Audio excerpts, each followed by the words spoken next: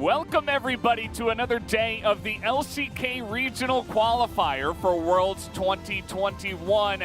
Tonight, our matchup will be T1 up against Homolife Esports to decide who will make it out of play-ins, essentially, and trying to get that third seed rather than the fourth seed from Korea. Homolife on a gigantic streak, making Worlds yesterday after their victory against Nongshim decisively.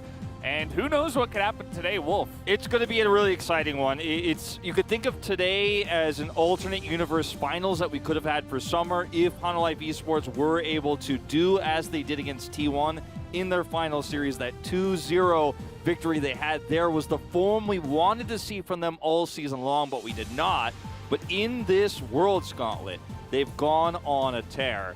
We'll talk about how the strategy is going to go when we get into the draft, because I think T1 has had a lot of time to prepare, and they are going to be big favorites tonight. But we said that about Nongshim, and a lot of people said that about Sandbox, so it could be a really exciting series. I think Homolife have kind of, there were a bunch of sheets and papers that, when we say on paper, this team should be better, and they just kind of shredded everything up, and they said, no, like, nothing matters, we're just going to outplay everybody. And they've done that consistently so far, so who knows what to expect for today. But guys, we do have the schedule ready.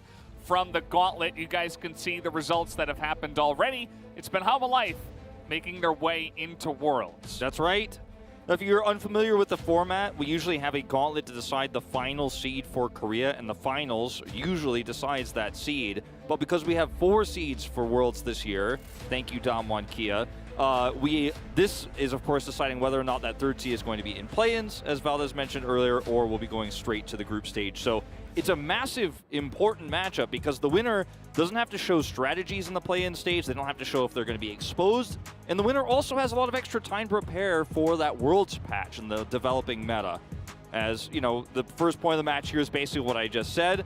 Summer doesn't matter. A lot of people say that the, spring season is kind of, who cares about it? It's not important. Your form at the end of summer is all that matters if you're going to Worlds. But for Homolife Esports, they are the 8th place team. And where will Homolife Esports' miracle run end? That's what we're going to find out tonight. Yeah, definitely the big question. It is crazy that they got 8th place in summer and now they're in Worlds. But the recent form, you talked about recent form. That's actually part of the reason why they've been able to make this miracle run, because a lot of their players are on a incredible form nowadays. Rematch in 498 days. I believe this is about the last time Faker and Chovy had a best of 5 up against each other. Obviously, Faker, he gets, he's ahead of pretty much everybody when it comes to best of 5s. And we'll see. I mean, Chovy's been playing well, but it hasn't necessarily been only him that has been performing for Homolife. Notice the stats that you take a look at here. 7 games here for Homolife Esports in terms of the regional qualifier. They're 6-1. Their stats are massively improved. Their average win time, I think, is one of the big standouts. Their games have been very decisive, and they finished around the 30-minute mark. Damage per minute going up big time as well, but the KDA is the big other one that you will see, but with a record like 6-1, that should be on the up and up. And T1 still, though, coming into this series as a team that pushed Damwon Kia to the brink in that grand finals for summer. They're starting Gumayusi tonight, who was subbed in Game 3 of the grand finals, if you guys didn't catch it. And we'll see if he ends up playing the entirety of this best of 5, but T1 has had ample time to prepare for what has been essentially 7 of the same game for Homolife Esports. They lost the first game against Sandbox, and then won 6 in a row, and it's been with strong side, really trying to control the top side of the map. It's supposed to be strong side Camille, has been counterpicked by Kennen, and the Kennen has not been working out against the Camille. Yes, it has in the laning phase, but when we get later on, that is where it changes. Here's the historical record between these two players, including best of 3s. Yeah, you can see it goes back to 2018 summer, back when, of course, Chovy and his friends were doing quite well. And you can see since then, Faker has kind of taken over through 2019 and the beginning of 2020. But in recent times, Chovy has gotten the best of him in the last couple of splits there. So good to see as you can see here, some of the stats, playoffs for Faker versus regional qualifier stats for Chovy. His stats are pretty insane, and some of these that you'll notice are the ones you expect from Chovy. CS difference at 15, doubling Faker's goal difference at 15. Now, this is T1's somewhat difficult run through playoffs, of course, and their loss to Dam1 Kia included, but this is going to be a really exciting one because Chovy has been playing global champions. His Rise has been taken away from him, but he's played the Twisted Fate, even played the Galio just yesterday, something I was joking about with Atlas, and then it actually came true. Like, they actually ran the Galio, so you're going to be really careful about how Hanwha Life Esports is playing around these global mids, but that's something that Faker has really been prioritizing recently as well. So there's huge similarities in how these mid laners are trying to empower both Kana and Morgan in the top lane. And what's really exciting about this too is they're such legendary players. Chovy was someone at the end of the season for summer that we were saying, well, I guess this just isn't it. He can't carry this team. It's not enough for him to be the star player. Maybe he's not going to be the next Faker. Maybe he's not going to be, you know, one of our top mid laners going into Worlds. But now he's made Worlds, and he might actually knock Faker down to play-ins in this final best of 5. Yeah, it's pretty crazy, the stories that happen, especially for the mid lane after, of course, Hanwha Life did qualify. It means that one of these teams will be in play-ins, and that means that play-ins teams from around the world either have to face off against Faker in the mid lane or Chovy in the mid lane. So basically, you're screwed. Yeah, it's not going to be a fun time. You know, you could say that, okay, there's a team around them, but, you know, these are players that have been to the tippy top of world, you know, finals and stuff like that. I suppose Chovy has a little bit more to go in that sense, but he's definitely made kind of a name for himself, as you were talking about before. I remember the split where he got over 100 KDA. That was kind of, I think, where people began to realize, like, okay, this kid is something special. It's also the fact that, you know, Carrier, for example, is going to be playing in potentially play-ins, like where supports are often in the beginning of a new meta, the big carries, because they're going to be consistent across a wide variety of champions while everything else is being figured out. T1 chose blue side. Now, 1-1 is Hanwha Life Esports on blue side here in the regional qualifiers. They are undefeated on red side, 5-0. And we'll see how deep that streak is going to go as we go into their 8th game now. And will we see T1 remove the Camille? We saw the only real adaptation being the Renekton that Morgan had to play against Nongshim. But beyond that, it is pretty much just going to be about pure domination on the top side of the map. Well, it starts with the Renekton ban, and I think that's a good idea against Hanwha Life. You got Morgan, you got Chovy, you can play that. If you're going to ban something, probably a good idea. You'll note the Rise going to be taken away from Faker. And, you know, Chovy has a lot of other picks, so that's just fine. And there's the Camille as well. So both of Morgan's champions taken off the board. Yeah, this is what you have to do if you want to prevent Hanwha Life Esports from playing the same style they found massive success with. Now, you take the LeBlanc away as well, which has been Chovy's best champion here in the regional qualifiers too in terms of setting up for picks. It's the one non-global champion he's really been finding great success with. So now Hanwha Life Esports are going to have to play a completely different game here. And that's a little bit concerning on one hand, but on the other hand, it's pretty unpredictable because you don't know what Hanwha Life Esports will do when the Renekton and the Camille are banned just yet. So T1 are going to have to suss this one out piece by piece. The Lee Sin being available here with a Viego ban means that that's going to be where Owner takes this first pick. Definitely a strong one. The Lee Sin jungle nowadays is basically where we see it. And Owner definitely pretty good on the pick. And the real question is, how does Hanwha Life change up the draft now that the Camille and the Renekton and the LeBlanc are all taken away? Chovy playing a lot of the Azir as well, and he will just hop back onto that pick. Yeah, and this is a lot of mid-prio picks taken away. With LeBlanc gone now, the Azir's locked in, the Rise was banned away. So Faker might have to really change it up here quite significantly from what we saw from him in the Grand Finals. And it's really quite interesting. Now, the Twisted Fate is open, but you don't have a strong side top to pair with it just yet. So I don't think we're going to be seeing that at this stage. In fact, Kennen looked to be locked in potentially blind here very early on. Yeah, Kana's Kennen is pretty insane. He's been playing a lot of it recently, and It looks like he does want to hop onto that once again. They could skip the bottom lane entirely if they just want to pick for Faker here and try to get a good matchup for the mid lane. It's going to be tough into the Azir. You don't have a lot of great options in terms of controlling this matchup. The Orianna has been a big go-to in the past. The Syndra also. But they look towards the Twisted Fate that I mentioned earlier. And the Kassadin's coming through. This has been a Showmaker exclusive here in Korea. We saw it hovered yesterday, but it's actually going to come through. A very aggressive choice here, but it has a lot of power once you hit that late game. And even in the mid game against a champion like an Azir, your mobility is going to be pretty quintessential here. Apparently, players only like to pick Kassadin when I'm casting. I don't know why that is, but there's been a lot of Kassadin. You and I cast Kassadin MSI. Yeah, it's true. I forgot about that. Wow. It all comes full circle, I guess. Yeah, I think it was Unicorns of Love that played it. Yeah. And Kassadin as a pick, it's received a lot of criticism because it requires so many resources to really get off the ground, and it kind of does nothing. You don't have mid-prio, and it's not necessarily the role that Faker's been playing for his team either in recent times. Yeah, and I don't think that the Twisted Fate was going to offer you a lot in terms of top control here with the Kennen. Yes, you can, even though we didn't know it was going to be the Gnar. We know it's Gnar now. You can push in the Gnar and you can be aggressive against the Gnar with that duo. But it's not the same type of duo as a Camille Twisted Fate, for example, that you don't have that same amount of really strong pushing power. The value isn't as high. So I like doing something else. The Kassadin wasn't what I expected. I was leaning towards the Orianna. As we will see the support bans here on to Vista. And Xin Zhao will be the jungle pick coming through. So they have the last support pick for counter pick here.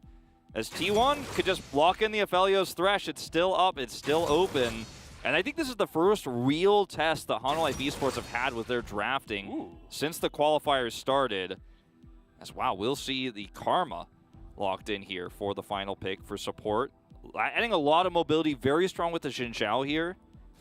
Yeah. And the Gnar, to be honest. And the lane itself is very annoying to deal with. You know, Thresh, his range is not very far. The Karma, you mentioned the movement speed. You can be very annoying with your harass. You can make Aphelios' early levels very annoying for him to deal with. And so it's pretty cool. You don't see it all the time, but it's definitely something that can give you more by priority. And also, you know, potentially use that. You know, you're up against a Kassadin and an Aphelios. You're going to try to get some stuff going earlier on in the game. My biggest concern for T1 is going to be around the early to mid game with this Kassadin pick, because as you mentioned, it's going to require a lot of resources, and the Azir is a fairly difficult champion to gank because he himself is also quite mobile. When you look at the Kassadin and the Lee Sin, it's not a duo that makes for trapping and threatening an Azir very much. So you're probably, as owner, going to be more focused on the top side of the map, and that's where you could see a lot of counter gank power here from Willer on the Xin Zhao. It's not really Willer's MO to camp Morgan and to keep him safe up there on the top side, but in this particular game, with the pushing power you have in bot, that's probably where his focus is going to be. And Chovy himself will have a little bit of kill pressure in the mid lane post 6, so for T1, it's getting through that part of the game that's going to be the hardest part. Yeah, and we'll see if they can do it because, as we mentioned, they are the favorites here to defeat Hanwha Life. Although, as you did mention, there were a lot of teams in a row now that have been the favorites against Hanwha Life, and none of them have been able to overcome this team. Yeah, this is Hanwha Life pulling a bit of a Samsung, you know. We've seen Samsung run the gauntlet twice, the third time as Gen G, where they went the full gauntlet in 2018. It has happened before. We've seen it here in our regional qualifiers for Korea. It's just very uncommon. Skamusi gets pushed out here. Yeah. And it's pretty huge to skip play-ins, by the way. You get to skip an entire week, basically, of Worlds. You get to watch. You get to practice more. Rest. You get to rest. You don't have to show as many of your strategies, right? So, you know, if Hanwha Life, they come through and they lose to T1, and they are like, okay, let's go back to our original comp. Well, all the other play-ins teams saw what they were doing here in the regional gauntlet, and also if they play it a bunch in the play-ins, then teams in the regular group stage, if they make it, will know exactly how to defeat Hanwha Life. So definitely, it's really nice to be able to skip play-ins, and that's what we're playing for here tonight. It's also important, too, let's have a little bit of a trade up here between Faker and Chovy.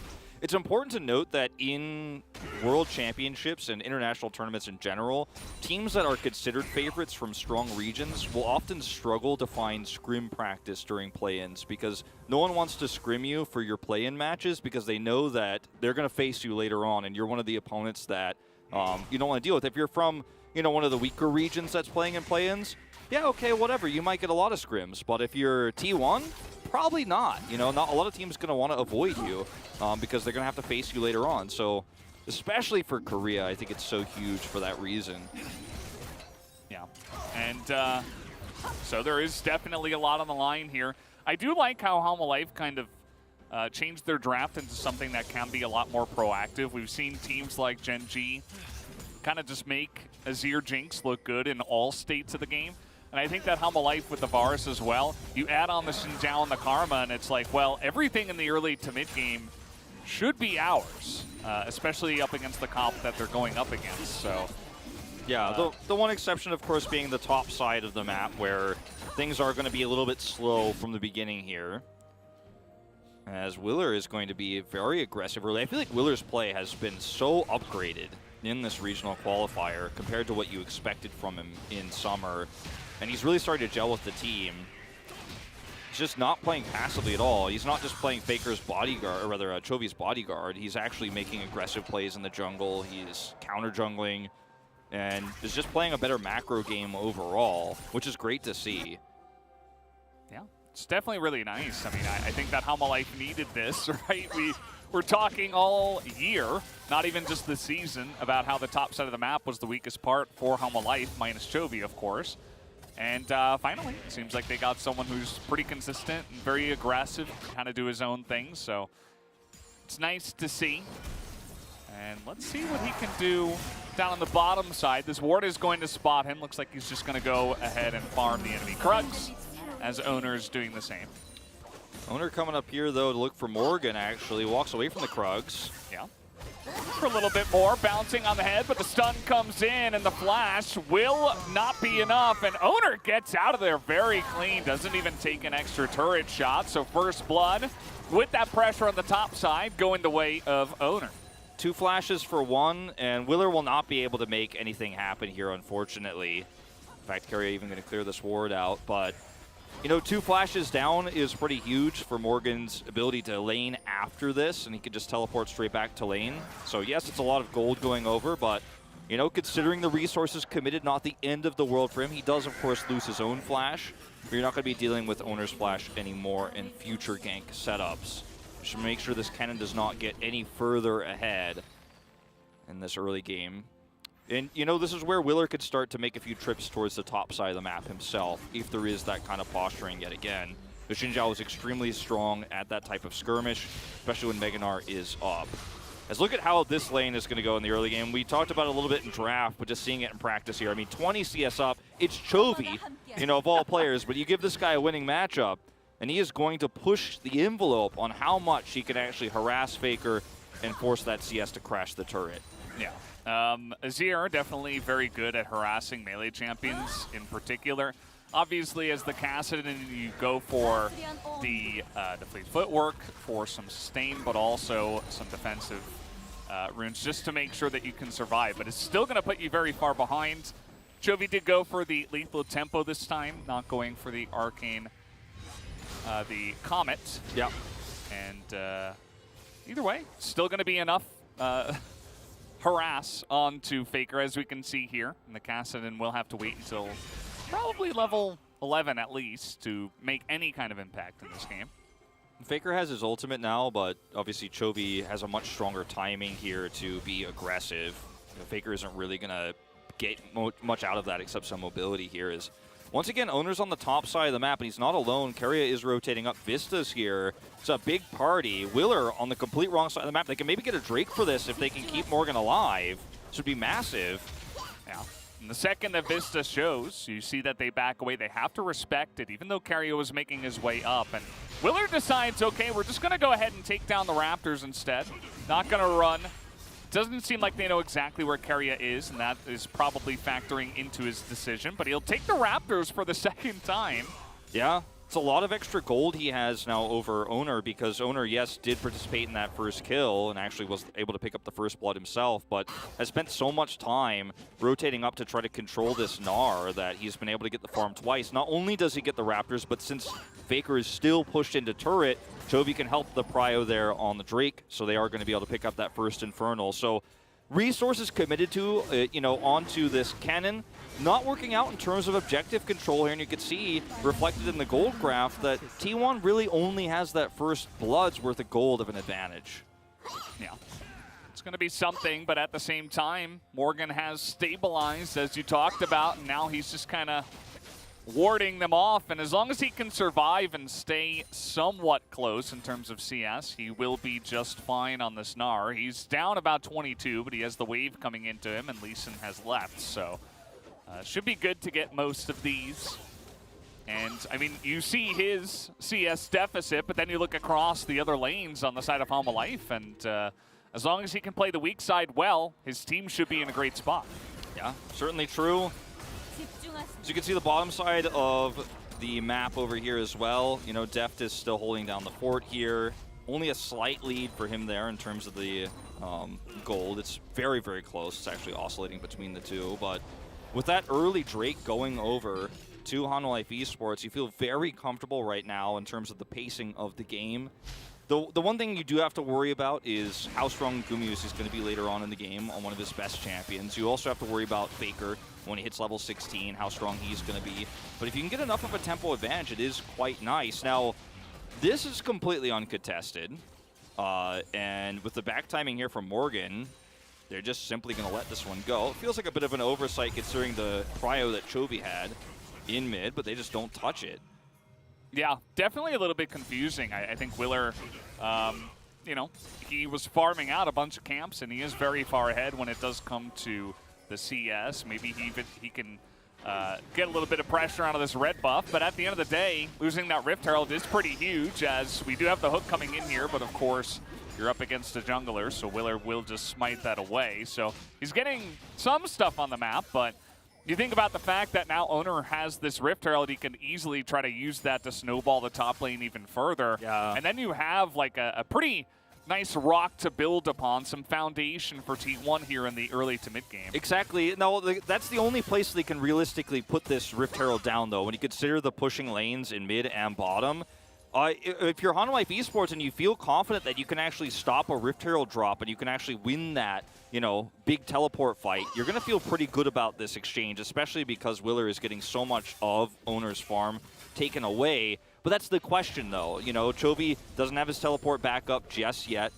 And if he can actually get that before this fight does ensue on the top side of the map, that's one way Hanwha Life Esports shut down this Herald to a certain extent and get a pretty nice tempo advantage.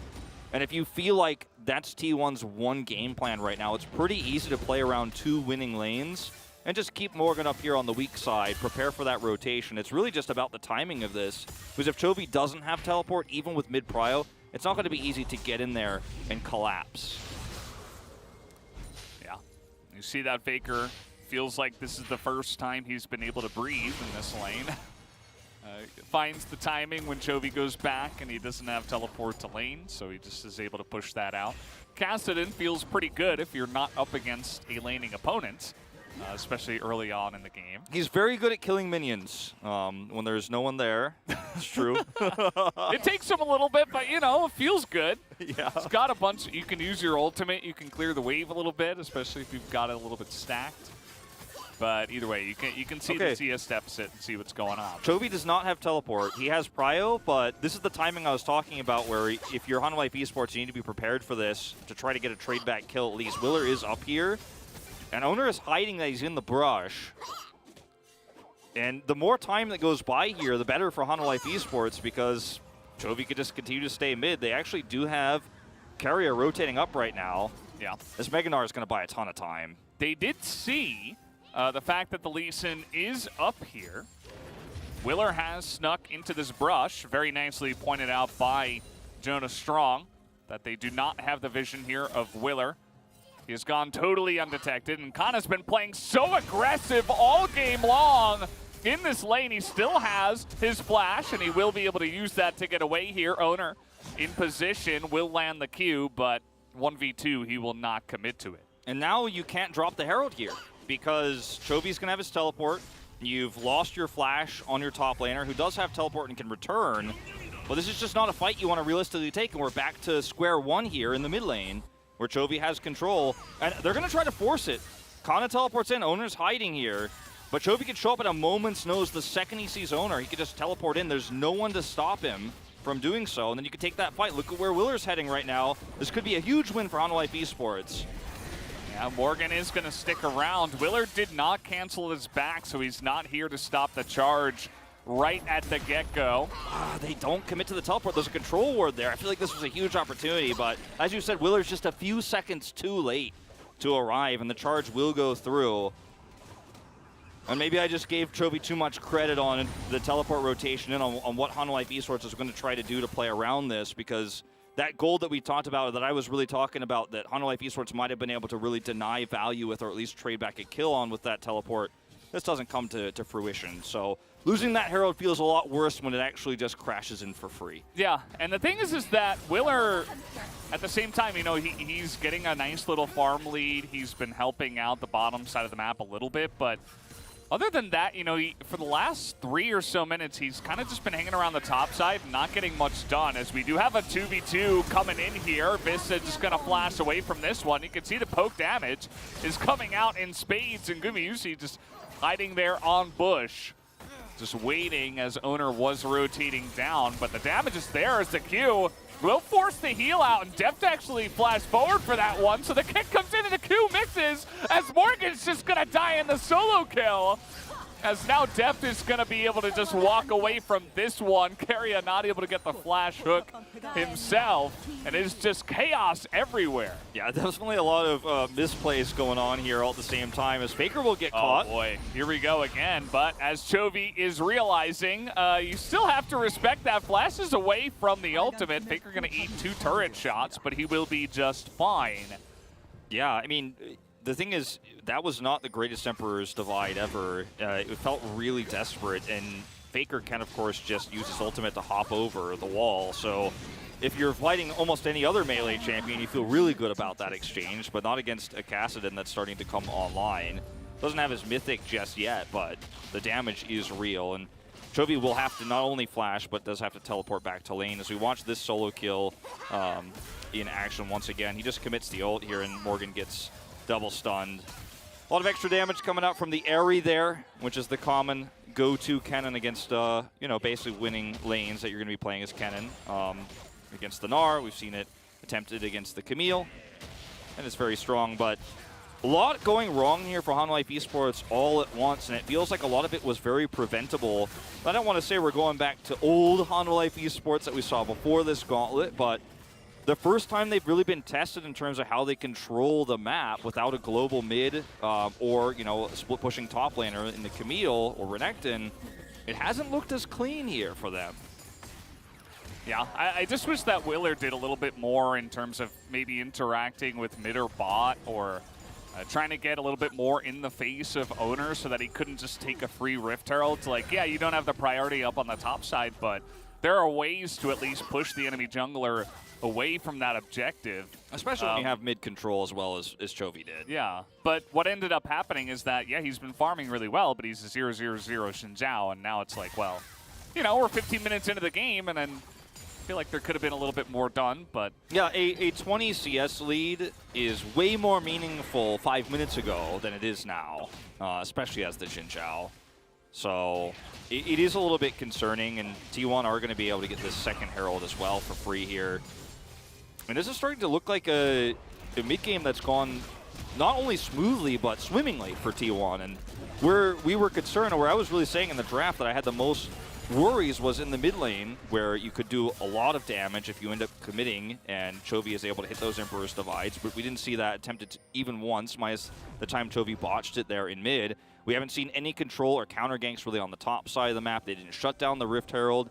And even in bottom, you know, we haven't seen that many plates taken. There's not been a whole lot of extra value gained there. And T1 soar into what's going to be a great late game for them with a 2,000 gold lead at this stage. Yes, they're behind 2 Drakes, but this is where things start to turn. Yeah, the Aphelios, he's got an item. The Kassadin's got an item. Kassadin probably going to need a little bit more time, but that's okay because, as you mentioned, things have gone very swimmingly for Team 1. So kind of just hanging out, you know. I don't mind Chovy's play if he had Willer around, but kind of going for it solo meant that, you know, he had to burn his flash, and then he loses a lot of prio, and it's like, well, you know, Chovy's still going to farm insane CS numbers, but I feel like, again, there could have just been more played around that play, or potentially plays down on the bottom side. But we just didn't see it. And so a relatively passive early game means that T1 benefits, as is always the case in this kind of a draft. So they're going to be very happy. I respect the Mega Gnar, but Faker is very happy to solo lane against a mini Gnar as we see the teleport commit. Wow! They're all just ganging up on Deft. They found him there alone, and now he's just dead. And you see that Morgan goes in, gets Zhonya's away from his Mega Gnar into the wall, and now he's just going to die. And T1 are just easily cleaning up the scraps. That's all it feels like right now for Humble Life, is a bunch of scraps. Yeah, I mean, T1 have a composition that is extremely strong in terms of skirmishes when you have the advantage in position. I mean, Kana is playing Kennen. He can set up for big slicing maelstroms, but he can also set up for single picks when Owner is there with the kick, right? And Deft is a little bit out of position, but I don't want to blame Deft as much as I want to champion T1's rotation there to find him and collapse on him. And Deft has been fairly greedy with his positioning throughout this World's Gauntlet. You know, he's been playing fantastic games, don't get me wrong, but sometimes he has been a little bit alone. He's been away from his support. And this is another one of those scenarios where you're just a little bit too far out and you get caught. There's a ward here, so Gamusi could see this rotation carry. It's easy hook, lantern combo, and that just allows Owner to come in and get the kill. And as Hunter Life Esports, you can't really turn this. There's too much CC on the side of T1, and Morgan going in here was just not the call. Yeah, the second Def dies. 캐리하는구만. It's like Carrier carries. Yeah, you know, he does. And carrying again. Yeah, I think Def just should have been a little bit more careful. That's a very common ward spot, and you're up against the Thresh. They didn't exactly have a lot of vision in the river, and so you will get caught out there if you're not careful. Now T1 have ultimate side lane control. Kana has teleport, by the way. So, I mean, you should not be fighting for this as Hunter Life Esports, I don't think. So risky. Well, they're going to try to force a fight here. Willer with that one, and the Aphelios is going to just steal away the Drake. They are going to get a nice amount of damage on the Carrier here, as there is the AoE coming out from Gumayusi. He's just standing his ground and being a turret in his own right. He's able to take down Willer. You can see that Faker is kind of just corralling them all into the river here. He's totally fine. He's Kassadin with Everfrost. Nobody's ever going to be able to lock him down, as he will chase down Morgan. And the rest of everybody else on the side of Humble Life will be under this turret. As you can see, with the Karma and a full health, full mana Chovy, T1 are weighing their options. Yeah. Whether if they actually want to dive this, it seems like the answer could be no. Yeah, I think it's better safe than sorry in this case. You know, you end up taking a fantastic fight. You do lose one, but you're able to trade it back, and you grab the Drake as well. So you prevent Hunter Life Esports from having that sole point. And this is a really decisive play from Hunter Life Esports, but I don't think it was the right one. They don't have any vision on Faker, by the way, while this is happening. And you could argue that if they knew Faker was on the right side here, this decisive play from Morgan is actually really awesome, because you know you can actually take essentially a 4v5 or 5v4 if you're Hunter Life on the left side of the fight. But not knowing that Faker is here means that it wasn't even smart in that way. They just really were bloodthirsty for the kill. They failed to get the Drake, and now they're caught between a rock and a hard place because Faker is here, and there's no way for Morgan to get out. He has already used his Mega Gnar. And this could have even been worse, actually, if they didn't have such a clean rotation out. But this is what I'm talking about. T1 is starting to come online. Faker is starting to get fed. And this is going to be a very, very difficult late game to play through as Hunter Life Esports, given the current state. Yeah. I'm sure a lot of Kassadin lovers and lovers of, you know, new picks and fun picks will look at this and say, hey, he's like so viable. We should see more Kassadin. But to be honest, he kind of got a free pass. Like, yeah, you know, he's down 50 CS on Chovy. It's just Chovy doing Chovy things. He's farming really well. and denying Faker a bunch of farm, but at the same time, if you just get a pretty free lane with, you know, just Chovy pressuring you and you're able to get up to level 14 now without much pressure at all, and you have 2 kills because the rest of the map is going well for your team, of course the Kassadin is going to look great. He's going to be able to jump over Emperor's Divides. He's going to be able to pressure that squishy backline with the Azir and the Varus. Yeah, I mean, Chovy laned well, but there was nothing else, right? And that's the issue here is they are going to group, forcing out the Aphelios ult. Side lane pressure is definitely being won by Kana right now. I mean, Faker's flanks have been so great so far in this game. He hasn't even hit 16 yet. Once he does, like, Deft is going to have to be so far back. And Kana went for the Void Staff second, and I was really critical of Summit going for this build when they were playing against Hanwha Life Esports because they were so far behind. But in this game, in this case, when you're this far ahead and you are crushing the enemy Gnar, you want to get that Void Staff ASAP. You want to do as much damage as possible. You don't need to worry about building his Zhonya's. He did get the stopwatch too, by the way. That Summit did not. And, I mean, Kana is never going to be under any pressure here from anybody else. And if Chovy commits a teleport to try to punish him, he could just ult out. You know, he's still got flash. Like, he's so free to be aggressive. And that's something that Hanwha Life Esports will never have, is side lane pressure in this game. And T1 are getting to a point where this 1-3-1 is going to be almost too much to break. Yeah, it's very true. I think the fact that the top lane went as one-sided into the favor of Kana is really going to be a huge detriment to Hanwha Life, because you could say, like, hey, I mean, Chovy's farming really well, like he's an Azir, maybe he can carry a late game, but the whole map is kind of just falling apart for Hanwha Life, and Deft is now falling behind against the Aphelios when he's only playing the Varus. Like, there is a world where potentially if everybody grouped up and they ate a bunch of arrows straight to the face from the Varus and they got the perfect engage, maybe Hanwha Life could take a team fight, but it's definitely not looking good from their side of the rift. And now T1 have total map control, and they should be able to even stack up a bunch of Drakes if they like. I mean, look at how much prio they have on the Drake right now, and Kana has teleport. He's already got a good angle. Vista. Yeah. This is what happens when you got a guy that has the best mobility. He's not level 16 yet, but he has Everfrost as well. You're just not really ever getting away from that Kassadin. Nope. And, I mean, he's got his Zhonya's, so he's never... I mean, he's completely risk-free every time he tries to look for a pick like this. He has so much that could save him. He can go in Zhonya's and then get pulled back from Karia's Lantern. Like, Faker is basically immortal in this game, given the game state. And Kana, once again, can always threaten the flank. They have no vision on him right now. Let's get close to that control ward, but Hanwha Life Esports, your best bet here is to just push mid. But if you get flanked while you're trying to do it, you might lose the game right here.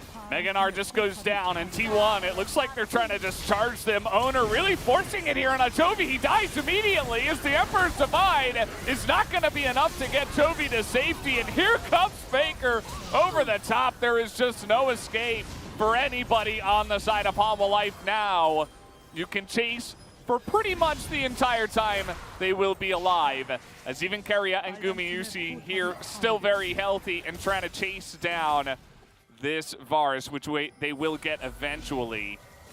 Adapt is going to get caught here, as you say. No escape. And that's going to be a bunch of extra gold going into Faker's pocket, who's now, I believe, 4 kills in this game. Getting closer to level 16. He just hit 15. And now you're getting your second Mountain Drake. You mentioned stacking these up. Against a Varus, by the way, if you end up getting all 4, he's basically just removed from the game.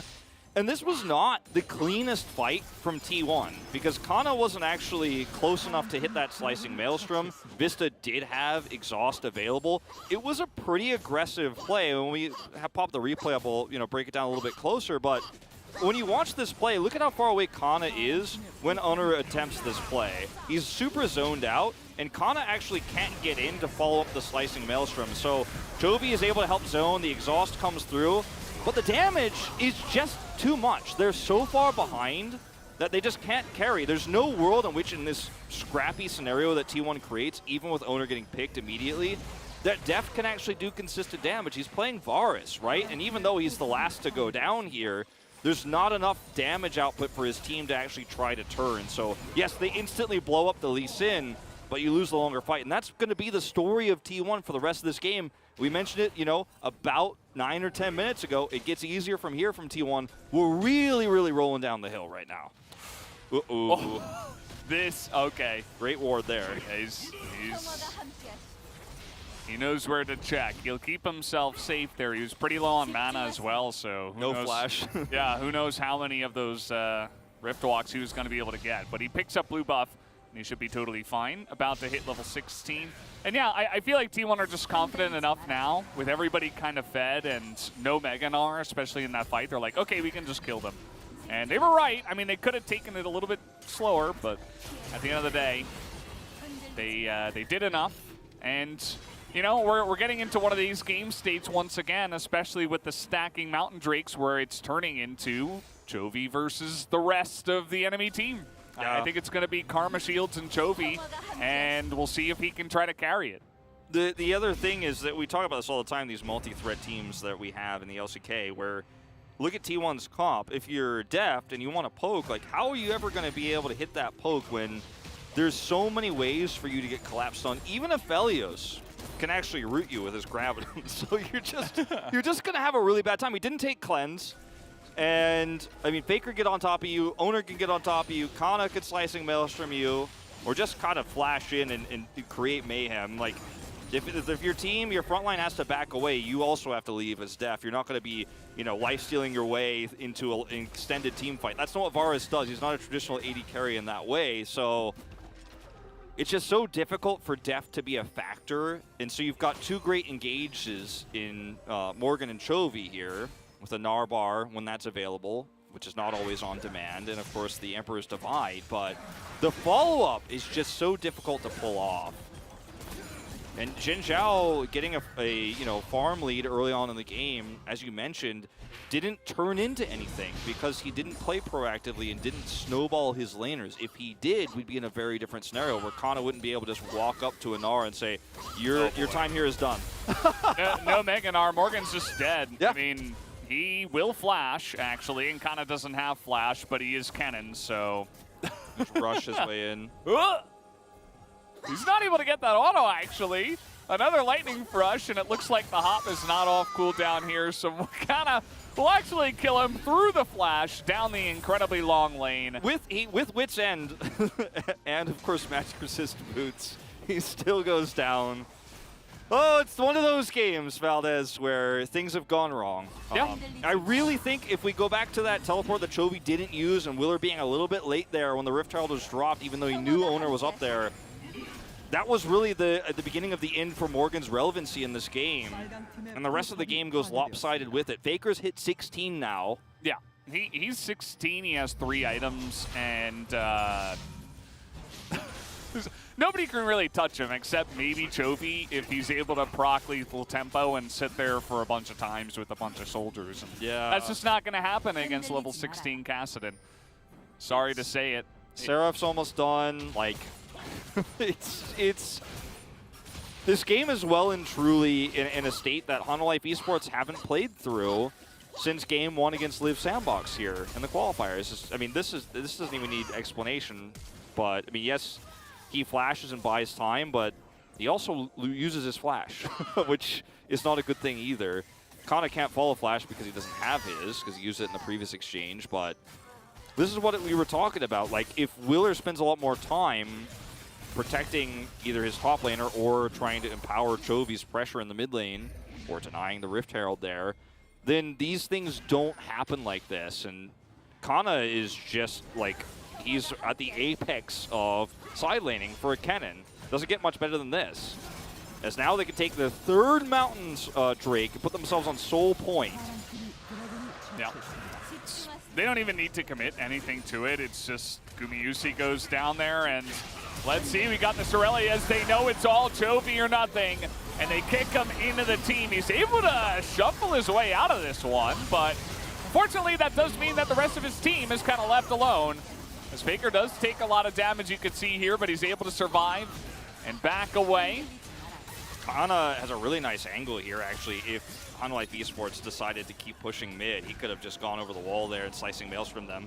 They do not commit. They're going to start the Baron as Life Esports still have this Mega Gnar. Jovi, he teleported back in, so Hama Life really trying to make a stand here, but Faker, they see him on vision. You can see he's trying to get away now. The Gnar into the wall. Again, it's level 16 Kassadin. He flashes in, takes a ton of damage actually, but that Zhonya's is perfect, and there's the second one, and he will survive. And all this focus on Faker, of course, Gumayusi is still just left alone, as is Kana and Owner and the rest of the T1 team. They just smash him there in the mid lane. I'm still waiting for the Simpsons episode where you've got the newspaper about young man Valdez shakes fist at stopwatch, but we get the double Zhonyas here from Faker. The first one is perfectly timed. His health is less than 1%. He survives there, and Hana Life Esports can't turn. Now they're going to try to group up for Baron. Kana still has Slicing Maelstrom. Didn't need to use it. That's insane.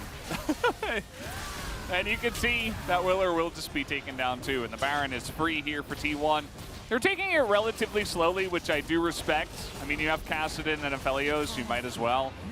And, I mean, you could just take one by one all of the objectives. This is a really nice Crescent Guard from Willer. Without this, Hana Life Esports don't even have a case, actually, for this fight. And yet, still, they probably should have just not done this, because you're so far behind, you feel desperate to make a play like this. But again, you don't have an AD carry in this game.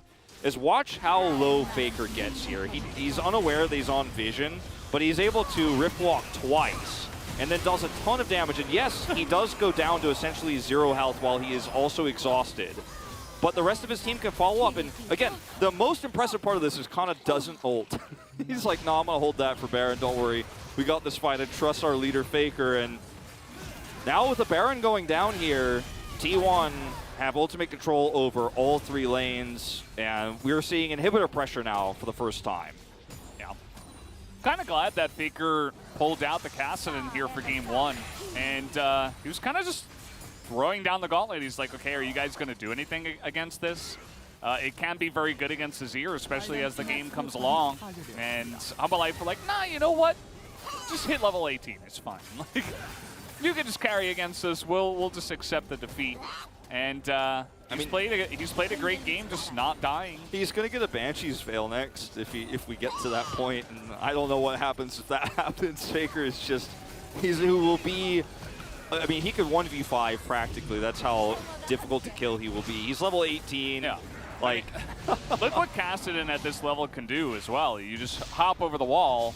This is not like a normal game state. Not a lot of champions can do this. I guess LeBlanc would be the other big one where she hops over, but then she hops back. But he's just sitting there and he's like, yeah, I dare you to attack me. Like, well, he hops on top of them and then he hops on top of them again.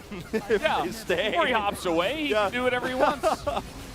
And all the while, there's all this focus on the Kassadin, and Gumayusi's 4-0. And he's just like, okay, well, I'm late game Aphelios now, so. It's a 12,000 gold lead. Aphelios, by the way, also has a stopwatch now.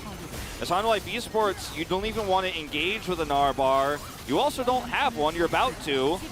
But if you go in here, I mean, you're not going to win that fight, and you're going to lose the game. But if you don't do anything, you're also going to lose the game. And we're going to see a Mountain Soul 4-stack here against Lethality Varus. That is going to happen before our eyes, and it is not a good look for Hana Life Esports. Deft has been playing his best game. He did get caught once. There was a early, commitment there to the bottom lane as well, but he hasn't really been able to be relevant just based on the fact that there's no peel for him at this point anymore, not even with a Xin Zhao and an Azir and a Gnar. He can't be safe enough to do damage against this fed Kassadin, fed Aphelios, a Lee Sin who could threaten him, and also the flanking Kennen you got to worry about. And now he's going to worry about 3 Mountain Souls, or rather 3 Mountain Drakes, and now the 4th. Like, how could Deft, how must Deft feel? He's like, should we even play the game anymore? Yeah.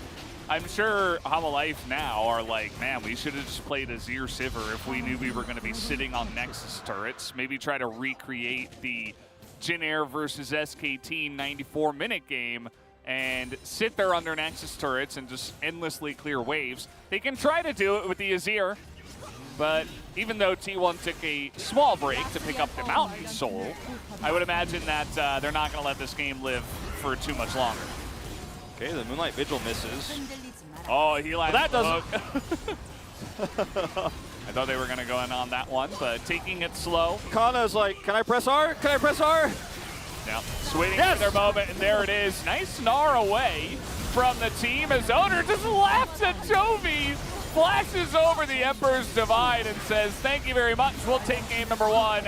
And that is going to be a utter stomp here in game number 1. T1 declaring them the stronger team here to start off. It's the first time HunterLife Esports aren't able to play that Camille Renekton controlling, split-pushing game that we've seen from them 7 of 7 games. It's also their first loss on red side. And what T1 did that no other team did so far is ban the Camille and the Renekton, something that Atlas and I were asking for, Chronica was asking for. We didn't see it happen until T1 hit the Rift here in the finals of our regional qualifier.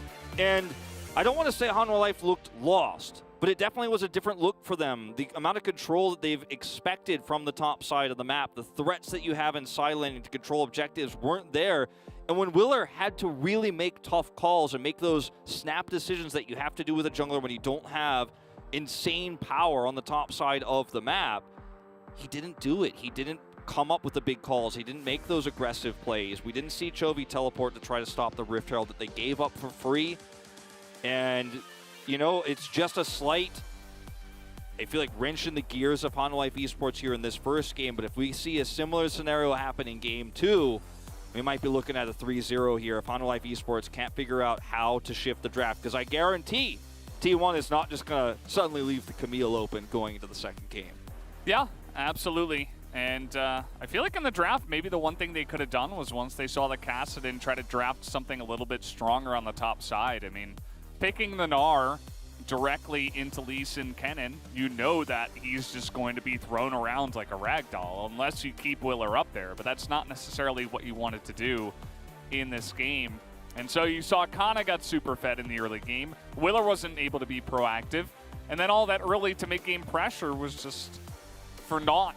And then we saw what Kassadin and Aphelios can do in a supreme late game scenario here without any pressure. So a pretty easy walk in the park, it feels like, for T1 in that first one. We'll have to wait and see what HunterLife can do, what side they will choose as well. Would expect blue side, maybe try to deny some bans away from their one comp and maybe try to see if that works against T1. But either way, guys, we are going to take a quick break and be back for game number 2.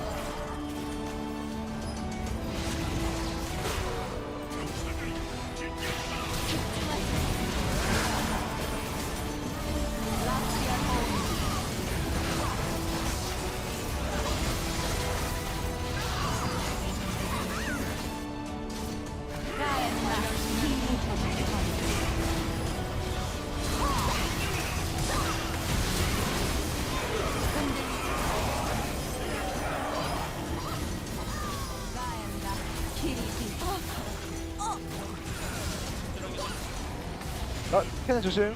괜찮아? 엔트인데? 엔트 빠졌잖아. 아직. 아직. 아주 잡았어. 아재를 몇 번 차는 건데 너. 바울스 끌었어. 오. 수자 나도 한 입만. 이제 아이 준아 뭐냐? 아니 왜 리신 살리는 건데? 나도 그게 참 의문이다.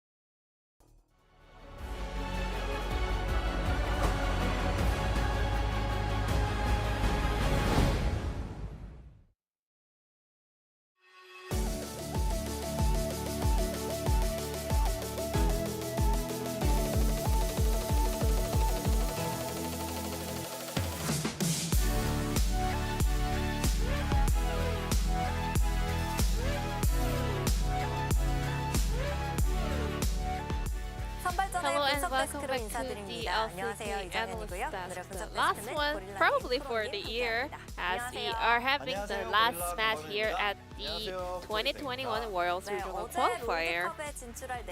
We have 4 teams locked in for Worlds. Now this is a decider series to find out who will be the 3rd seed in the LCK to head straight to the group stage. T1 was lying in wait to see what Hana Life Esports can do throughout the bracket, and then they decided to remove Renekton and Camille away from Hana Life Esports. Those 2 picks are the champions that can actually, play lane by himself. For Morgan with Camille or Renekton, he can stay in lane alone and farm, get some resources, but T1 decided to get rid of those options and actually bullet Morgan on the top lane. Hana Life, they didn't have priority on the top lane. On the other end, they did have prio on mid and bot, which means they have to play around those 2 strong lanes. Azir was in a situation where he could push in the wave and have CS advantage against Kasadin. However, Varus on the other end, together with Karma, they were not able to find too much value with the lane prio they had on the bottom lane. So let's take a look at the first replay and see why Hana Life Esports actually lost their lane prio on the bottom lane. Karma, she's so relying, it all depends on the lane prio in the early game. And Hana Life had the information that Kasadin cannot really cover and support owner in the jungle, so Hana Life Esports decided to counter jungle Lee Sin's camp. However, the timing of this counter jungle play was too off. Lee Sin already cleared his red buff, and he only had to, give away his Raptor camp. That was not a huge loss, and there was a scuttle crab up in the top side of the map as well. So owner got the scuttle and created the perfect angle for a turret dive play. Hana Life Esports, we do get their initial play. They knew that the opponent doesn't have lane prio for the early game on the mid and bottom. However, they didn't actually execute correctly to punish those kind of a champion matchup. When the opponents are making play on the top lane, as Hana Life Esports, you have to make plays out on the bottom lane, but their bottom duo didn't really create the right minion wave to pull off a turret dive against Aphelios and Thresh as well. And with that early play, T1 was able to get the early lead, and they continued to snowball. Now let's take a look at the second replay where T1 outplayed Hana Life Esports in this kind of a mind game around vision as well. The vision contention is so important here. You have to have information about the opponent's position and location. Vista gets rid of the ward behind the wall, and that was the point why Deft actually didn't respect the potential ward placed over the wall again, because he thought Vista cleared the vision here. Deft just walks up and face checks to find to add more vision for Hana Life Esports, but he instantly gets punished by Thresh Hook. Hana Life also had their ward on the Pixel Brush on the river, and they thought Thresh would be the only one hovering around that area, but they didn't have enough information to confirm their kind of a theory that they had in mind for that play. We're heading into game number 2, so I'm going to hand it over to our casters. Thank you. Thank you, Ji-sun, as always, for that wonderful translation of the analyst desk, as we will be moving on to game number 2. And you'll be interested to see which side Hana Life did choose. And I say that because it's not the one we recommended before the break. But it is the one that they have been prioritizing, and until that last game, they were undefeated on the red side. They did, in fact, choose, as Valdez is alluding to. The problem with this is that you're not going to get to draft the way you did against Sandbox. You're not going to draft the same way you did against Nongshim, because T1 has already called that out. And It would have been very disappointing if T1 did not decide to illuminate the win conditions of Hanwha Life Esports after 7 games of basically the same thing. It was unbelievable how the draft was basically exactly the same in every single game. The playstyle was the same. The Renekton being like the biggest outlier, and yet it was still played the same way. And so we did see Willer try to be proactive in the jungle early. Failed, did not get control of the Rift Herald, did not help Morgan out on the top side. I think that was the big weak link.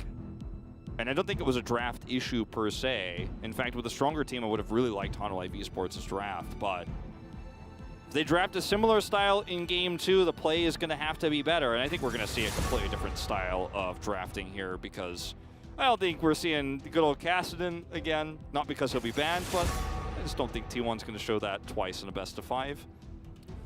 Didn't go so well for Showmaker when he tried that. True. Maybe not because of the Kassadin, but other reasons. Yeah, including potentially the Kassadin. To the surprise of nobody, T1 will ban exactly the same 3 champions, just in the opposite order, I suppose, with LeBlanc coming first and Renekton last. Lee Sin will be banned this time, so Viego is left available. That's the one difference from Game 1. And we saw Owner prioritize it very highly in that series against Damwon Kia. We'll see if that continues here. It wasn't always first pick material, but it was definitely his most picked jungle champion. As the timer ticks down here, Kana gives him the look. It will be the Cannon first pick. Jace is banned, and this has become a very high priority pick. We saw Gnar struggle against this for Morgan last game, because that's how that matchup often goes. But then also we saw Owner constantly rotating up and continuing the pressure. And ended up going 0-4 early on in the game. This does mean Viego can go over to Hanwha Life Esports. It's been one of Willer's better picks. The one that you think about for Willer most of the time is the Trundle, but this is certainly one that you can go back to here. The question becomes, will they try to counterpick the Kennen? There's not a whole lot of great options at this stage in the game, and just going to be the Gnar once again. So same style of play. Once again, the pressure is going to be on Willer to actually rotate up and make those plays happen. Assuming that this is locked in. Yeah, let's see. It's not actually locked in. There it is. You've gotten trolled by a lot of hovers in the last couple of weeks. Yeah, But yeah, no, this one is for real. And immediately we're going to see Xin Zhao and Azir. It's almost like, okay, yeah, I dare you to play Kassadin. Like, why don't you give it a try, Jovi? I do not recommend that he, in fact, give it a try. I would strongly recommend against it. He'll go for the Twisted Fate here, which is going to give a lot more opportunities to control the top side of the map. It's not the same type of control that you would get with a Camille or a Renekton or an Aurelia, for example, which is also still open. But he'll swap to the Orianna. This is what I recommended Faker play in the previous game against the Azir. He did not. He went for the Kassadin, but Jovi will take the more standard approach. You can try to play the Gnar weak side and counter gank a lot with the Twisted Fate, but the Orianna is going to be much better for lane. He's going to have a lot of really nice setups for team fights later on. Yeah, does mean that, once again, we don't have any picks for the bottom side. Actually, in Game 1, they did pick the Varus early, did Hanwha Life. This time around, going to ignore it completely, both sides. So should see a lot of bottom side of the map bans here. We see Varus taken away. I think that an Ezreal ban is in order here for Gumayusi. You can also ban the Aphelios. Those are the two that I think you're most worried about coming online later on in the game here for T1. I do also really like the Kalista for the opposite reasons. They target the Ashe instead, though. More concerned with the hard engage potential that this composition has with an Ashe arrow more than they are concerned with the damage throughput the Ezreal can put off. And now as T1, you can either take the Ezreal or you could take Thresh Aphelios, whichever is left open. Aphelios comes through. And they actually want to go for the Jinx variation so they can deny the Thresh pick. I say that, and they take the Braum. The Braum is really strong into Gnar Viego, so I don't mind this at all. Yeah, you would expect Thresh to just get insta-locked here by Vista. Unless he has a very cheeky answer to this. And there it is, Zillion! Yeah, there you go. You called it out right away. I mean, the second he didn't auto-lock it, it's like, well, what else are you going to pick? I was thinking maybe Yuumi, but Zillion is also really cool. It means that Chovy gets 2 lives. Yeah, Chovy gets 2 lives, but more often than not, the speed boost is going to be what this is really about, right? And Viego... No, they just need 2 Chovies, actually. That's how they win. That's what they realize. All right, Reddit detective Valdez, you figured it out. So now he can 2v9 if we could just clone him into every role, then Homolife would be the best team. Exactly. This is the only way to look at this, but the speed boost that Zillion can give you is going to be extremely powerful for the Gnar and the Viego. It really opens up a lot of engage opportunities. The fact that anyone can have a second life is pretty huge, but Viego in particular, when he gets resurrected, during the rest of the damage output of your team, when the Viego comes back to life, he can actually then clean up those kills and actually get those resets and carry a crazy skirmish, right? But there's a lot of ifs required, and there's going to have to be a lot of follow-up damage. And when you look at this composition, the Gnar, the Orianna, and the Aphelios here, a lot of the times, if you lose your Viego early, or lose anybody early for that matter, there isn't going to be a cleanup. There isn't going to be the next stage of the fight. So we'll see how this one ends up playing out. It can be very annoying to deal with in lane as well. Pretty unusual pick here for Vista. We've seen it a few times this year in the mid lane role. I believe it's the first time support here for 2021, if I'm not mistaken. I'm sure we'll get the little pop-up. It's been a while. Yeah. You see it every once in a while. And I think the idea behind Zillion is pretty awesome. He's definitely one of these win more champions, right? The speed boost when you're ahead. Imagine he just even throws it on Aphelios, or even the Orianna to get her in a better position to engage. The Aphelios can kite so much better. It allows you to really just roll through your opponents and gives you kind of like that free GA as well, which is also great from ahead, not so great from behind, because then you just res the guy and then he dies. They die again, right? Immediately. Yeah. And it's like, well, why did we even pick this pick? So Zillion can definitely feel good. He's very squishy. He can be punished a lot very early on.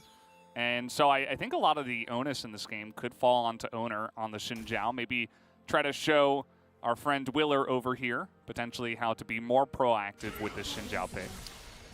And yeah, I mean, the power of the speed boost is going to be so great for all the champions on Homolife Esports, but when you think about the game of League of Legends, pretty much any champion will love a speed boost. But in particular, the Viego and the Gnar can use it for their ability to engage, to try to disengage, and Gnar is so limited by his Gnar bar, and sometimes his engages become predictable for that reason, and the Zillion kind of gives you a little bit of an extra edge there. As this is the fight everybody was watching for, Chovy versus Faker here in the mid lane, on a fair fight, not the, Kassadin gets bopped by Chovy for a few minutes. And yeah, I mean, I don't dislike it, but it is, as you mentioned, very much a win more, and it can be very squishy. And if Vista ever has to like ult himself, then that's when you know things are going very, very poorly. Gives you a lot of really deep dive potential with the Viego, though, like I was mentioning. Yeah. He ends up getting rezzed. Like, he already has his ability to go invulnerable when he does do his possession. So he can be very frustrating to deal with in combination with this really unusual Zillion pick here. Yeah, absolutely. I think you pointed out in the draft that it's just really good with this draft, and I think you're absolutely right. And so it's part of the reason why we see it here. It's definitely pickable as well because you're going up against Braum, and it's like, well, okay, Braum's not really going to do anything to me, especially because I have speed. So I just run around him, and he can't really get on top of me. He can't stun me, so I just get to get essentially a free lane for the Zillion, maybe even harass him a bunch, pick up a bunch of gold, feel very nice about myself. As Willer is looking for a relatively early gank up on the top side, Kana looking for it, doesn't see him. There is a big wave up here, so maybe he's just moving into that Scuttle Crab, but with the Mega Nard coming down, you would have to imagine, okay, no, he's just going to chill out, not go for the Scuttle, and not go for the gank. Yeah, the wave is too much of a problem here, and this is why we saw, with the pushing power that the Cannon's going to have in the early game against Dinar like this, we saw the previous game he stole the Raptor camp away instead of coming up here. And, you know, the analyst desk, well, hold that thought, as Morgan will get stunned. The analyst desk pointed out that that is, you know, not really the exchange that you want necessarily, and they didn't really agree with Willer's choice. In this case, he comes up here, but also isn't able to make an impact just yet. Spotted out by Owner as well, so Kana can play this out very safely now. This isn't going to really amount to anything at the moment, but it does give Owner, once again, a little bit of a tempo advantage here because he's just going to go back to the jungle and start clearing away. Yeah, Owner, he could potentially go over to that Scuttle Crown if he was able to read effectively. As double stun coming out here, Gumayusi is going to have to flash away.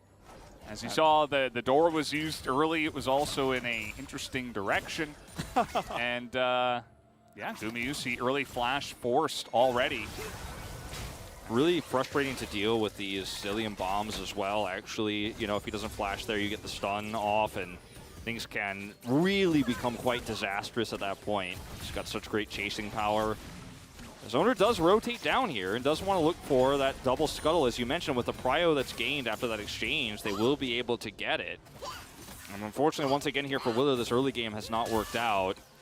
And this has been, you know, the story of Hanwha Esports, you know, since they acquired the Rocks Tigers, right, was always just trying to build up a new set of talent with some fairly expensive ones, right? Like acquiring the Rocks Tigers was the beginning of Hanwha Esports, right? And Rocks Tigers had already split up. Then, you know, you end up grabbing a bunch of players like Viper and Lehens, but you're not able to turn that into anything because the rest of the squad isn't really gelling just yet. This time you've got Viper, or excuse me, not Viper, Deft, and Chovy, and it's not working out in terms of the full picture just yet with Willer and Morgan. But what we saw in the regional qualifiers so far was the best coordination I think we've seen since the summer season started. But against a team like T1, when your plan is not being allowed to be executed because they're just simply banning it away in the draft, fortunately for Willer, he's just a little bit behind here in terms of the matchup against Owner. Another rookie here who's really had a fantastic year. Yeah, came onto the scene. He was very aggressive. It didn't seem like he was consistent enough, and then he got benched again. But on his return back, he has been nothing but consistent, and his play style really enables T1 to, you know, allow them to get a little bit more priority. He's very proactive in terms of what he offers to this team, so definitely a great addition to the lineup. Yeah, and I mean, T1 are a great team, right? They made it to the finals. They even gave Damwon a run for their money. And we saw here at the tail end of summer, both Lift Sandbox and Nongshim kind of taking a nosedive. So Hanwha Life was able to overcome them. But now this is like, you just hopped up like 3 rungs on the ladder right now. Yeah, it really is kind of difficult to even put into terms the form difference between 3 of our teams that were vying for first place, actually, at the end of summer. Because, you know, as we point out all the time, your form at the end is all that matters, and Sandbox and Nongshim did not hit the mark in their attempts here against Hanwha Esports. And Hanwha Esports also had a adaptation of what we saw from Khan in the grand finals, that new Camille priority, and T1 are just not going to allow it to happen. As Kana will commit the ult here. Willer nowhere nearby. So Owner's coming up. I feel like this could have been handled a little bit better. Yeah, I mean, you saw a bunch of red question mark pings in their own jungle, and they're like, oh, Owner must be here.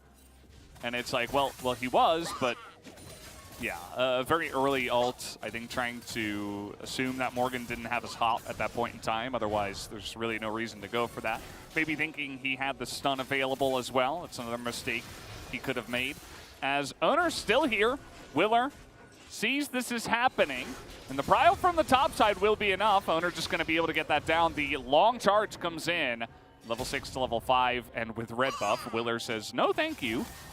As now Morgan will be flanked here. No ult, no problem, says Kana. We got another fight here as Faker takes way too much damage and gets solo killed by Chovy in the mid lane. This is a matchup where you can actually pull this off against the Azir. Chovy does it here. Trades extremely well, hits the ult there. He's already pretty massively ahead in terms of the CS. Owner's going to have to come over here and catch this wave. This is actually a really huge turning point now in terms of map control here for Hanwha Life Esports. Rift Herald's up.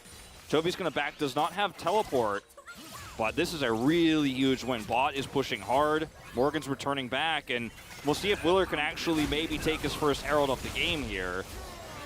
As you can see right now, Owner has full vision, and here we go. Yeah, you see a ton of damage coming out here. Deft has so many chakrams ready to go, but it's not quite enough. The bomb will land, and the Super Mega Death Rocket comes out and pushes Deft and Vista away for now. Yeah, this is one of the other things you could do with Zilean when you hit level 6 is actually just go, we're going in, all in, because I can res Deft if he has to go deep to get the kill. But they go a little bit too deep, the damage isn't there. And Vista doesn't ult, but the trade-off here is that you've lost the Rift Herald. This is what I'm talking about. You solo kill Faker, you don't have teleport, but you back off here, you don't use this bot prio to rotate up for the Herald. This is what is the strength of T1 is their macro decision-making. They see an opportunity, they see a push there in the bottom side, and they just go for a Herald steal, and they get away with it. That was really cool. He used his W for the speed boost to get in range so that he could ult him, and he knew that the dash was down on the soldier. Now Chovy has flash, elects not to use it until now. Is it on time? He knows he has the Zilean, and here it is, but it's still 3v1 as the damage not quite coming out. He's gonna get the kill onto Owner, actually. So a nice little consolation prize, but at least Faker will get his revenge with the help of his friends. Yeah, he does, and they do have, of course, that Rift Herald that they can drop down, and this time it's not the same scenario as last time where you're really just pigeonholed into dropping it on the top side of the map. You actually have potential to drop it in mid as well. Unsealed Spellbook here on Keria, going to get him straight back to lane. And the situation that we had there for Hanwha Life Esports is a bloodthirsty support bot duo, right? Like Vista's like, we can go in on this, Deft tries to go in for the kill, they fail there. And T1 gets this Rift Herald for free, which is a very different but similar scenario to what we had last game, where the priority is put on the wrong part of the map to deny a Herald. And you could have just used that prio to push mid, and with, of course, Chovy's solo kill there, rush that Herald down, but T1 get away with this for free. And they're a little bit behind in terms of the gold with that solo kill. That's the extra gold you have after the second trade there. But their control over the map and these objectives is once again just being completely thwarted by T1. They haven't even really tried to do anything but lane, and that's a problem. Yeah, definitely is. I mean, we're just going to be scaling up on both sides, and you can say, okay, well, Orianna and Aphelios feeling pretty good about their scaling at least. They have the Zilean. They do have a nice amount, but we still have yet to see this Rift Herald dropped. And I think that top lane is going to get opened up a bit more here for T1 as, wow, really nice rocket to deny the backs. And you can see now that potentially Vista could have run top, but he's going to be delayed, and the Rift Herald is looking to get dropped down. Keria almost here. They're trying to chip away at this turret a little bit more before they do drop it down. Yeah, just being very patient with this, but now that Keria is here, it's a pretty easy play to make. Glacier pings on where Zilean should be, and they know exactly the timing of him coming over with that delay, and they're going to be able to get away with this for free. If Hanwha Life engage, Faker's here too. This is greedy, it's a fight. Oh boy, they're getting stunned underneath soldiers right now. Morgan nearly dies. He's going to get a nice level up with the help of his friend Zilean as Gumayusi takes a bunch of damage here. But at the end of the day, he should be fine to walk away. And so just some plates and some extra value for T1 up on the top side. Chovy does push this wave in. That's one thing they are going to be able to grab as a plate here with Faker's rotation up. But this is going to be the turret going down here momentarily. Actually, maybe even more. Nope, not actually. Yeah. But it was very close.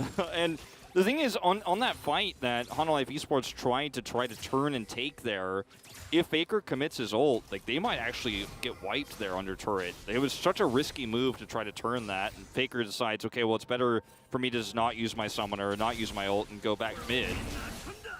Chovy will be able to get out of here because he's got great games Oh, since I say boy. that. Chovy no flash, and they know it. They're really trying to force this, but Vista's here, so it's like, well, you're going to really dive when we have Zilean ultimate available? I don't think so. Vista in perfect position this time, saves Chovy. An immense amount of pressure being put on to Chovy here with the lead that he got very early on in this game. Yeah, and he's able to get out of here without flash. There's a lot of, support roaming going on in this game. It's just an 80 carry 1v1. It's a solo lane now on the bottom side of the map. Both teams have 2 junglers, it feels like here. And, these types of plays are very low risk, though, for T1 because you almost kill Chovy. You're not successful, but you don't end up getting traded back onto.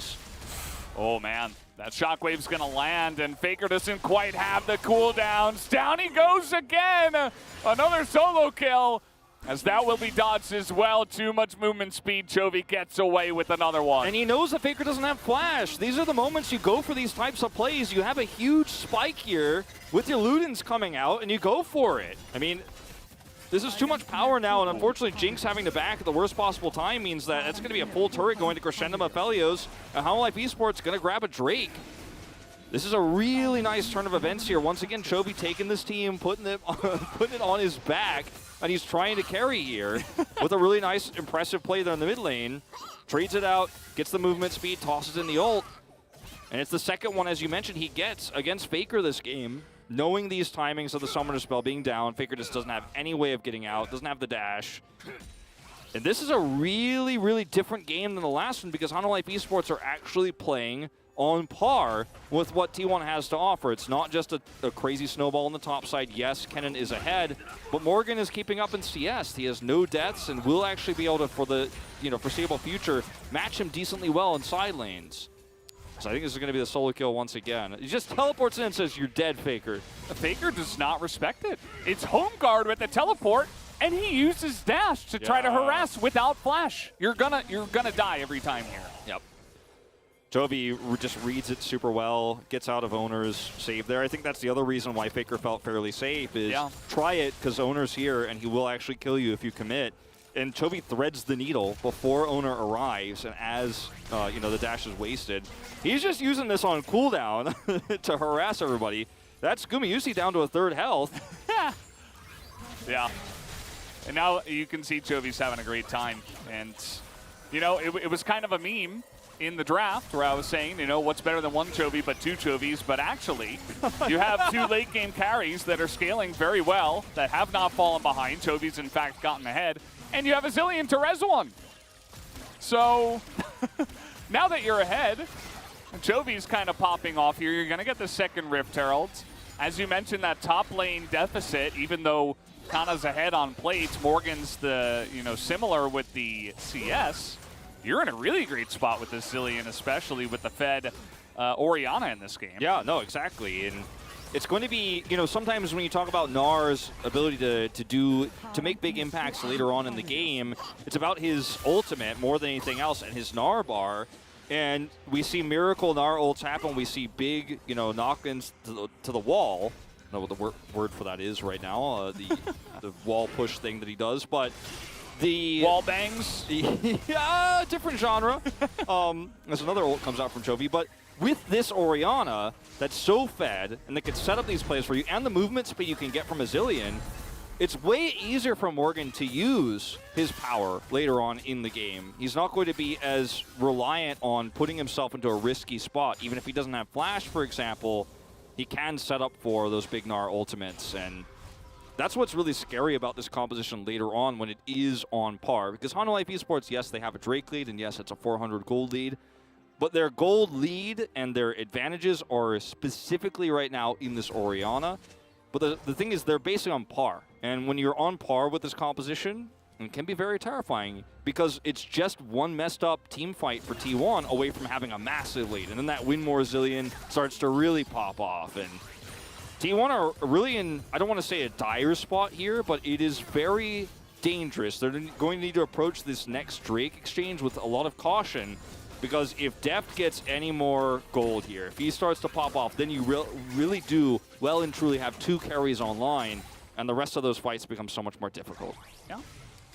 Definitely. I feel like there are opportunities for T1 with the immense amount of CC and potential for flanks that if especially Chovy and Deft don't have flashes. Keep in mind, like, they picked the Zillion so they don't have the Lantern of, let's say, a Thresh, which was available. So you have the res, but you don't have the Lantern to get yourself into a better spot. So the speed boost is definitely going to help, but you don't have that, you know, split-second Lantern to get you out of trouble's way if you don't have your flash available. So that flash is going to be even more quintessential here for the side of Chovy and Deft. These relatively immobile carries. Speaking of flash. Yeah, he's being chased, and over the wall comes Owner. Morgan with that nice little speed boost, going to get flashed on, and the damage comes in, and he's just going to get chopped down by the Xin Zhao. He says, you better respect me in the next time, and actually flash early. No vision whatsoever around that part of the map. Now, this is still going to be great for Hanwha Life Esports in terms of this top push, but that did not need to happen, unfortunately, for Morgan there on the bottom side. Still going to be a trade of turrets here, you know, with the bottom turret going down. The top turret actually doesn't fall, in fact, but they do get the bottom turret itself completely. And if Morgan has vision on that tri-brush where there's a control ward sitting right now, then he probably doesn't play like that, and obviously will react a lot faster, but he's put himself in such a vulnerable position that, yes, he has his hop, but if you hop over the wall like that, you're going to get followed, and then you're going to get blown up. So he uses his flash at the last possible second, still not able to save him, so now he's lost both summoners right before this critical Drake fight. You see Dev trying to frontline here. That speed boost helping out so much, and this is what you can do. He's even got Gale Force, and he's really just got Zillion saying, okay, you go ahead and zone everybody away. And with no Azir there especially, you weren't really able to punish that play. Nope, and this is going to be Hanwha Life Esports taking a second Drake here. And even though Morgan didn't have his teleport and couldn't get into this fight, oh, that would have been cool, but these things very rarely happen. Very cinematic to watch, though. But even with the, like, if you have the Azir there, it's not a free fight going into this. We're going to go back to this moment here where you just did not have any vision whatsoever. Gets followed over the wall. And he commits the flash. Morgan flashes very late. He's not able to save himself. And he's like, is anyone actually coming to stop me? And the answer was no. Yeah. And it was before 20 minutes. And even if it was after, it was still relatively early on in the game. So even with the jungler down there, it's like, well, what are you going to do? You can't really punish anywhere after a play like that. You could see already, all he's got to do is just be near somebody who can threaten the enemy team and just give them a speed boost. And that's it. That's pretty much his job this game. Yeah, and, you know, he can obviously exhaust if we see the Xin Zhao run through, and that could be very strong as well. The speed boost is just so powerful because it's great for Deft, but also the top side of the map as well. And we'll see how these late game team fights go, because right now we haven't really seen a straight up 5v5 fight, because Chovy can also dictate this. Without the Zillion, even as part of the equation, you have really strong power between the Orianna and the Gnar, but then you add in Moonlight Vigil, and you add in the fact that Deft can then pop off in a team fight with a res available and also extra movement speed. And it starts to feel like this composition for Hanwha Life Esports is almost unbeatable. Now, on the other side of the coin, of course, if Kana can get a nice flank angle or can pop off with his ultimate, there's a lot of ways this goes well for T1. They also have the ability to pick somebody. If Morgan is caught, for example, on a side lane or is trying to set up for a Gnar flank, if you can blow up one single target, then you 5v4 fight extremely well with the Jinx. Speaking of picks. Yeah, if they weren't all grouped up there, let's say Gumius is there alone, he's dead, right? Like, you're just not getting away from that. The amount of speed that comes at you that fast is just too much to handle. As here comes Faker, you can see Chovy waits to flash, and that will be your doom. Has the res coming in, though. Deft will go down, and the res will not be enough. He will go down here to Gumiusi, who is now excited and chasing all of them down one by one. Rocket not going to get anything done here. Morgan Still very healthy with some low-ish health bars on the side of T1, but still a nice team fight win here for T1. Yeah, and Morgan, he's not out of this just yet. He's going to have to back off. He will not be able to stop this turret from going down. There's so much extra gold going over to T1 here, but also map control. They've had so much better vision control than Hanwha Esports has had throughout this entire game and in the previous game as well. Not to mention how well they played around vision against Damwon Kia. T1 is so good at vision, and I think this is, again, partially due to the fact that Faker is their shot caller, and he's lived through multiple eras of vision and sight stones and how wards have evolved throughout his career. But when you're walking forward like this, as Hanwha Esports, and you don't know where Faker is, he has a long-range engage. And you have to respect that. And this is the second time they have not. And Azir can just come up and punish you and sweep you through, especially when you've already used a lot of your mobility to try to collapse in onto this turret. And this is the pick potential I'm talking about. If somebody's out of position, you get blown up, and then the Jinx is ready to fight any follow-up that exists there. Even with Chovy getting rezzed, like you mentioned, if it's a losing fight, you die a second time, and T1 move on. And yeah, that's exactly what happened. Exactly. And T1 in a great spot now. It's Infernal Soul. And the timing of that fight is actually so huge, right? Hanwha Life were really pushing in, trying to punish as much as possible with the lead they had before these Infernal Drakes started spawning, but they lose a big fight like that now. T1 get total control over the vision around this objective.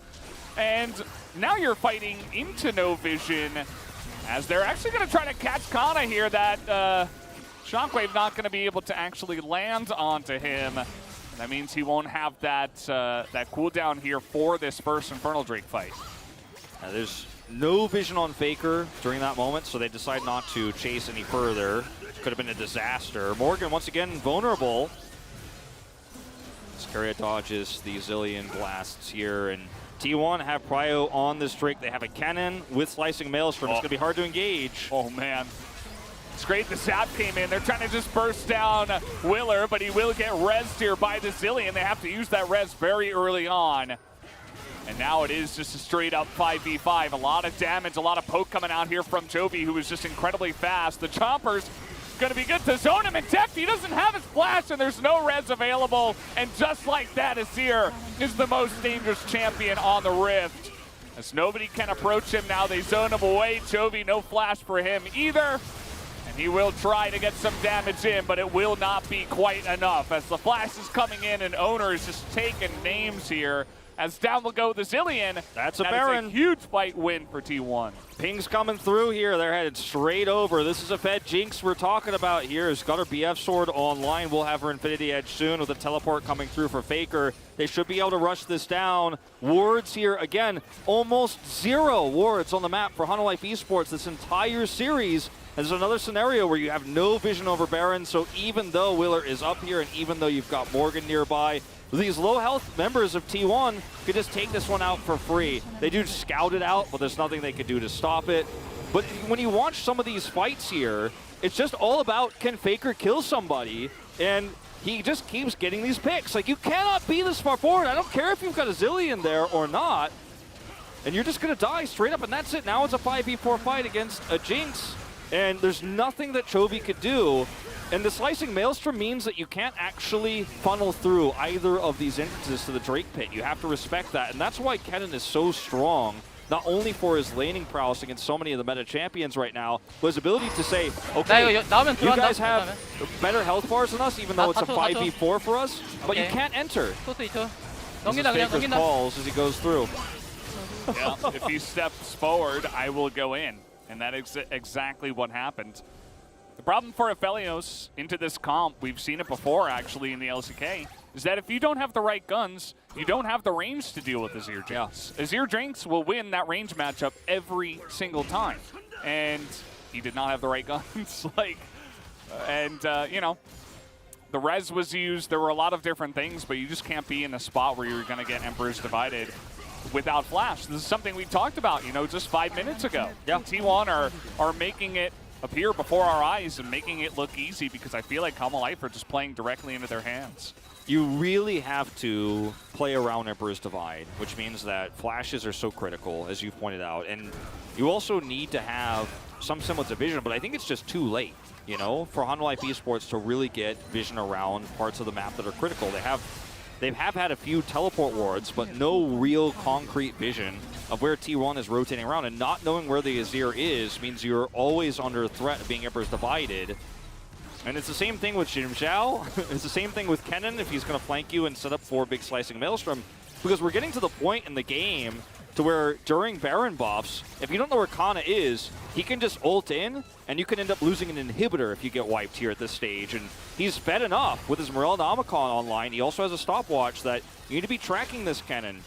And if you don't know where he is, you can't get anywhere near it, the enemy team. And if you know where he is, it's because he's pushing a side lane and winning the game. And feels like it's a little bit too late for Hanwha Life Esports to make proactive plays in this game. Yeah, exactly. I think that is very key to mention, especially because, you know, some people might look at Willer's scoreline and say, well, what is he doing in this game? He's never really had a chance to do anything because the team fights are decided so quickly that there's no skirmish potential for the Viego to do anything in this game. He's been sped up, he's been rezzed, but he can't be in the right spot. Owner has done so much more in terms of looking for side lane ganks onto Morgan. But other than that, you know, all the fights have just ended before he was even able to get in range. I think what needs to happen for Hanwha Life Esports is they need to pick one objective, whether it's this next Drake that's coming up here, or if they decide that they're not ready to win that fight and they want to farm up a little bit more, get the Aphelios a little bit stronger, the next Baron fight. Because this is not going to be soul point for T1. It's annoying to give up this Infernal, but you need to just group as 5, get vision control, and get positional advantage. Because when T1 has vision advantage and prio, as we saw, how can Chovy hit a multi-man ult when everybody is split? There's no way to hit a big ultimate there. You don't have the Morgan follow-up. Deft's range issue that you were talking about, even getting his ultimate off is going to be such a big challenge. But if you can actually have prio, if you can take the fight on your terms, it's winnable, right? I mean, this comp is still extremely strong for all the reasons we've listed. But getting that control means you have to group as 5, and you're going to have to get that vision control. You're going to have to commit to buying control wards. As you see now, the inventories are starting to get filled up with a little bit here for Hanwha Life Esports. It looks like they're not going to make that stand on this streak now. They're going to wait until later. And look at where T1 is right now. Can you blame them? This isn't going to be a fight you can win as Hanwha Life Esports into, again, the Kennen. So you side lane now, get a little bit of pressure off. You're not going to be able to say no, though, in additional time. I think you're going to absolutely have to fight for this next Baron. And that's where you make your final stand. If you can get that prio, if you can get vision control, there is a world. It's not likely, and you know you're going to have to really look deep into that telescope to see a Hanwha Life Esports win here in the future. But it is possible, but I think it all starts with just one big group up. Yeah, I mean, I talked about Willer, but kind of similar for Morgan. Every time there's Mega Gnar, T1 just don't go near him because they have so much more vision control. They're able to keep him at range. Second it goes into Mini Gnar, they're like, okay, we can position more aggressively. We can get soldiers out in front of Deft. And it's just really difficult for Hanwha Life to fight team fights in that manner, ever. And last couple of ones have gone in a big way towards T1, so now it's even more dire for Hanwha because they're down so much gold. Yeah, your fights as Hanwha Life Esports are, I don't want to call it a wombo combo, but it basically is, but you're reliant on your CC more than your damage. And T1 have great CC as well, so positioning is everything. And the one condition I was talking about of Hanwha Life Esports grouping to get vision on Baron is just being denied by T1 right now. They're grouping around the top side of the Baron. They're putting control wards in every brush. Look at all the blue wards there. There's one control ward on the bottom side. It's the loneliest, saddest control ward, which isn't going to get any value for Hanwha Life Esports on the bottom. They don't have a side lane pressure champion. Like, Morgan can't play the way he was playing as Renekton and Camille in a game like this, especially when he's behind. He's only one death, and even in CS, but what the Kennen is going to offer with the items he has, the 2 kills he has and all the plates he picked up earlier, means he can 1v1 him in any scenario. So as Morgan, you're just trying to use minions to get an R-bar and hope for that miracle fight, but you're not going to have that vision control. You're not going to have the prio I talked about. And Chovy, even if he plays literally perfect, team assisted speedrun Chovy here, you're not going to be able to have that amazing fight unless T1 group for your ultimate, and they're not going to. I'm curious about Beyblade Deft in this one. You take a look at the weapons he's got. If you just speed him up, maybe he can just jump into the back line and begin spinning, and maybe that gets something going for you. I like the optimism, Valdez. Yeah, you know, I'm trying to see the lines here, if you catch my drift. I mean, Jovi, you got one chance. Gotta have to be now. hey, they're going to get Owner into the wall, but immediately Morgan just dies. And that's the Wallets and the Infernal Drake speaking there. They're just going to zone them all out. You got your res, but as we said before, it does nothing when you're behind. Life are going to be totally cleaned up. Even the Shockwave does nothing, doesn't even go off. That is a clean ace, and T1 should take game 2. Yeah, Morgan wants to set up for Chovi's Shockwave there, but the ults, or not the ults, rather, the items are too far ahead for T1. They burst Morgan down instantly, and also Owner's Crescent Guard, once again, really ends up being a huge, amount of value here as he knocks everybody away, and there's just no follow-up for Life Esports. T1, all it takes is one fight. They don't even need to kill the Baron, and now they are on match point. First time since 2019 that T1 is going to Worlds, and now they're one game away of going straight to the group stage. Faker in play-ins, not something any T1 fan really wants to see. And yes, of course, I know Alice has been talking about Faker and Chovy in play-ins and how it would be really fun to watch them dunk on some play-in teams, but this is T1. This is the most legendary League of Legends org in LoL history. 3 Worlds titles they have. This is not a team that you go, well, T1 will probably make it through play-ins. That's not a conversation you even want to have, right, as a T1 fan. And they are coming out in dominant fashion here against Hanwha Life Esports. There were questions after Hanwha Life's domination against Sandbox and then their complete dismantling of Nongshim. This team looks strong. They're in form. But it was their stylistic advantages they had and their opponents not figuring out the draft. T1 just said, bans are the answer. Imagine that. And now Willer looks a little bit lost. He's not able to keep up with his team's tempo. He's not able to make the big plays. That's been pretty clear. I think that Hanwha Life, they are just being outplayed in pretty much every facet. Yeah, you saw that Chovy's getting some nice solo kills on to Chovy, or onto Faker, not onto himself. But other than that, it's pretty much nothing else is going very well for them. And it's a bit of a return to what happens when Hanwha Life plays a team that is just straight up better than them. And I mean, we'll see if they can turn it around. I feel like the drafting has been good for the side of T1. Hanwha Life haven't really responded in kind. I think the drafting for Hanwha Life Esports is fine. And I think a lot of people always blame Kesman in these moments. I see it all over the internet. Like, what is this draft? What are they thinking? It isn't as strong as the drafts where the Camille was popping through, where they had clearly practiced how to play it. And if they botched the Camille comps, they would be in the same situation they are now. I think the amount of practice they have with this style of play is very low. It's very rusty compared to how well they prepared the Camille drafts. And because Willer isn't able to pick up the slack, because Willer and Morgan, again, 2 weakest players on this team, most would say, and they did look really cohesive with Hanwha Life Esports with those Camille drafts. But now that that's out of the window here, it's really hard to execute this if you're not familiar with how to pick up the slack in those early game moments as Willer. 2 games in a row, low impact. And he's going to have to play a lot better than that if they want to reverse sweep.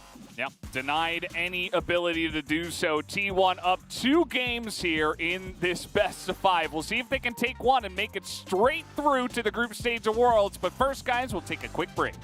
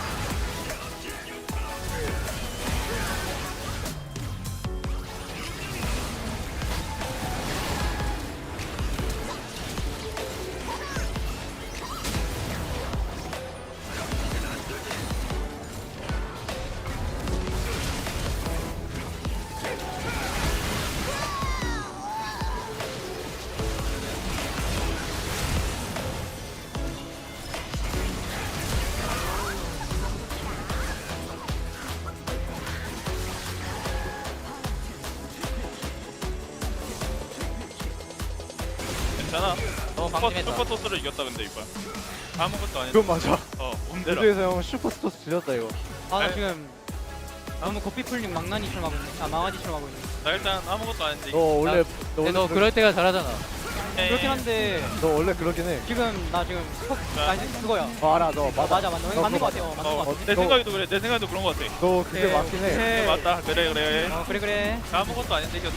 그래. 알아, 알아, 알아. 맞는 거 같아. 그게 진짜 맞아. 그것도 맞는 거 같아. 그게 진짜 맞긴 해. 고맙다.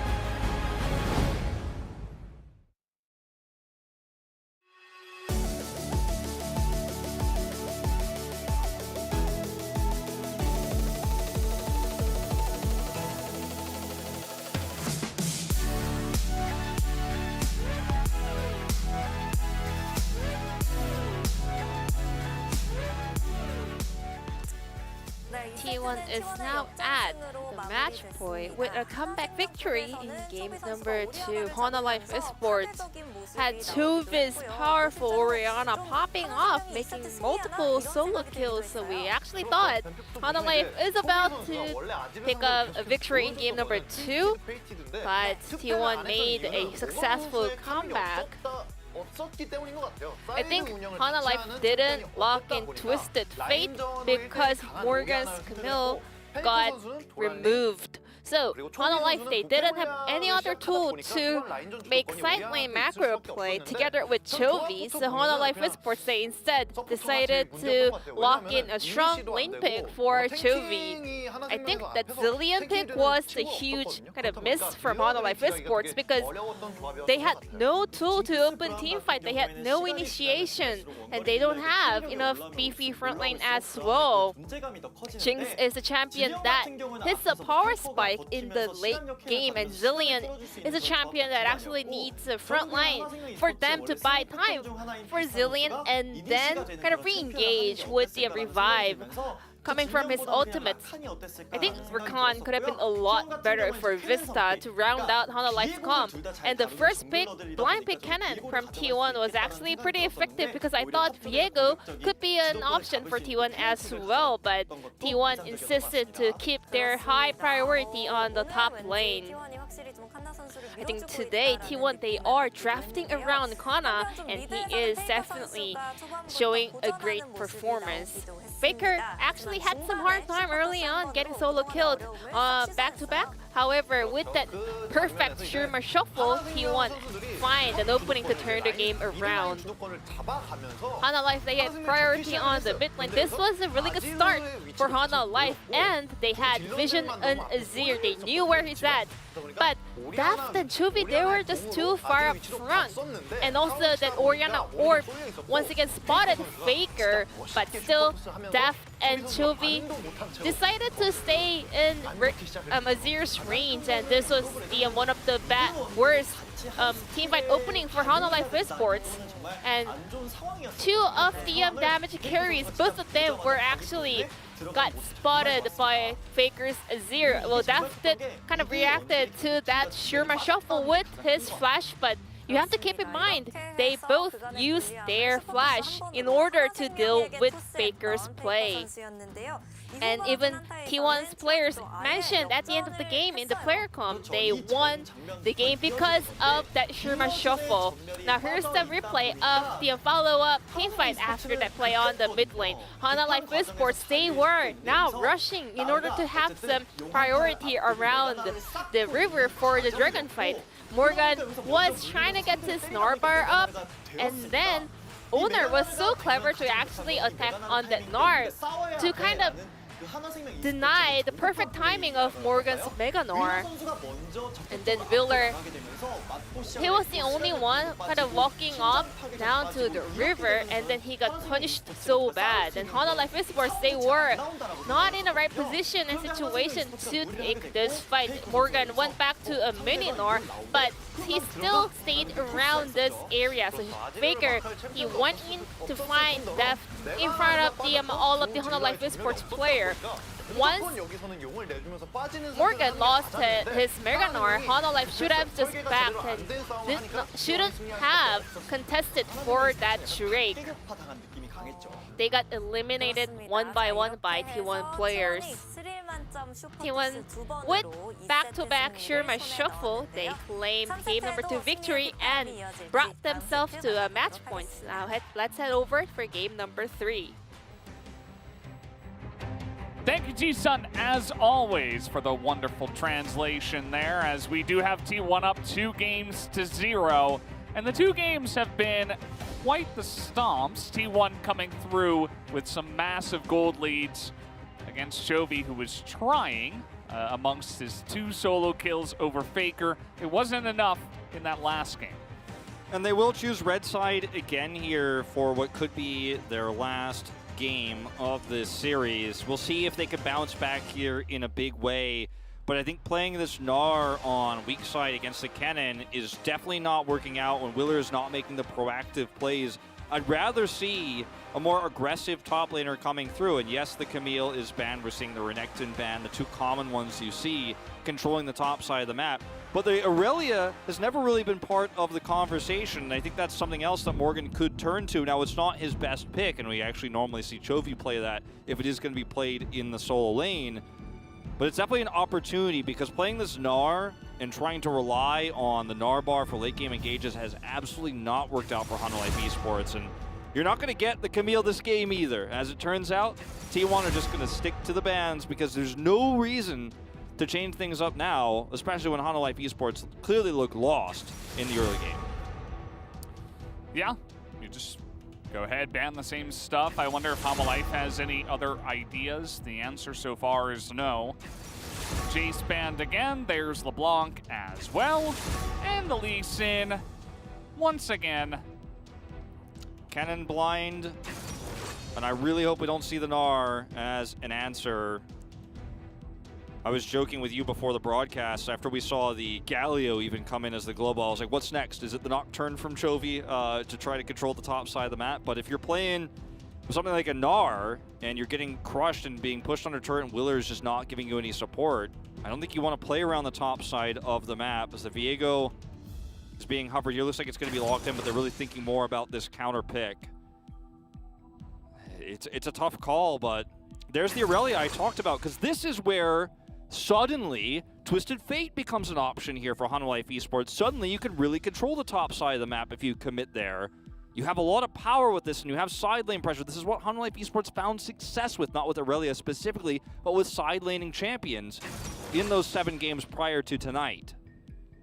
Really like this adaptation. Yeah, this is the way they gotta go. And I'm glad that they switch it up here. T1 not going to switch up anything. They go for the same first 3 picks that they did in game number 2. So, Hanwha Life, this is your opportunity to say, okay, well, we saw what didn't go right in game 2, and now we're going to switch it up. This the Rammus shout out. Of course, we did have that banned by Deft, or rather Chovy, yeah. the last time around, but it will be actually Silas that comes through. Yeah, Silas coming through here. Got some, decent ultimates to steal already here. Really more commonly seen as a counter pick to stuff like the Gnar, but can work out very well into the Azir. And you also now have the opportunity to flex between the Aurelia and the Silas, depending on how the rest of the draft goes. We'll see the Braum ban. That's one of the best picks you can have against this extremely melee-heavy composition that we're seeing here from Hanwha Life Esports. Ashe. Another ban that's going to be towards the extremely strong engage that this comp already has between Vanguard's Edge, Silas's engage in Viego. You have an Ashe arrow to start it all off. It would be a disaster. Yeah, you also might just want to ban away strong bot lanes so that Hanwha Life might need to at least show some focus down into the bottom lane. Otherwise, maybe you in turn can get a winning bottom lane for T1 if Hanwha Life are only focused on the top side. So you take away the Ashe, you take away the Kalista. We'll see what they want to go for here as Forest gets banned away from Gumayusi. Still a little bit surprised the Twisted Fate wasn't considered here for Hanwha Life Esports. They went directly into the Silas pick instantly, which is still strong if you can get Prio to rotate top, but it isn't going to be the same level of global control we've seen from Chovy in the past, as the Thresh will be banned to deny both the Aphelios and Jinx of having extreme safety. Now, the Aphelios is still very strong here, and it looks to be hovered now, once again, for Deft. They won't have that Thresh to pair with it, and I don't think they'll be picking the Zilean again. They can leave that support pick for last here. This also means that T1 are not going to be able to play the Jinx Thresh themselves. Or the Jinx Braum. Yeah. Like they did in game number 2. You could try to go into a weaker Jinx lane if you liked the Jinx Azir combo into the Aphelios, but it's not nearly as good into the rest of the Hanwha Life Esports squad, so they will go with Ezreal Leona, which should have a lot more luck against it. Yeah, Ezreal is so strong with this amount of frontline that he has between the Ken and the Xin Zhao and the Azir. You also now have a Leona to add to that. I think the only other option that was really sticking out in my mind, which would have been a little bit more of an unusual one, would have been the Xayah. The Rakan will come through this time around, as the analyst desk was asking for after that second game a lot more consistent engage power than the Zilean is going to offer. You already have a lot of big explosive starts to team fights. You have the Aphelios follow-up. But I think what is going to be the big game changer here for Hanwha Life Esports is going to be the amount of side lane pressure that for the first time Hanwha Life Esports will potentially have here, assuming things don't go disastrously wrong for Morgan in the early game. Because this is not a free win by any means into the Kennen. The Kennen is still going to be having the range advantage, can still bully you in the early game. And if Owner makes a visit and Willer isn't there to respond, and this lane starts to snowball against the Aurelia, you're going to have the same issues that the Gnar had. You'll still be a little bit more relevant than the Gnar was in terms of side lane pressure. But if you fall behind early, your one big win condition, your one big exchange that this comp has gotten that the first two didn't have, this Aurelia, is going to fall flat on its face. And when you look at what T1 has to offer in the late game in terms of their engage, but also just raw damage, this comp can almost not be matched in this current meta. It's a pretty insane comp when you do look at it. The Ezreal can be somewhat of a wild card at times if it gets punished early on, but you know, we're going to have to see Hanwha Life being very proactive as a team and working together. We need to see the communication all on the same page, but we haven't seen that for a couple of games. And again, it's you can maybe play out this comp like you have with those Camille comps in the last couple of days, but I'm not so sure. T1 have been proving that they are the better team tonight, so we'll see what happens here as we are hopping onto the Rift here for game number 3. T1 once again on the blue side.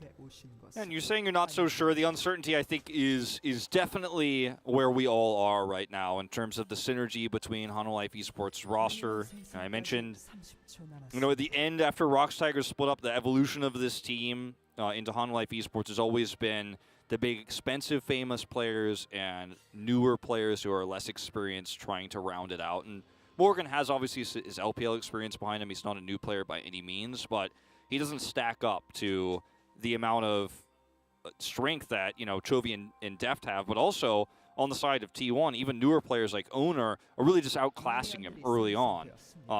Kana as well has a lot more experience here in the LCK, and the problem with this draft, as it was in the last two, is that coordination is paramount. In fact, the whole composition requires strong coordination in order to pull it off, and against Nongshim and against Live Sandbox, we did see that. We did see that coordination. It's the T1 factor here and the evolution of the drafting we're seeing right now that seems to be throwing Hanwha Life Esports for a curveball.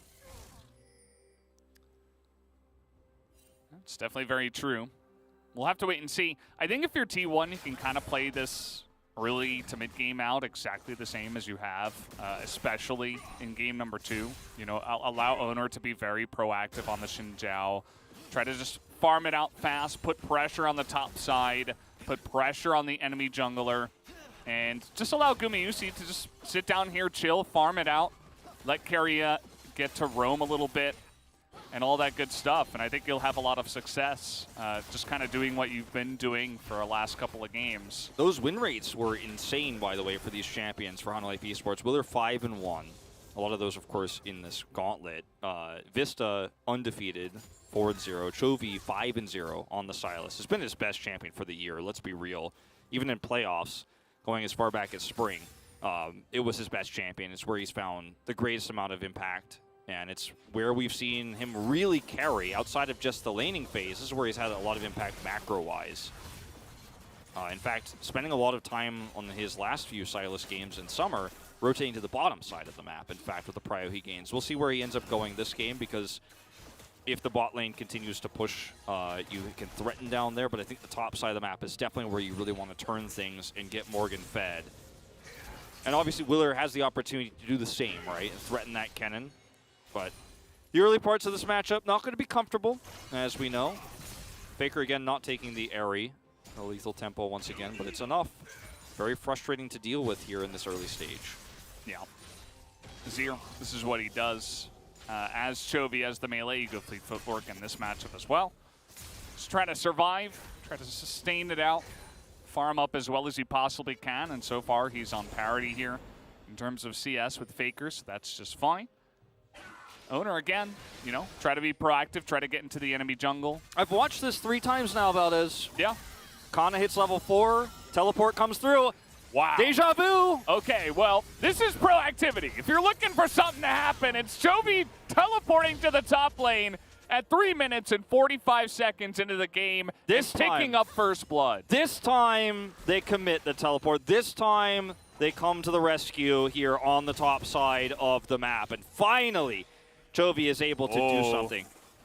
And it could be more. It doesn't look like Willer wants to quite dive there, especially against Heal Flash and Arcane Shift Ezreal. This is the exact same path that he's taken all 3 games. So this is very similar to game 1, where we saw the kill on the top side, and he couldn't do anything here in the 3-2. He won't be able to do it this time either. But he's able to steal a little bit of the jungle away, and obviously the top kill was a success. Goes over to Chovy. He started Dark Seal early on. This is what you do with the Sylas, even with the nerf to the Dark Seal. And Chovy's going to be able to start the ball rolling here quite early, which is exactly what this composition needs. And for the first time in 3 games, the coordination, as simple as a teleport, works out. Kana's going for the kill. He's going to land the stun. The Q should be off cooldown soon. Look at all those minions doing damage, but he doesn't care. He's able to get through the minions. Morgan doesn't even flash. He says, well, I'm just dead, and he accepts his fate. Yeah, I mean, very greedy here from Morgan. He has teleport. Looks like he's going to hold it here and just rotate back to lane with the way it's pushing right now. But with the cull that's bought for Kana, you can actually make up a lot of that deficit in terms of that early kill.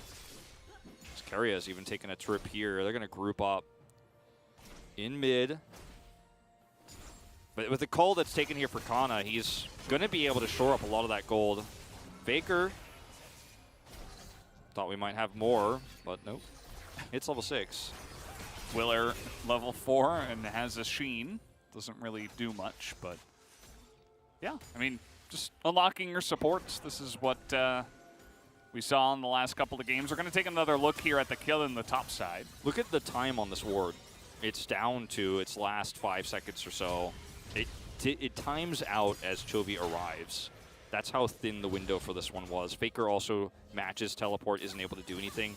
And this is Morgan just being very greedy. He does get all of his Blade Surge stacks up here, and there's a full minion wave, but it's canon. He could stun you. He's got a full health bar. He doesn't care about this minion wave. Just a little bit of an overextension there from Morgan to get those minions there.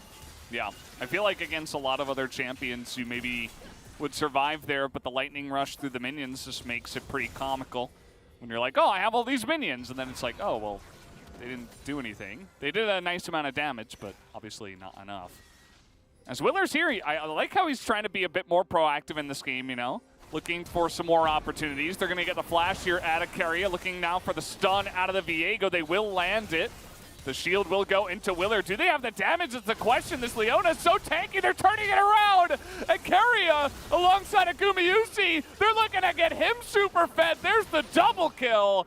As Vista at least will get away, but what a turnaround from the T1 bot lane. Keria was dancing on the player cam after that moment because he knows he's turned this around. He's so tanky on the Leona, and suddenly an Ezreal is fed at 7 minutes into the game. 2 kills in a matchup where it's not easy to just farm this one out oftentimes, especially with the amount of pressure, as you mentioned, Willer's been putting onto the bottom side of the map. And to give him this much gold to accelerate the Ezreal this much early on is such a disaster. And now Kana has his Oblivion Orb as well here on the top side of the map, so he's going to be able to deal with Morgan so much better now, deal with that healing that the Aurelia can have.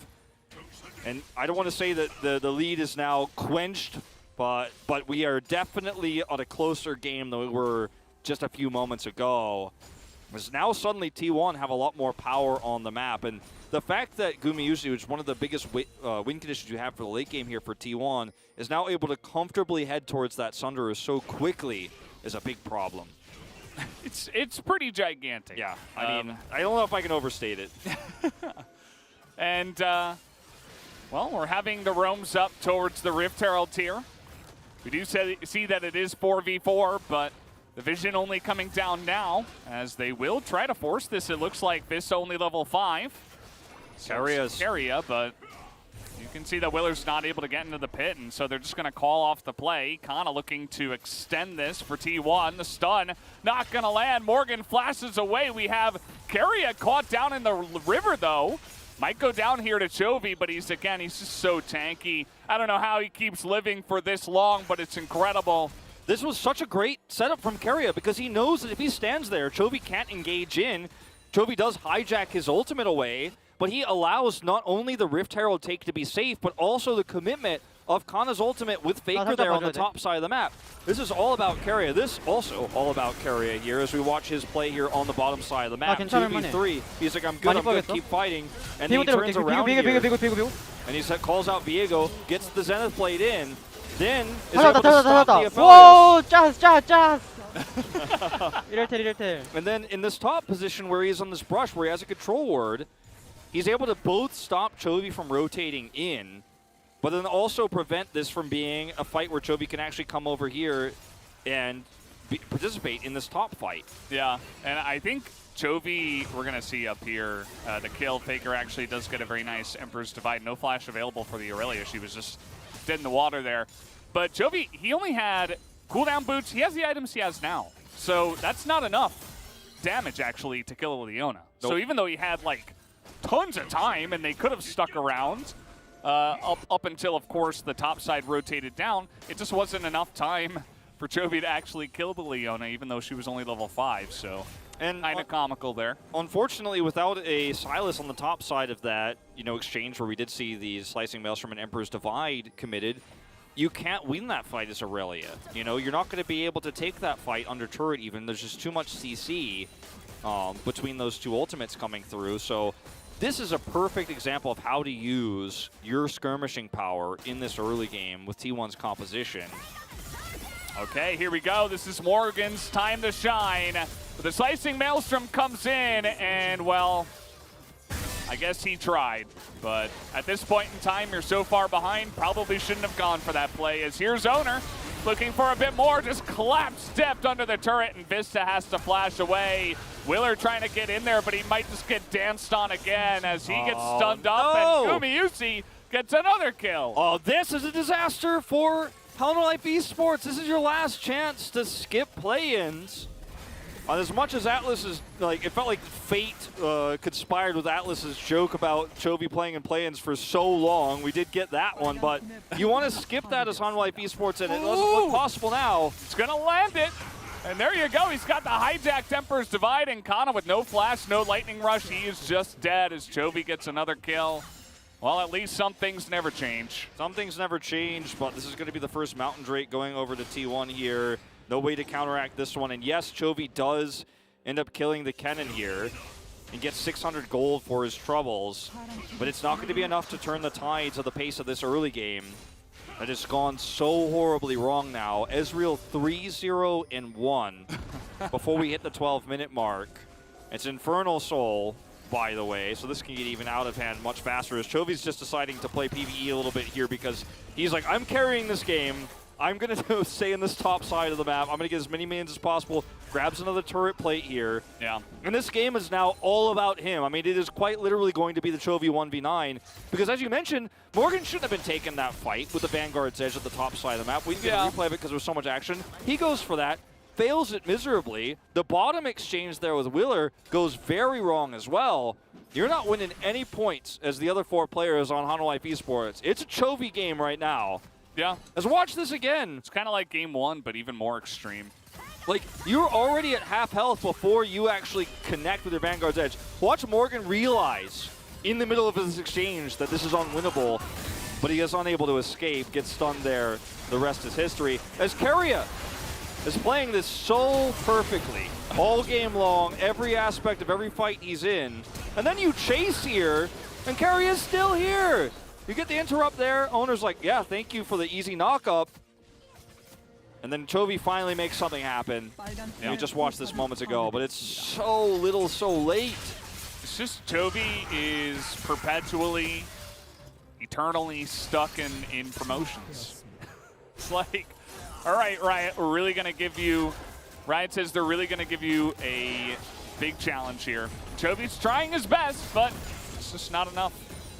You can see here it's reflected in the gold as well. Chovy able to pick up a couple of solo kills. And yeah, he's got a nice lead, but his team does not. And especially Gumayusi is going to have a lot of fun, you would have to imagine, with the Silas and with everybody else on the side of Hamalei. Yeah, this is the thing. Like, Gumayusi is in a position where he can go top very early. He grabs a turret plate, I believe, even there. That third one there on the top turret, he picks up and gets a lot of extra farm. Now he can just head mid, and that's going to be his playground for the rest of this game. And if Chovy doesn't find this next Rift Herald fight, which I think T1 realistically might just avoid straight up because there's no reason to actually put it all on the line here for such an insignificant objective. If he doesn't win this fight for his team right now, there may just be no coming back here. And T1, they go over to contest. We'll see if they actually commit in as Faker is nearby.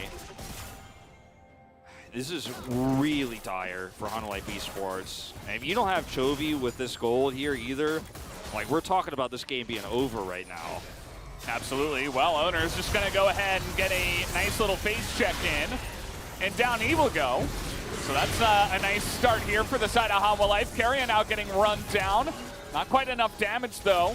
Steph is able to shell from very far away. That true shot barrage goes entirely wide as Gumayusi trying to follow up on the damage. But here's Chovy.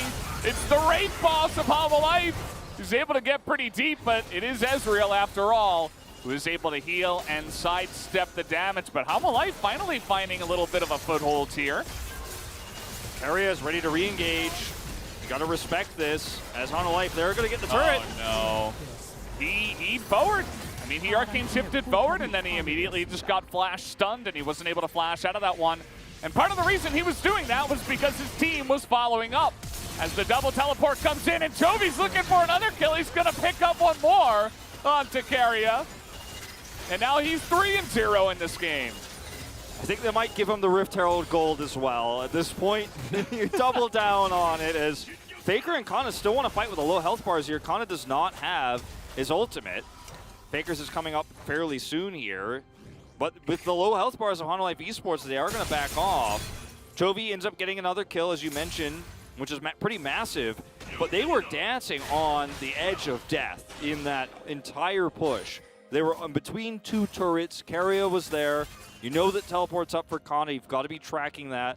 It was very, very tense, actually, but Chovy was able to make the call to go in. They're able to pick Keria there, grab the turret, and everything goes smoothly at the end of the day. But it was a very rocky exchange here. And this, a little bit unacceptable from Owner to just walk straight into this one. You've got to know they're going to be there. Where else would they be? This is the most important objective of the map right now. And this is the one way Hanwha Esports come back, is a nice team fight when they have that prio. As look at how much Keria does, by the way, in this fight. This young support player is just god tier, gets over the wall here. And then I guess we're going to skip the rest of that because we watched this. Yeah, there was another fight happening here, by the way, in live. Hanwha Life are getting an Infernal Drake. So Morgan kind of gave it a second try. Flawless Dues missed, and after that, he was able to just get his Lightning Rush back up and get away. And then the second part of this, you know, where they're in between turrets like I was mentioning, and Chovy just goes in, sees the opportunity here. Gumayusi steps forward, uses the Arcane Shift as you mentioned, turret goes down, and then Keria also really desperately trying to turn this. And again, you don't have Slicing Maelstrom here as Kana. If you do, this is actually just so easy of a call to make, but unfortunately without it, you have to back off here. So it didn't end up being the right call. Suddenly a closer game than it was before, but the same issues stand. You've got an Aurelia who's 0-3. You've got a Kennen who's starting to come online. Gumayusi is fed. So you're keeping Chovy in the equation. We still have a game on our hands. But, I mean, we're going to need more of these types of moments. Yeah. At least he's being given an opportunity for his sake, you would have to say, right? Keria kind of throwing himself in there towards the end because he expected a bit better of a flank to come in, but with no Slicing Maelstrom, maybe that wasn't totally communicated. They didn't really have much of a flank at all. They ended up just having to run away from that fight, so he just ended up dying. And Chovy, every bit, Chovy will take anything he can get at this point because he knows that he kind of has to be the guy that carries this. And with the extra gold that he got, he finishes his Zonias and buys an additional stopwatch. Just Of outright. course. Just outright. Of because course he did. He's It's like the best item in the game. he's looking for, you know, two of those heals in the team fight, which is going to come through when you have that Zonias and the stopwatch. You can also look for the double stun and an extended team fight. This is going to give you the most opportunity to carry you're ever going to get as a Sylas in this mid game. This is a huge spike for him, and he has to hit it right now. Yep, exactly. He's gearing up for this fight. Memes aside, he is putting everything on this next one. Let's see what he can do. He's getting a lot of damage done in onto Keria already. Oh, and he nearly went in on that one. Might have been a mistake if he actually did. And there's not enough follow-up just yet. If he does go in on that, that could have actually been disastrous, so he's probably pretty happy that doesn't happen.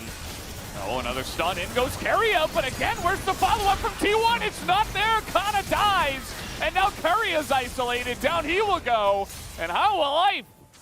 This is the best script ever. Maybe they come back from this because all of a sudden, now you've got not only Toby, but multiple members of Life that are getting gold. Oh yeah, you're getting some gold on the Aphelios too. Is Chovy gonna go in here and steal away the blue buff, it looks like, and there's no realistic contest here. You gotta be careful about this Faker. He steals the ultimate away. Faker just barely gets out of range. And they are gonna be able to get the blue buff out, but look at this, Aurelia actually side laning. Whoa. It's happening. We're getting a real Hanwha Life esports comp coming through here, and Hanwha Life, with this team fight, take a second Drake here. They're one away from the Soul Point. I mean, look, this is a situation now where T1 really need to pump the brakes because we're on the edge of this end up being a throw. Your comp is fragile. Look at where Owner is when Keria goes through. You're not all together. This is a huge disjointed fight, and you're able to interrupt the slicing Maelstrom and just blow up Kana. And this was kind of a donation here from T1 straight up. Yeah, it really was. I mean, they were running straight at them. There's a hefty amount of CC on the side of Hanwha Life. And Kana, thankfully, he's got a scanner up. Otherwise, he was probably dead. He had his flash, so maybe not, but Chovy could have followed and double stasis. I mean, anything's possible at this point. Hanwha Life, total control over the top side of the map. This is what Hanwha Life Esports plays around. You could steal the Slicing Maelstrom here. Well, actually, he's got the Azir at the moment. Either way, there's an Engage ultimate available here for Chovy. And Kana respects it, backs off. Rift Herald's going to get dropped here. Got to be so careful about sticking around, though. It's T1. Yeah. Nope, not going to look for the turret on this one. I'll say no thank you to that, and we'll just play for the late game. It's what they got to do. I mean, they still have that win condition in late game team fights. They should be good. But again, it really comes down to the range. That's the reason why they're good, right? Nice sidestep there on the Solar Flare. Keria coming a bit short here, I would say, in the last 5 or so minutes. A lot of magic resistance being built here across Hanwha Life Esports. Morgan and Will are both doing that, and that's going to really help them sustain through these fights when Chovy is going in. Ooh, is looking for the Solar Flare flank.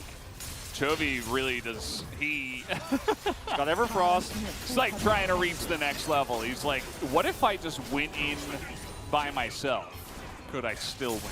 He's like, what if I just spawned in the enemy fountain? Could I still make it across? But realistically, it's great because with that push and with that pressure, he gets position on the Drake. Yep, and that's all it takes. You are able to force T1 back. It's enough prio to grab this Drake. Soul point for Infernal, which is going to be so fantastic here. Now, their composition doesn't utilize it as well as a lot of our other meta compositions, but it's still great for them. And it's a huge one to deny away from T1. As Chovy, again, so difficult to deal with, even, you know, as Xin Xiao does not feel comfortable being anywhere near him. And what's so scary about this for Hanwha Life Esports, like you mentioned, is the Aphelios is being given time to come online here, even though he's not getting kills per se. He picked up 3 assists. He's been given time to farm. And yes, Gumayusi is way ahead in terms of what he's been able to do and what his power is going to be later on. But he's going to have to deal with such a hefty front line now. And you have the side lane equation that hasn't been a factor in the first 2 games. Now, Hanwha Life Esports can threaten objectives just based on teleport advantages alone. And as T1 here, you're kind of caught between a rock and a hard place. You still have a great comp that has really nice engage. And I feel like Hanwha Life Esports could do a little bit more with the vision control to remove some of those flanking wards and stop T1 from having any opportunities, but even still, it's going to be very difficult given the tempo advantage that Hanwha Life Esports has right now. Yeah, and I think now is a good time as a team, you know, go clear out that river. You can see that owner is looking for shutting down the bottom side, although Morgan is just going to go for a little back here. Looks like he has read the situation nicely. Has Chovy on the top side, split pushing as well with Willard there. So they will actually get the better end of this. More control around that Baron objective is definitely what you would like. And as Faker in this scenario against a lot of other solo laners like Gnar, for example, and Orianna, if you want to go back in time, you feel very comfortable the side lane as the Azir, but against this Sylas and Aurelia, you're always under threat. So you could see Faker can catch waves here and farm, but he's not able to actually push waves or actually try to get any sort of additional map control. Okay, Kana. You can see that even Kana himself, he's using his abilities, trying to dodge everything. The slicing maelstrom, is the damage enough? Yes, it is, as the stun comes in and locks him down for the Q. And that was just poorly played, unfortunately, for Morgan as well. Like, you got to feel for this guy, but this is not his best game of League of Legends tonight here in this best of 5. Once again, just completely gapped by Kana in the side lane. And Kana has 4 of these kills on him. He's well and truly getting so fed that Morgan can't even consider exchanging blows anymore. And the first time that he decided to go for the 1v1 was a long time ago. The second time was... Oh, no. God, this is dead. Down he will go. Chovy collects number 4. It's the plan all along is to say, okay, Kana, you're free to side lane. So Chovy can come in and sweep up the kill. Teleport's and look at this. They've trapped him. The root comes in on the Gumayusi. He's Ezreal, but who cares? Down he goes. And Faker's not even part of the fight. He's getting 1v1 by Morgan. And 2 teleports is all that Hanwha Life need. Chovy's level 16, and they will take the Baron. And this is, you know, Hanwha Life Esports hasn't been the cleanest game ever, but they finally have wards in the enemy jungle. They finally have angles to teleport in. For the first time, they can actually catch T1 off guard and look for this teleport fight. They can take this Baron, and that's going to be prio for the Drake, which is Infernal Soul. This is basically guaranteed checkmate in terms of objectives right now. Is don't show me this right now. Production, I don't want to see this one. Oh man, once again, not able to hit the stun. The Vanguard's Edge is not going to turn that fight for you, unfortunately. I mean, once you're in the fight, you're not getting out of it, but Chovy comes in for the punish here. But it's the next replay that hopefully is ready here that's the big one. Look at the wards here. Deep ward that was placed by Chovy earlier on, and the second one here allows the double teleport. And Gumayusi, like you said, there's just no getting out of this one, even though you're Ezreal. Yeah, because Def flash grab at him, and he locks him down. There's no cleanse. He has heal in this game, and that could be a big issue. Just the reason, you know, he gets rooted down, and then all the follow-up is able to come in. If you can lock the Ezreal down, you have a lot of CC to chain. But if you can't get that first part of the chain, the Ezreal can definitely walk circles around you. So props to Deft, he flash engaged quite literally. Obviously he had a lot of support with all the teleports coming in and T1 scrambling, but it's the right play to make, and that's really why they lock down Gumayusi and don't give him a chance to carry. It's decisiveness like that. That's why Deft has so many Worlds appearances across so many teams over his very, very long career. It's a channel that shows old Worlds. I've been watching him on EDG most recently. It's just going to launch this in. But, I mean, as Hanwha Life Esports, you could try to really hard 1-3-1 this right now with a Baron buff, but you just want to guarantee the streak.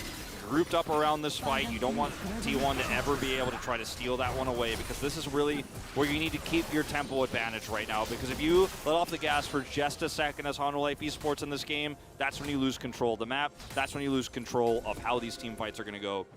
Now you've got this Infernal Soul on top of the last remaining minute. And I think grouping up and trying to get just a single inhibitor is the best way to go about this. If you can find an angle here as Vista, there's an opportunity. Faker respects it. It's a really valuable ward there that gets cleared. God, T1's vision is so good. Yeah, it's good, but at this point in time, now the siege here from Hanwha Life isn't amazing. They have an Aphelios, but he's got to be careful too, because there's not a huge amount of peel. They have a very nice dive, but They got to pick their moments, especially against Azir, as looks like now is potentially their moment to move forward with the Shirelias and at least threaten it and get a couple of autos down. There's the poke coming out from the Aphelios. Not going to be too massive here, but they can keep this cannon empowered minion here, or Baron empowered cannon minion, chunking away at this turret. Doesn't look like they're going to be able to necessarily grab inhibitors here, though, as the Baron buff fades away. T1 will successfully defend this, and don't forget, Kana has teleport. There are a few wards they can teleport to if HLE Esports back off the wrong way. Second one faded away. He's still got that control ward on the top, but there was one actually right behind HLE Esports. It's now dissipated for their sake. And they won't get either inhibitor, but still a lot of extra gold going over, a lot of vision control. And if they can keep this up until that Elder Drake spawns, there's a really good chance that this tempo advantage is too much for T1 to actually catch up with. Yeah, does feel that way, especially with the Infernal Soul. HLE now, 8,000 gold ahead. You gotta like their chances in this one. Chovy got the Magi's as well. Just go all in. This is it. He still has double stasis too. Yeah, he never used that stopwatch. Oh, Deft is maybe just dead here, but he's got a stopwatch too. Down he will go, and now the TP's coming in. Chovy gets the one, and the Crescent Guard steal is huge.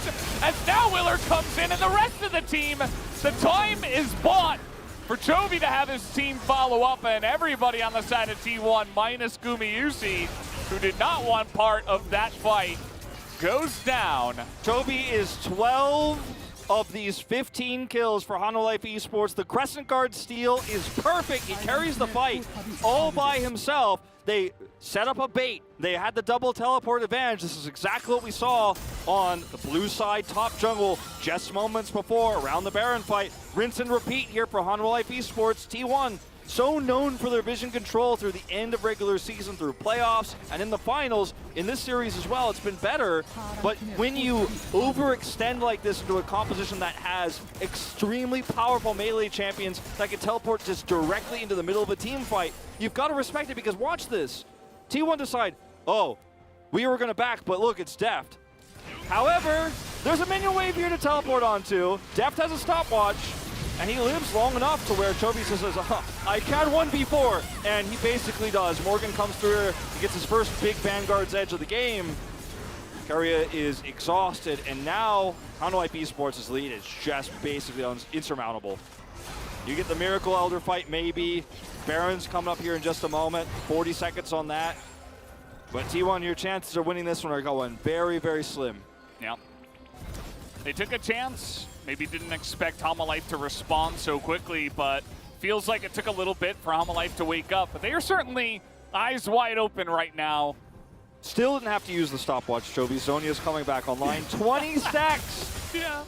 in that fight. That's crazy. This is actually the perfect time to build Magi's. Like, Magi's is an item that's designed for moments like this where you are just going to put your team on your back and carry. Yeah, and you win one team fight like that, and then you get the movement speed bonus, and it's like, well, nobody's going to be locking down Chovy, you would have to imagine. And here comes Morgan. He's got the stun.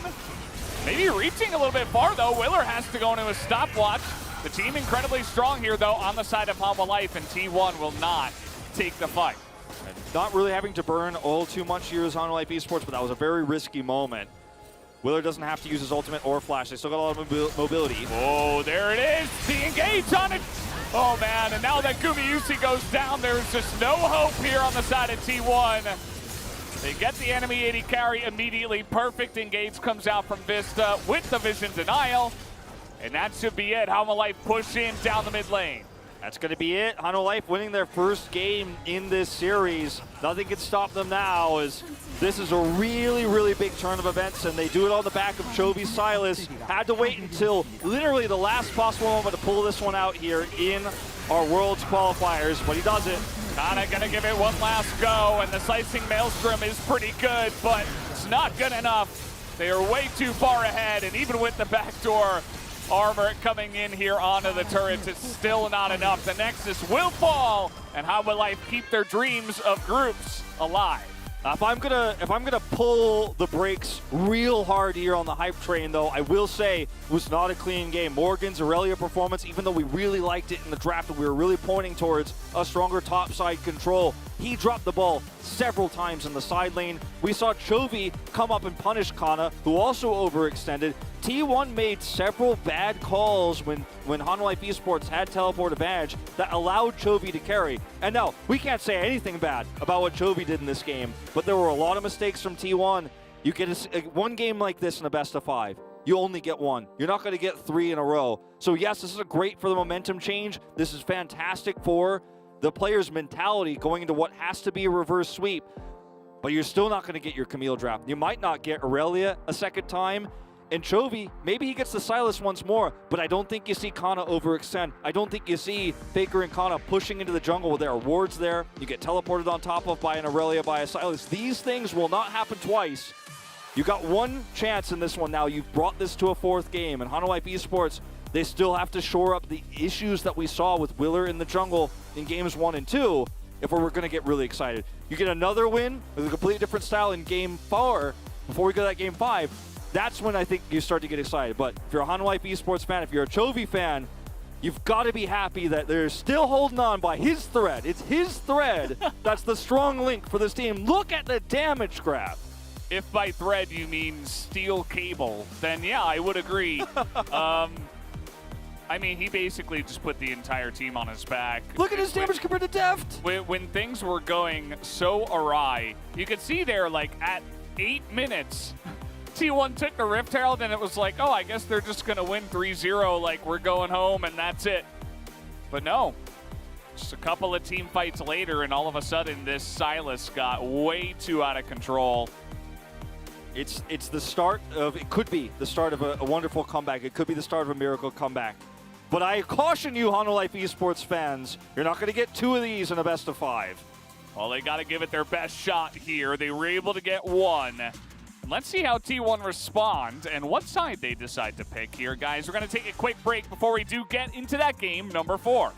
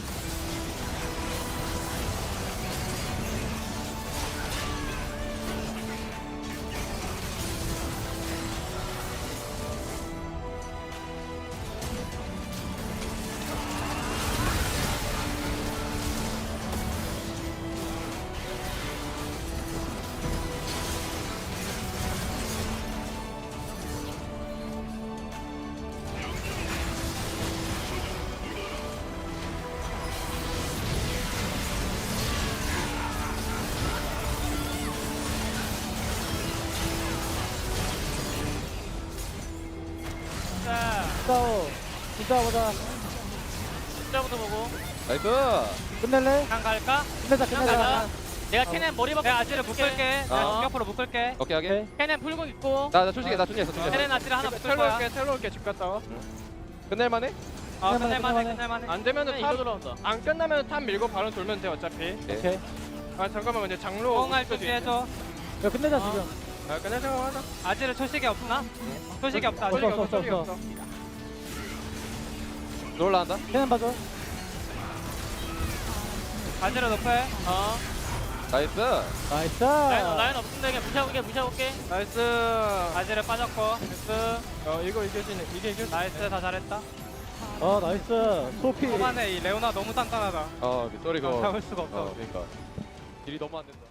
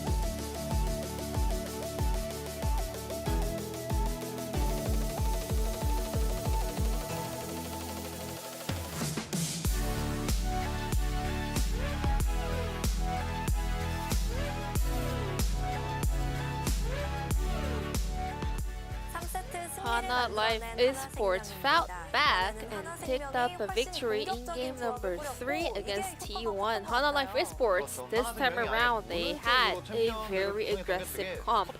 And the point that Hana Life Esports decided to play some sort of a dive comp was very effective. Because their top laner, based on the champion matchup, it was a very hard fight for Morgan, but still Hana Life Esports had other options to find the opening in this game, especially during the teamfight phase.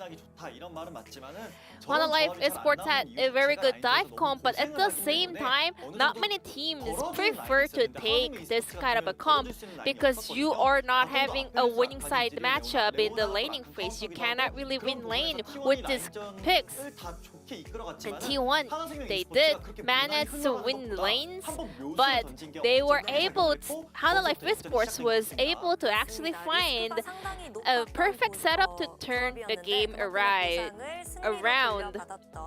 Hana Life Esports, they were taking some risky chances and they managed to take a very high return as well.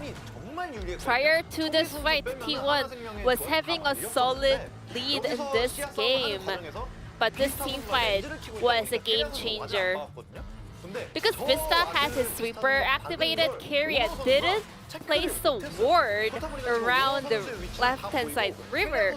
So Owner, he was fully exposed under Hana Life's vision, and then Owner just got popped from the CC chain of Hana Life Esports. And Hana Life Esports, they tried to make plays after picking up this kill onto Owner. And their comp was meant to play like this. They're having a comp in order to make plays and get picks, kills at the later phase of the game. And then Hana Life Esports, they didn't stop after they got a kill onto Owner. They decided to re-engage for this kill onto Ezreal as well. Viego was in the perfect spot to hide himself and then got a kill onto who might use his Ezreal. And Kennen was not able to find the perfect flank angle as well. I would like to say that was a perfect setup from Hana Life Esports. And after that play, T1 started to slowly fall apart and they couldn't turn the corner. And we could tell that T1, they were rushing. Wakana got a solo kill on Irelia, which means you have a chance to push in another wave.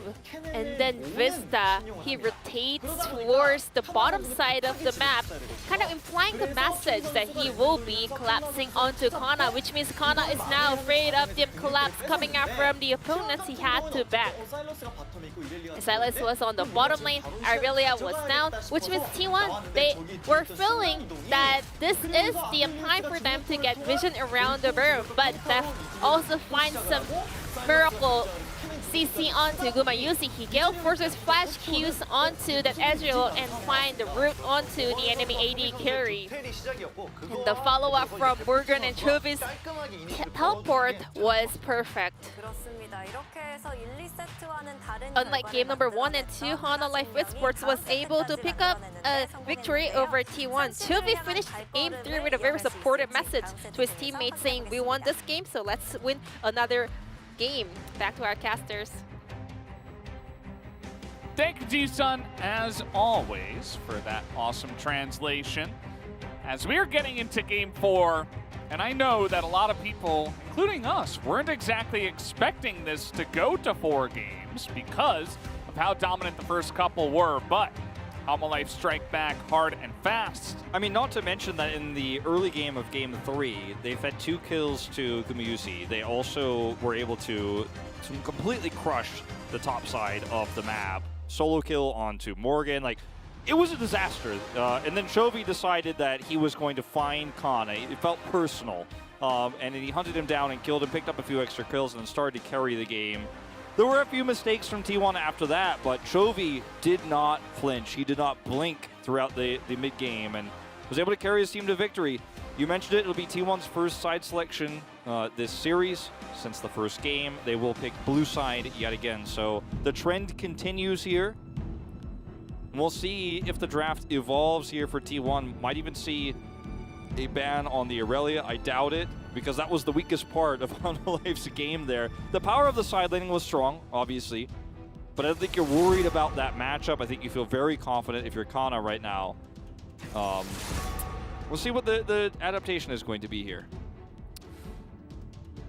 And after that game, you know, as you mentioned, T1 got such a nice lead. Maybe as T1 you say, well, that was a little bit of a fluke. We can just ban the same stuff. We can choose the same side, or at least play from the same side. And just play better in game 4, right? Like we did.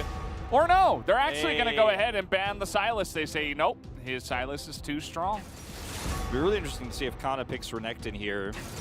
Will not. Well, is very happy to play the Kennen into it if Morgan decides to pick that, which was the norm, and this is what you would expect based on what we've seen Hunalife do over this entire gauntlet. And I keep saying that, I know I sound like a broken record for this, but it was an extremely predictable set of games from Hunalife Esports. Their style could not be more obvious.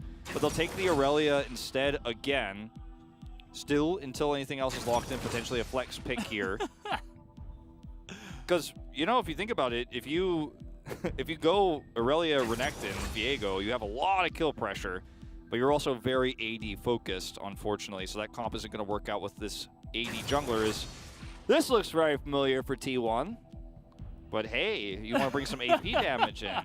Yeah, I mean, you can ban Sylas, but it's not like Sylas right now in the meta is some kind of crazy beast or is S tier or anything like that. It's still Chovy. He's going to play Orianna. Worked out for him in terms of the laning phase against Faker Azir in game 2. We did see the solo kills come through. Some really a proactive play in the first kill. Bit of a mistake from Faker in the second one. As the Kalista ban will stay. Hunalife Esports, a lot of power in this draft that they did not have with that previous Orianna pick. So we'll see how this one works out. The Ashe gets banned again.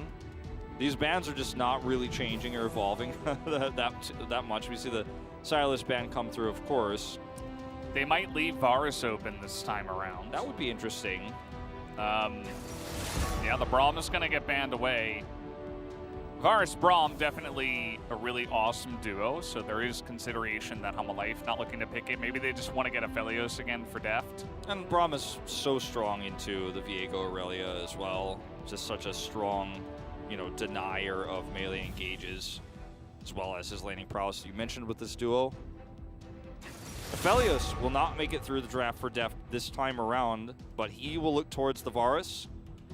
This is what we've seen a lot with this type of drafting for Hunalife Esports. A lot of poke that he can put into the really, really strong hard engage that follows up. But a lot of that's going to rely on vision control. Jhin would be such an interesting adaptation here, but considering the range he'll give you and the front line they already have with the Azir, Jhin Zhao, and Kennen engages, I wouldn't hate it. And they do lock in the Ezreal. And guess what, Leona? Yep. So this is the exact same draft from game 3. For T1, of course, yeah. Yes. And Rakan comes through, so just a few small changes here. Just Orianna and Varus are changed. Only 2 champions different from game 3. What you're going to lose with the Orianna versus the Sylas is obviously that carry potential that Chovy can put off in an extended fight if he gets fed, right? But it's banned away. If you're Chovy, in this particular case, you should feel very confident about your ability to lane against Faker because he already proved it in that second game. Again, small mistakes from Faker, but you're still going to do very well in this lane. And if you can gain prio once again, you can go to the top side of the map and help out the Aurelia. The big question mark, as it has been all 3 games, now going to this 4th one, will be how much impact does Willer have on Morgan's lane and on those Rift Herald fights, because bit of a fluke in that 3rd game in terms of how much money Chovy was funneled, how much ability to carry he was given. You're not going to have that same opportunity this time around. And as we talked about in game 3, this comp looks basically perfect for T1. If you can get a smooth, you know, path to that mid to late game, you're going to feel very great about your 5v5 team fighting. Yeah, I mean, there's a reason why T1 don't switch it up. They were happy with the draft. They just were not happy with the execution of the draft. And of course, Chovy just got a little bit out of hand. So curious to see how Halma-Life do with their 2 changes to the draft in the Orianna and the Varus, as we will be hopping onto the Rift for Game 4. Here we are. And all it takes is that one win for people to start believing once again in the potential of Halma-Life to turn this one around. It would mean that Faker and crew would be in play-ins. Again, that is really what we're fighting for here. The winner of this match, they both make it to Worlds, but the winner gets to skip play-ins, whereas the 4th seed from LCK will be forced into the play-in stage of Worlds. Yeah, Faker's only lost 2 of the 5 Worlds he's played in. 1 in a finals, 1 in a semifinal. If you think about how far he's gone and how successful his Worlds runs have been, it's pretty insane to think that he would play in play-ins when he performs here in 2021, 8 years after his debut. We're still not looking at that world just yet. It's going to have to be a reverse sweep, but just the thought of it is quite interesting. I think it's only Doublelift who has more Worlds appearances than he does. Might be off on the exact number on the list on that one, but I know Doublelift has more. But Faker, again, his win rate and his performances across T1's history in Worlds is pretty insane to think about when, you know, you consider how long he's been playing League of Legends. It's pretty insane how he's still able to compete at the highest level, just played in the finals here. And we'll see how he does against Chovy this time around in this laning matchup, because Chovy did kind of style on him a little bit in Game 2, but wasn't able to turn that into a victory, as trading in the bottom lane. Wow, Exhaust extremely early on here. Just trying to get a very aggressive trade going and take over control of the lane. You might look at it and say, oh, wow, he wasted his Exhaust, but that's not the case. He gets control. He allows them to hit level 2 first, pushes Gumayusi back. And we'll see, you know, how long they can hold on to control now. Yeah. Thumbs up here from Vista. I gotta say, you know, of the 3 players that Halma-Life Esports have that you don't think of as legends, right? Vista, Willer, and Morgan. And Morgan wasn't even the mainstay for a while. It was Dudu and him, and then Willer between 2 other junglers. But Vista, I feel like, has been the most improved and the most consistent of the 3. And once again on this Rakan, he's undefeated on. It's a great start here to this lane. This is definitely a great player. It's just that I think when Halma-Life were going through their hard times, it was also like everybody was kind of, you know, just sitting back. And as the support, sometimes you don't get a lot of opportunity when you're always losing the game to make big plays. And even then, he still had some nice opportunities, but not enough to be recognized so much. But now that they're winning again, everybody's, you know, recognizing once again that Vista does have a lot of great potential and some great plays that we have seen. This whole wave crashing through. Willer once again making that rotation down to the bottom side. Rift Scuttle. We'll see what happens here on the top part of the map, because we see Morgan get dove multiple times here in this matchup, or in a matchup against Kennen, which has been the priority for Kana. See this exact path that Owner goes for once again. Over the wall here onto these Krugs. Chovy does, of course, have teleport. Like, we keep watching this exact same thing happen. Feels weird. But, I mean, this happens every single game. This series, more than any other series I think that I've cast, even down to the jungle paths, as you're pointing out, like, everything is just the same. Willer is not going to stick around the bottom side of the map, but he's not here.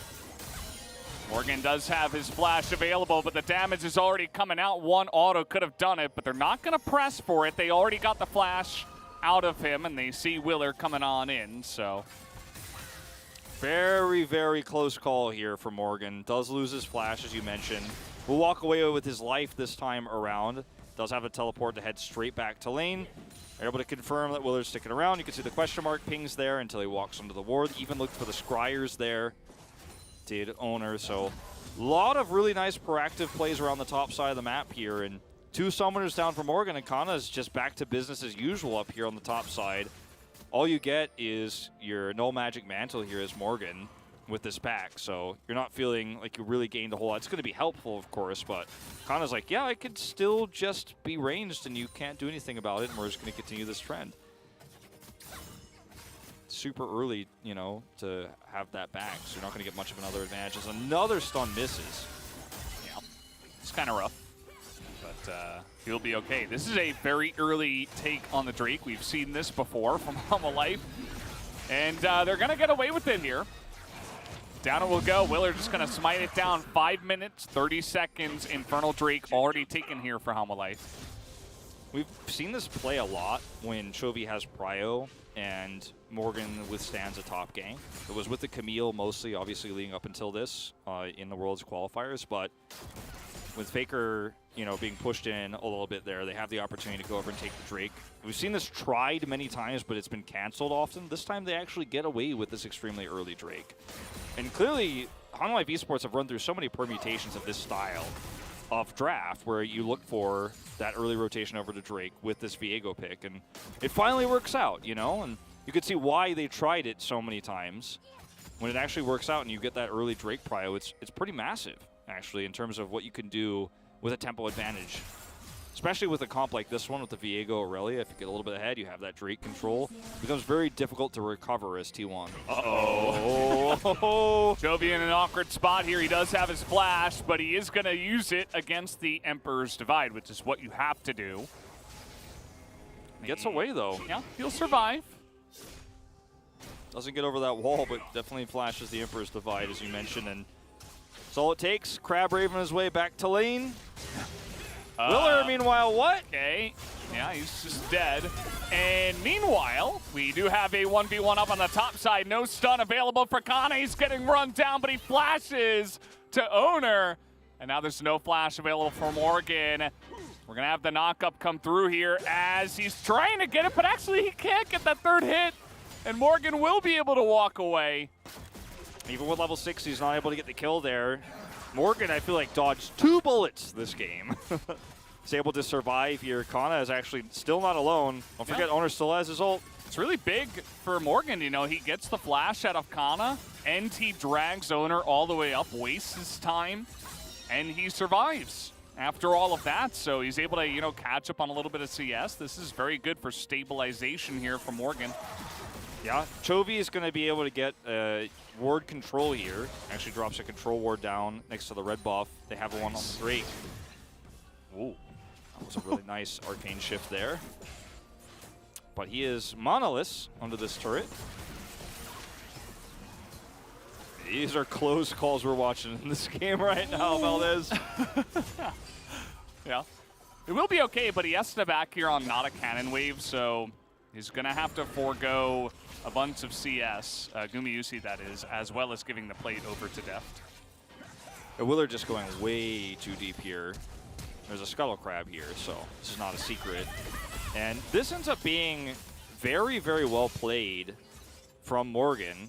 Ends up forcing the flash out of Kana, dodges that shuriken, and he doesn't have flash, but he's still able to escape there under the turret because the third hit doesn't get the knock up there. He's not able to hit that third hit. As this is a bit optimistic. There's a big rotation down here from Life Esports. Yeah, this might be the first game where Life actually have a fighting chance over this Rift Herald. But actually, take a look at this. They see it happening and they back away. They say, okay, we're a little bit late to the party. How many teams have we seen at the top level of LCK just run headfirst into that fight and lose? Yeah, I mean, pretty much all of them. Even Tom 1 Kia has done it, and T1's done it. Yeah. A lot of respect here, and I think part of it is the fact that they're on match point here on their ability to skip play-ins. But the other part is the comp that they're up against is really good at skirmishing, as that's going to whiff. But Life Esports, with this early Drake control they have, it's only a minute to go on that. That could definitely be where they make their next move with the prio they have in the bottom half of the map and have maintained throughout this early game. Level 6 first for Vista here. Not going to utilize it, of course, against the Leona. Very, very risky to do so. No cleanse again, by the way, from Gumayusi. I was thinking he should have taken it in the last game. And this game, again, they do have a lot of CC. Very much like the last one that we saw. There's no Silas. But Yeah. even so, I mean, you're looking at Chains of Corruption, you're looking at the Charm from Vista, so even from the bottom lane, you're getting value there.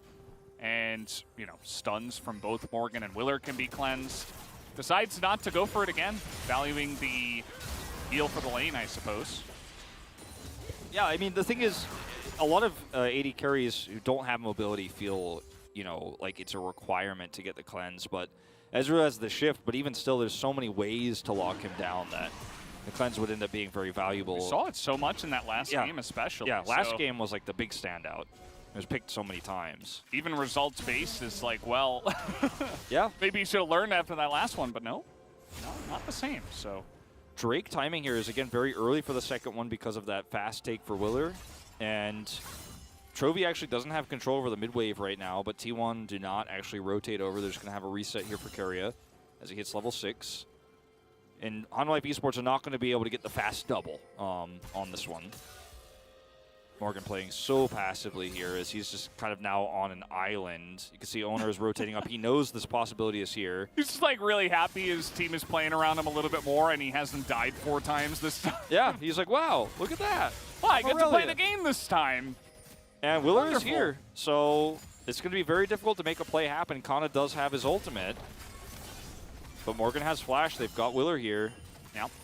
TP available for Chovy. They decided to go for it, but again, this is a bit of a dangerous spot. As an Orianna to TP into, you might have to immediately flash if it goes awry. Your timing would have to be basically perfect, and now I really like this. The team is rotating up. Yeah. Rakan without being spotted for most of this rotation. They're going to drop the Herald now. Faker will have to teleport in if he's going to join this fight.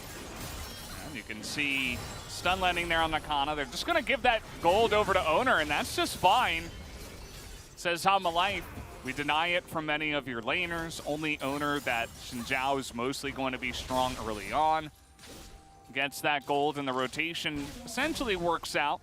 They're trying to, you know, they already gave the Rift over Herald over, so they're trying to just minimize the damage that they take from the Rift Herald. Yeah, and they still maintain, albeit very slightly, a gold lead here because of that Varus-Ezreal early game matchup. So Hanwha Esports actually feeling very comfortable at this stage in the game, and this is what we didn't see in game 1 around that Herald they gave up. Remember where they just completely left that one out to dry, or let that one into crash, I guess, whichever way you want to put it. They left Morgan out to dry on the top side of the map. This time they actually commit, they rotate in, and it's not going to be the full turret going down. So yes, there is still a lot of gold given over to T1, and they take a slight lead here, but it's much better than it could have been. Chovy does not commit his teleport. They don't do anything rash.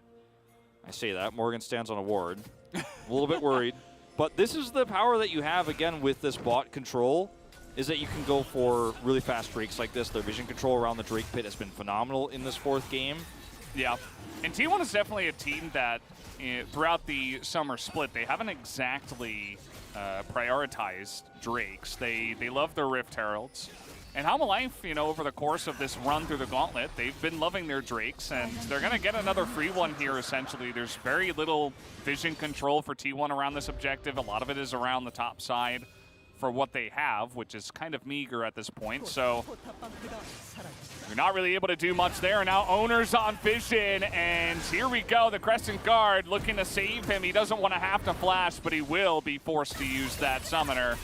As a one-on-one up on the top side, the stun comes in, but Morgan trying to fight this one out. A couple autos more could do it, and the flash will not save Kana, and this time Morgan gets his revenge. Oh, it starts to feel like all the dots are connecting, Valdez. Everything that we said could happen with these Hanwha Esports comps is starting to happen. The dream is starting to be realized for this team. Everything is coming together here. They're not getting huge wins in this game, but they're having a smooth game where Morgan's not getting camped on the top side. He's actually finally getting those solo kills. He's actually winning these duels.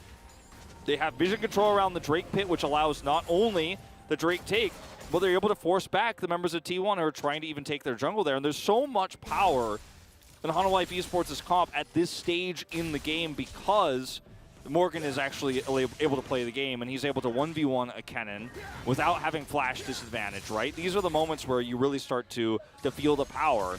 Let's look at his items, too. He's just got the Iron Spike Whip here, but with the minion wave here, he's able to charge up his Q. And then, look, he actually will take this stun. And then it's just Conqueror's procking, but guess 나이스! what? That's the end result. 그래. 이거지. 죽으면 성장하는 모건. He's like struggling to get the words. 탑 나이스! 성장하는 모건. Reactions. Oh, here we go. Uh-oh. And now you've got carry up in the top side. How about we add in Faker? Even a two-shot barrage. Like, God, the guy got 1 kill. You don't have to bully him that hard, but T1 clamping down. Caster Curse. Extremely hard, trying to get that first turret blood, but they can't. I mean, we went from Morgan screaming nice on camera to the opposite in about 3 seconds there of production time, but he is picked here. Didn't have his flash, so you have an opportunity to rotate up like that. And this is a lot of that advantage now just washed away as we go back and actually see this happen. Doesn't hit the stun. Solar Flare is there, and the Zenith Blade. And there's nothing you could do here as Morgan. The True Shot Barrage, as you mentioned, going to prevent him from even walking backwards, but he was dead either way. It's, you know, the consequences of this are not, you know, game-threatening or series-threatening for Hanwha Life Esports, but does really kind of put you back on the back foot here as Morgan after finally seeing the light for just a moment.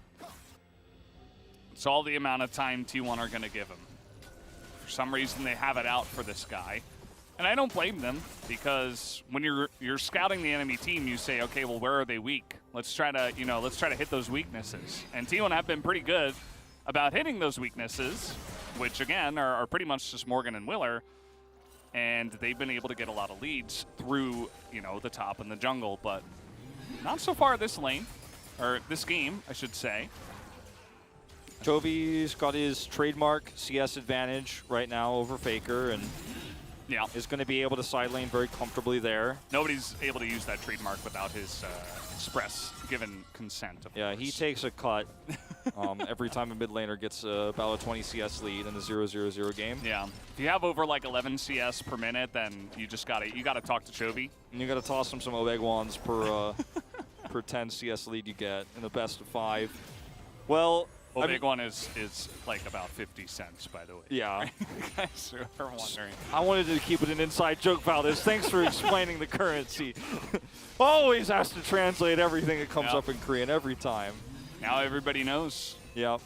Well, Drake Prio here for Hanwha Life Esports is going to be the next goal. Like, this is going to be where you make your next stand. It's Ocean Rift, so Vista was thinking about hiding in that brush there, but decides better of it. They have a lot of control over this zone right now, but don't forget, Kana has Slicing Maelstrom. He is in a really nice angle to actually flank and catch the members of Hanwha Life Esports off guard. I don't believe he was seen either. Nope, he's got a control word here, so on no vision whatsoever. This is a really scary moment when you're trying to track the cannon. Morgan will find him. And this is such an important moment. This is like game making potentially for Hanwha Life Esports to get this sole point. Yeah, it is quite huge. Having the Ocean Soul for Oriana Varus can only be awesome. Even the split pushing of the Aurelia would really like it.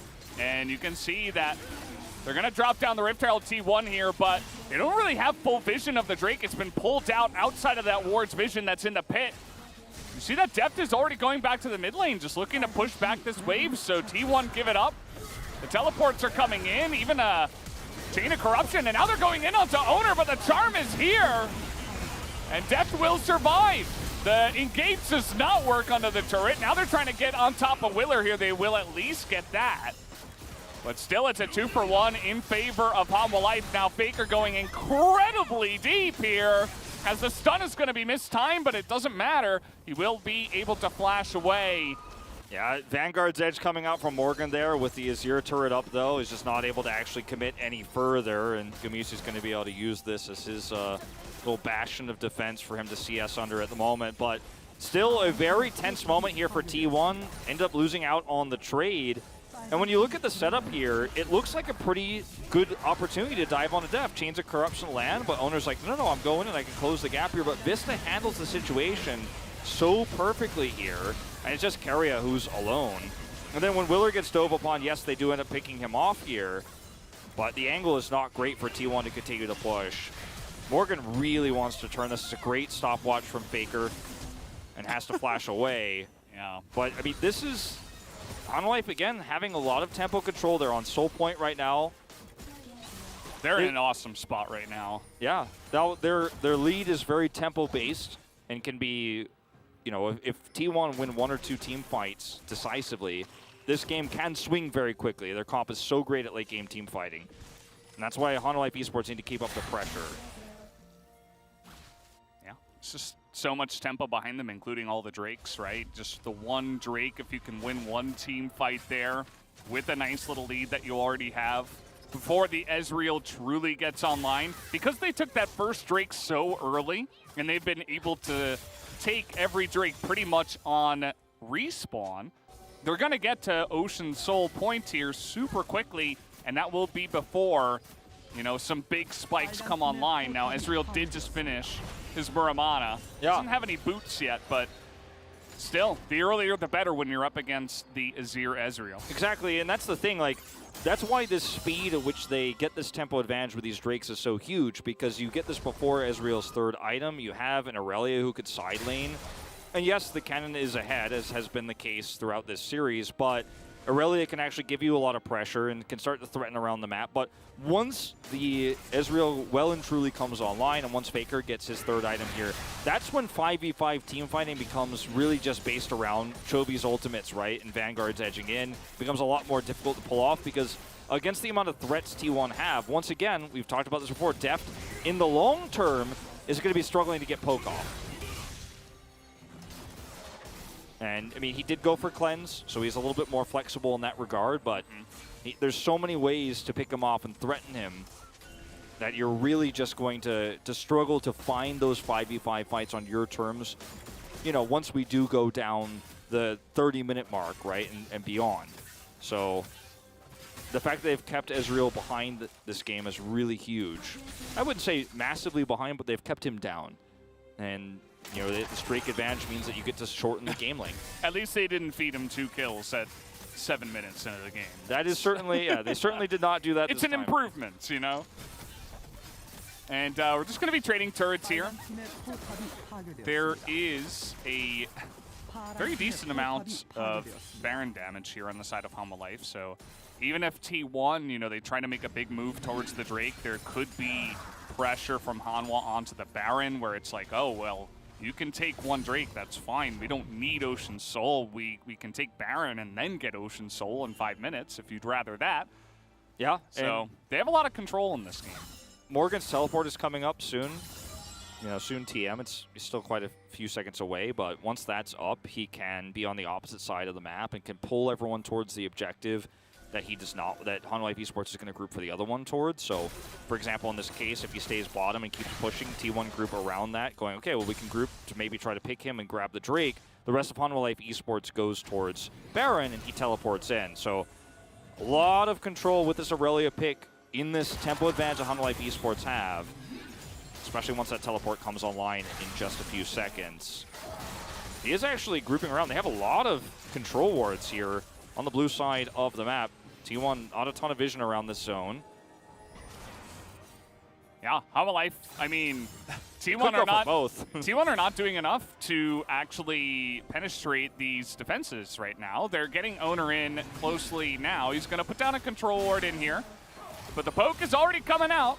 And Kana, there's nowhere for him to flank to. He's just going to have to look for this one straight up.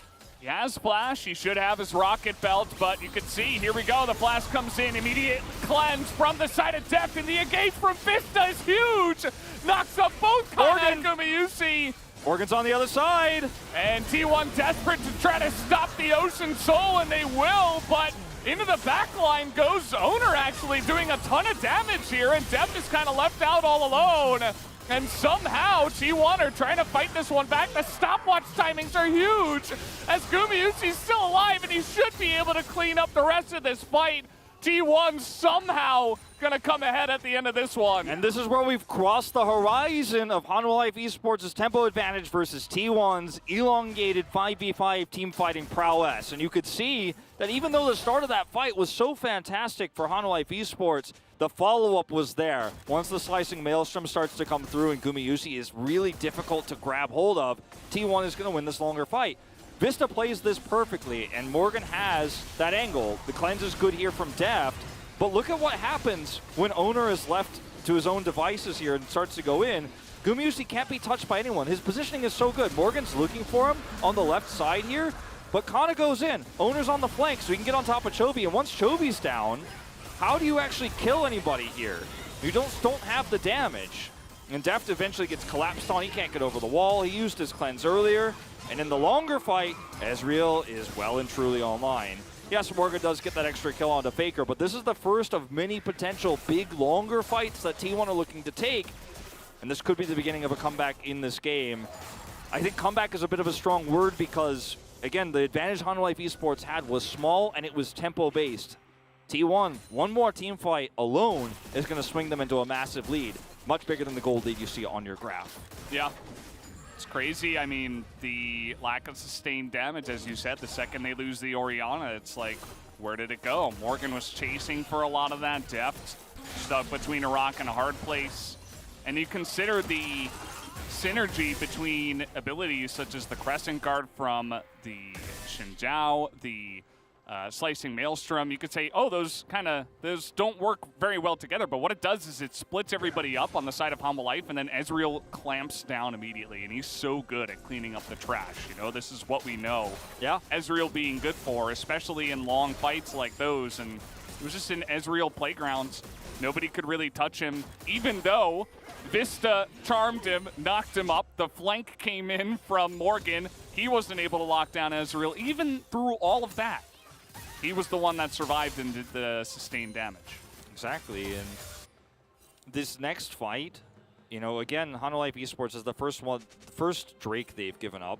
This next fight is, again, a moment where if Hanwha Esports can pull T1 out of position with the side laning, there's a world to where you can start to get pickoffs, and you can maybe even get a pick leading into that fight, maybe take a 5v4, but the problem is that this has continued to be a problem, this is right on your screen, is Morgan can't side lane pressure. He can side lane, he can kill minions, but Kana is beating him in these 1v1 exchanges. He's having a lot of trouble actually getting out deep onto the map, which means that, you know, Faker is also getting a lot of side laning done on the opposite side of the map, and what comes with two stronger side lanings coming through from T1 is that they have vision control, and vision control leads to Hanwha Esports not being able to set up for those picks like we mentioned. That last fight was so well played by Vista that there's still hope that Hanwha Esports can turn fights or can actually flank and win and engage even when they're coming in second. But is it realistic to expect?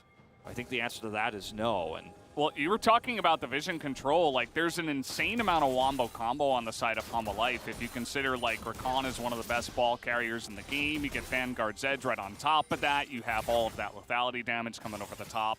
It's very burst and wombo combo oriented on the side of Hanwha Life.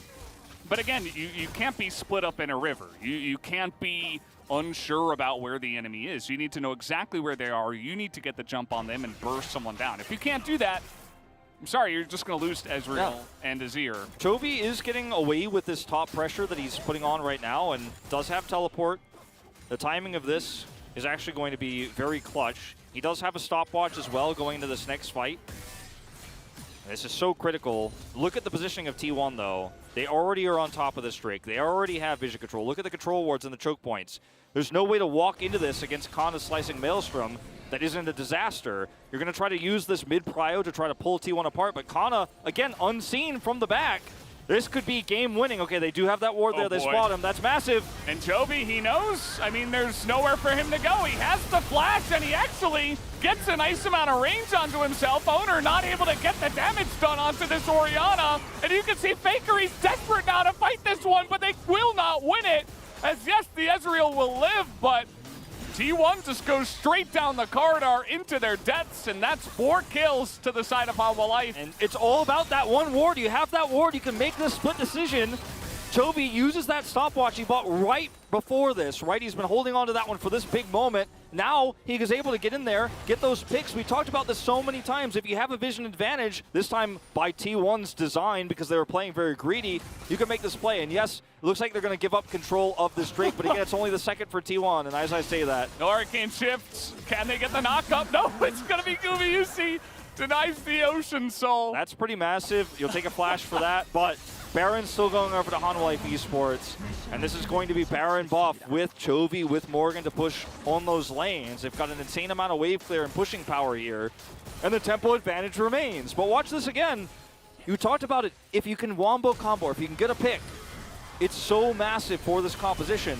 And when Chovy hits the shockwave here and Kana is instantly blown up, it's a war of attrition you can't win when Gumayusi's got a minion wave between him and closing the gap on Hanwha Life Esports. He does 400 damage in this team fight to champions because he can't get in there. The rest of the fight is over before he does the damage. And this is his perspective as he tries to go for the steal here. Is successful. See what he says. 안전하게 할게. I said, I'll just do it safe, basically. That's what he said there. I think the comms might have been a little bit delayed with the picture, but Maybe the comms were just like, what are you doing? Why are you like going crazy? Why are you trying to steal that? He's like, okay, sorry guys, I'll play safe. It was kind of the vibe I got, but yeah. we can't hear the comms from the other players when we focus in on the one, so otherwise I'm sure it would be kind of like chaos. Yeah, But- otherwise, everyone would be like, I have no idea what's going on. You and I would be struggling to follow as well, but Yeah. Either way, I mean, it's pretty big, right? He wasn't able to get in the fight. It wasn't necessarily his fault. It was because T1 were diving so deep and they got kind of crushed by Chovy again. there's that one rogue ward that is so important. And this is why warding, especially with comps like Hanwha Life Esports, is so important. And with this Baron buff, they will be able to sweep out a lot of that vision. Speaking of vision, spotting Keria there, delaying that back. These are small victories, but they really do start to add up to control wards removed here for Hanwha Life. Look at how much they've purchased. They've got control wards going down all over the blue side of the jungle. Now maybe can even collapse onto Faker. He's going to respect them. Yeah, it's a big moment.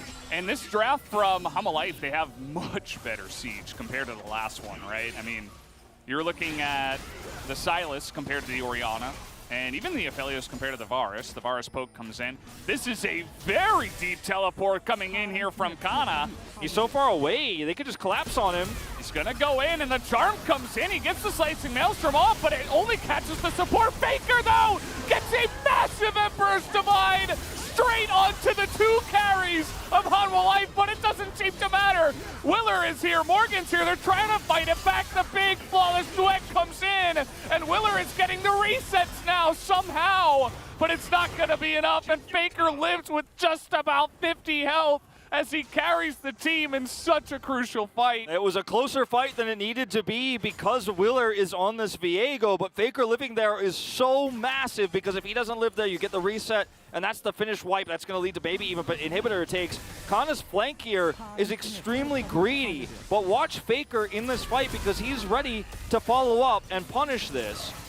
Look at how far he has to go. He shuffles over the wall into this with a flash forward to guarantee the double there. And that's two carries dead instantly. If they're able to get a few abilities off in this fight, Hanwha Life Esports brings us to a game 5 because watch what Willer's able to do when he starts getting these possessions. Faker, the second time in this series with less than 1% health, he hits the perfect stopwatch to 야 딜러 survive. 넘김 딜러 Look at how long he 딜러 다 졌어, holds 딜러 다 his 졌어. Zonias. He's like, I've killed the carries, carries are down. 볼만해 볼만해. Look at it, Zonia's still up. Zonia's still up. He's waiting until the last possible second.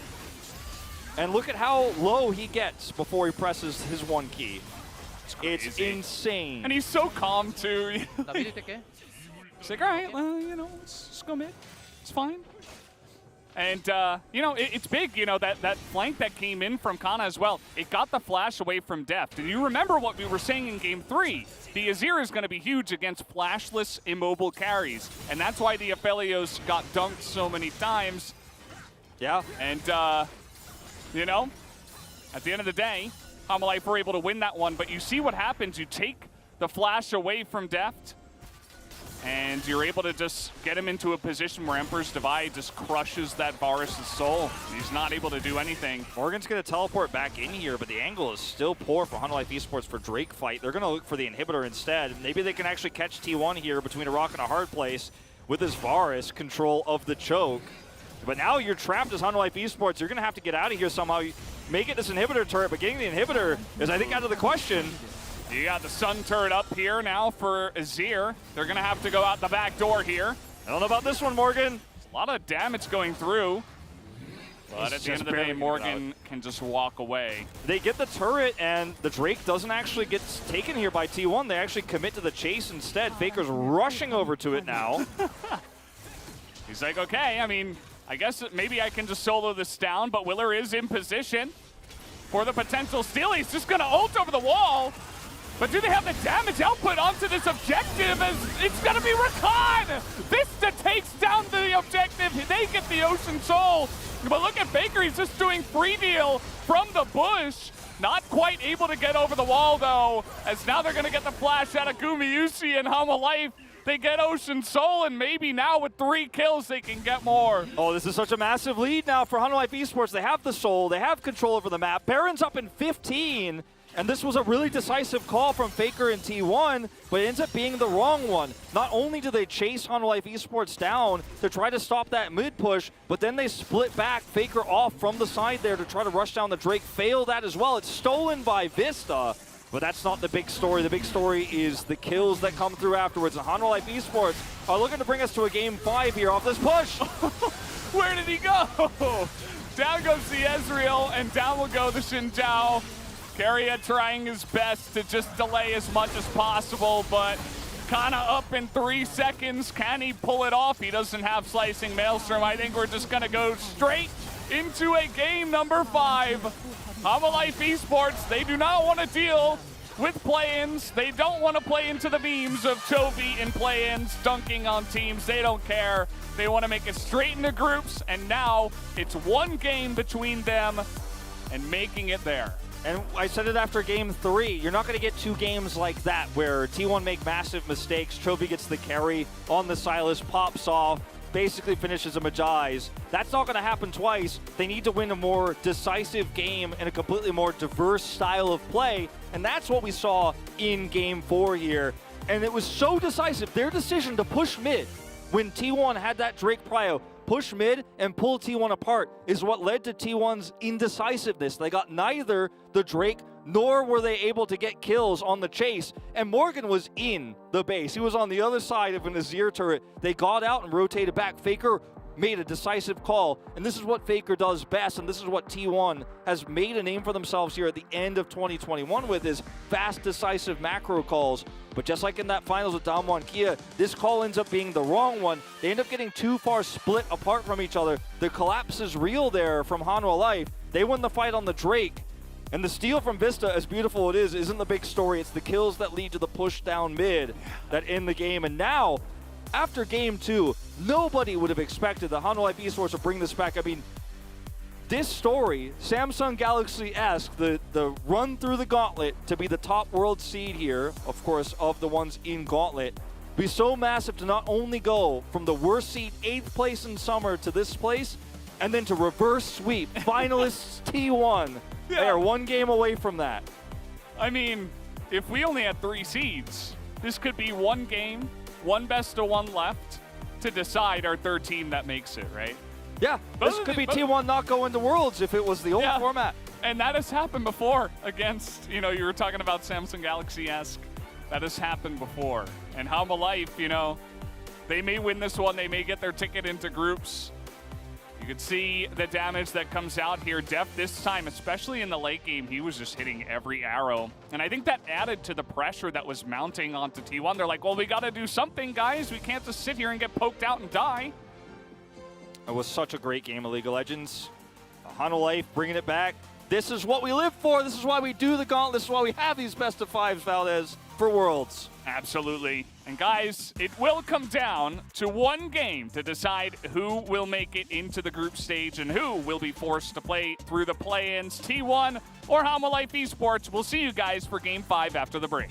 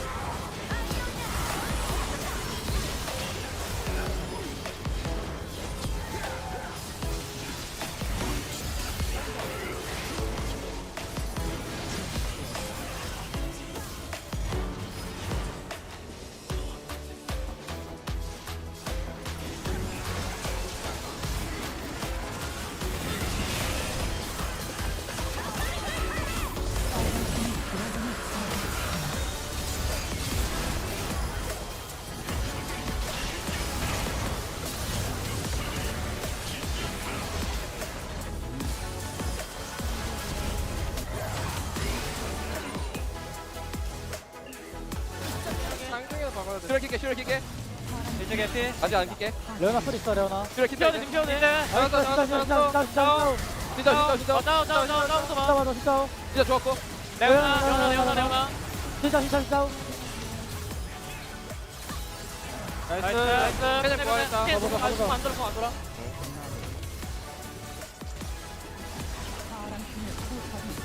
나이스. 나이스. 가자. 가자. 탑시대 가자. 나이스. 오케이 이겼네. 아 재밌어.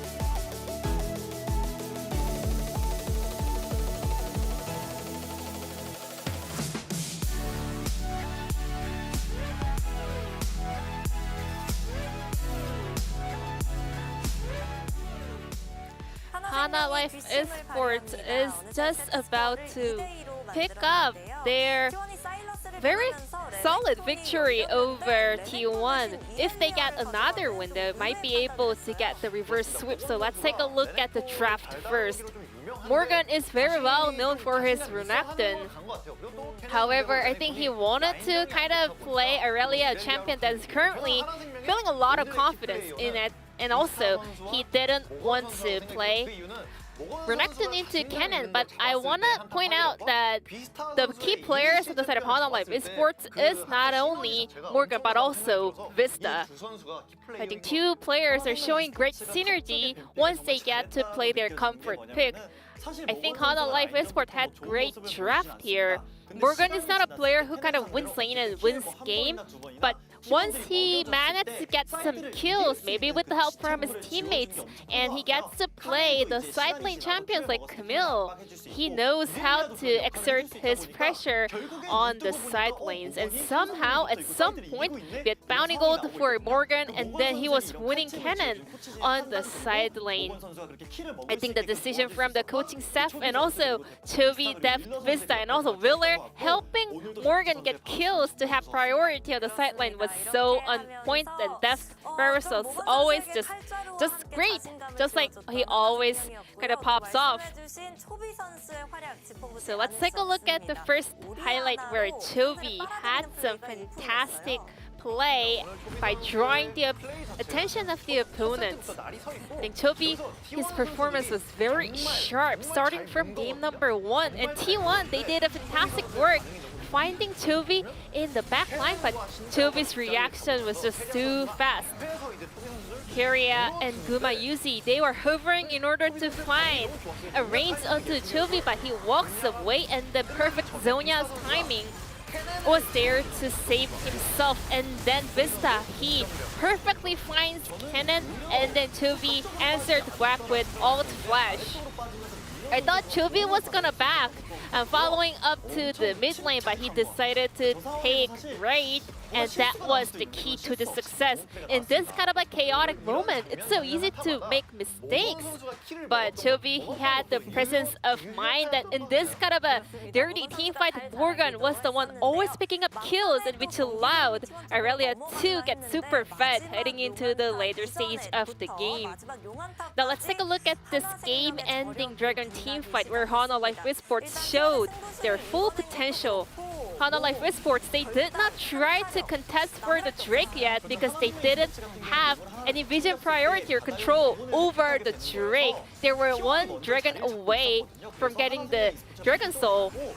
So Faker, he was the only one starting the Drake in order to deny the soul, but Willer had vision on the Dragon Pit with the blue trinket, and he decided to Heartbreaker over the wall. He bought time with the stopwatch, and their recon followed up with perfect teamfight initiation once again. Faker was in a perfect spot to do damage freely, so I thought this was a very close team fight between two teams, but Hana Life Esports, they had too many tools to close the gap. Azir was in the right spot to do damage, but Sinja was too far away, and Ezreal couldn't really follow up as well, so he couldn't really do 1v9 or 1v5 in that team fight. We're heading into game number 3. Let's find out who will be the 3rd seed of the LCK. Thanks, Ji-sun, for that wonderful translation of the analyst desk, as always, as we are heading into game number 5 here. T1 up against Hana Life Esports. Whoever takes this one avoids the entire play-ins week, or however many days it will take to get through play-ins. They get directly seeded into a group.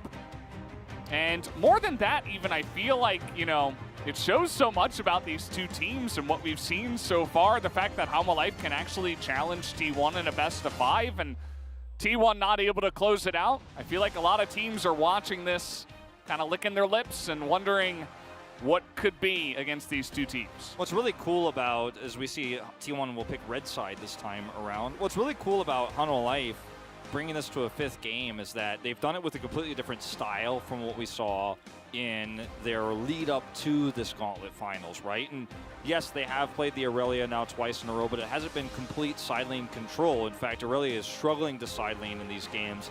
it's really about tempo advantages they've been given. They're trying to take vision away from T1. They're challenging T1 at what T1 does best, even though we saw completely different styles from them with the Camille style of drafting we saw in the previous 7 games leading up until tonight. They're showing us that they can do both types. The one thing we haven't seen from Hanwha Life Esports just yet is ultimate late game scaling type of play, very passive play. And that's something where, you know, with Willer and Morgan playing as they have, especially at the start of this series, you're trying to avoid as Hanwha Life Esports, but this is now a team that's multifaceted because leading into this best of 5, my biggest issue for Hanwha was going to be that they were so predictable. And we've seen it in the bans, all 4 games, and I think we will see in the 5th game as well, the blocking of Morgan's ability to play that Camille, but the adaptation we're seeing and the thinnest of margins by which Hanwha Life has won this 4th game is what's so amazing about it. You very rarely see a 800 gold lead at like 25, 30 minutes, like the very thinnest lead, the very thinnest amount of vision control leading to a decisive call that wins you the game. It doesn't get better than this, and this is Hanwha Life Esports in the tiniest of ways, just slightly outclassing T1 to bring us to a 5th game. Yeah, and it proves that, you know, winning against Live Sandbox, winning against Nongshim, it wasn't just that those teams were falling off of a cliff at that exact time. It wasn't just lucky timing, it's the fact that Hanwha Life are actually reaching a new tier, a new stage here of their development. It only took getting 8th in summer, I suppose. Somehow, some way, they make their way all the way over here in a Game 5 against T1. They've already made Worlds, trying to go even farther. See what Hanwha Life Esports will get to play here on this blue side. The first time they'll play it this best of 5 because they're going to have pick priority. T1 want to have that second rotation as the Camille does get banned away. What's going on here? Like, are we just going to ban the same things after swapping sides? This is the first time we're having these sides for these teams in this series. I think T1 has a plan, and it won't become obvious until Hanwha Life Esports show their cards here. And we might just, again, see that Aurelia come through first, and T1 might have an answer prepared. It's actually banned, and Hanwha Life Esports might actually blind the cannon themselves, which would be a huge shift for Morgan. He's played it a lot in the past, but not at any point in the World's qualifiers here. So it would be a huge shift for him, but they're going to take the Viego instead. Well, very flexible start to the draft here for Hanwha Life Esports. And now T1 select Kennen and Xinjiao. Like, what? Could happen. What? Like, there's one. Why don't you? I mean, you've been doing this all series long. Well, I mean, there's obviously more to red side picks than just the ability to get this to 2-picker. But the Renekton is going to come through. Now, this is something that Morgan has made a name for himself on. In China and also throughout the spring season, that was where he had his most success with the Renekton when it was at its most popular point. He also, of course, took a game off of Nongshim on their way to this finals of the Gauntlet with this pick. So with the Renekton Viego, you have a lot of power against the cannon on top side, and it's a lot easier to execute, arguably, with a point-and-click stun versus the unfortunate misses we've been seeing on the flawless duets to pull off. And Varus is also denied from red side here. That was another thing I was going to mention. If you want to run the Varus, here's Gumuzi on red side, the power that comes with that, now taken away. We might see something different than the Azir now, especially with the potential flex of the Renekton, but no, he's actually just going to play it once again. And it's been Azir for 3 games in a row, now the 4th game in a row here. Silas banned. And yeah, I do think that it's been one of T1's biggest strengths, is even in team fights they've lost, Faker's had some really nice ults. They banned the Rakan. That's a lot of respect being shown to Vista. But what's really cool about this for Hanwha Life now is that they have the opportunity to potentially pick a global mid laner in the Twisted Fate. You will, of course, put yourself down in a lot of ways in terms of long damage output in team fights, especially because Renekton isn't going to scale as well. But that's one way you can get Morgan almost guaranteed ahead with a Twisted Fate if you can match those rotations. You're going to struggle also against Azir in the laning phase, but it's definitely something that's open here, and I wouldn't be shocked to see Chovy pick it up. Definitely some options. Keria gonna jump onto the same thing. Ezreal incoming 5th pick? Yeah, I mean, T1 are really trying to send a message that they think it's just their play and not their draft. Like, Yeah. they're like, no, this draft is just really good. And I mean, on paper, it is pretty good. We liked it the first time we saw it. Looks like he just wants to play the Orianna into the Azir. The laning is going to be strong. Really good ball carrier in the Renekton. He locks it in here. And the support pick here will be the last one, and Rakan was banned away. So there's a lot less of that potential we saw, because Vista, he and Chovy, but I think Vista was a big part of why Hanwha Life Esports was able to win those fights they did in the previous set. He's undefeated on the pick. I like getting something for Vista that is proactive, something that can engage. You could say, like, oh, just pick Braum, but there's a lot of range on the enemy side, and I like Alistar, actually. There's definitely a lot more room to be proactive, to make plays, and Vista has been one of the star players for Hanwha Life so far today. Draven, throwbacks to the Worlds Qualifier last year, where Gumusi made his debut on the Draven. Will not be the case this time. The Aphelios will come through. And this is it. I mean, you know, I mentioned it here. It's crazy this is the first time it's come up, but 1 year has passed since Gumusi first stepped onto the Rift here for T1. And a critical matchup then against Gen.G that they failed in. And now he's here in the finals. He's already guaranteed himself a world spot, but it would be poetic to see the growth of this player as he is going to maybe potentially help carry his team to that Game 5 win, to take that group stage spot, and to prove that this rookie has evolved so much. He's now starting over Teddy ever since that Game 3 of the Grand Finals against Damwon Kia. He makes the call to not go down the Vayne path, not the Draven, but it will be the Aphelios to close out this final set. And the themes stay the same here for these two teams. We have the Renekton instead of the Aurelia, but it's still going to be this Viego pick where you have Chovy trying to get control of lane prio and win these games by objectives, whereas T1 on the other side of things go, okay, we got the Azir, Faker's going to be really strong engage, we're prioritizing the Kennen, and you're trying to have bot lane be hyper carry, late game carry, with a Xin Zhao to kind of hold the pieces together, a little bit additional engage. This one is anyone's game to take. I don't even want to explain these drafts because you guys have seen them 4 times already. Absolutely true. As we are ready, guys, to jump into game number 5, this is going to do it and decide our team that makes it straight into the group stage over at Worlds. Will it be Hanwha Life Esports with a huge comeback, Morgan on one of his most iconic picks? Or will it be T1, who have dropped the last couple of games, but they say, no, we'll do it better this time. I know a lot of other teams would lose 2 games in a row with a very similar draft, the same draft, in fact, and they would change something. Now, we did get Aphelios instead of Ezreal, but that's, I mean... And cleanse instead of heal. Okay, there we go. Now that there's no Rakan, yeah, let's bring in the cleanse. I mean, also, Gumusi doesn't have Arcane Shift for his Aphelios this time around. Yes. Maybe in a future patch. Please no. Maybe League of Legends 2? Maybe one of his guns makes him hop.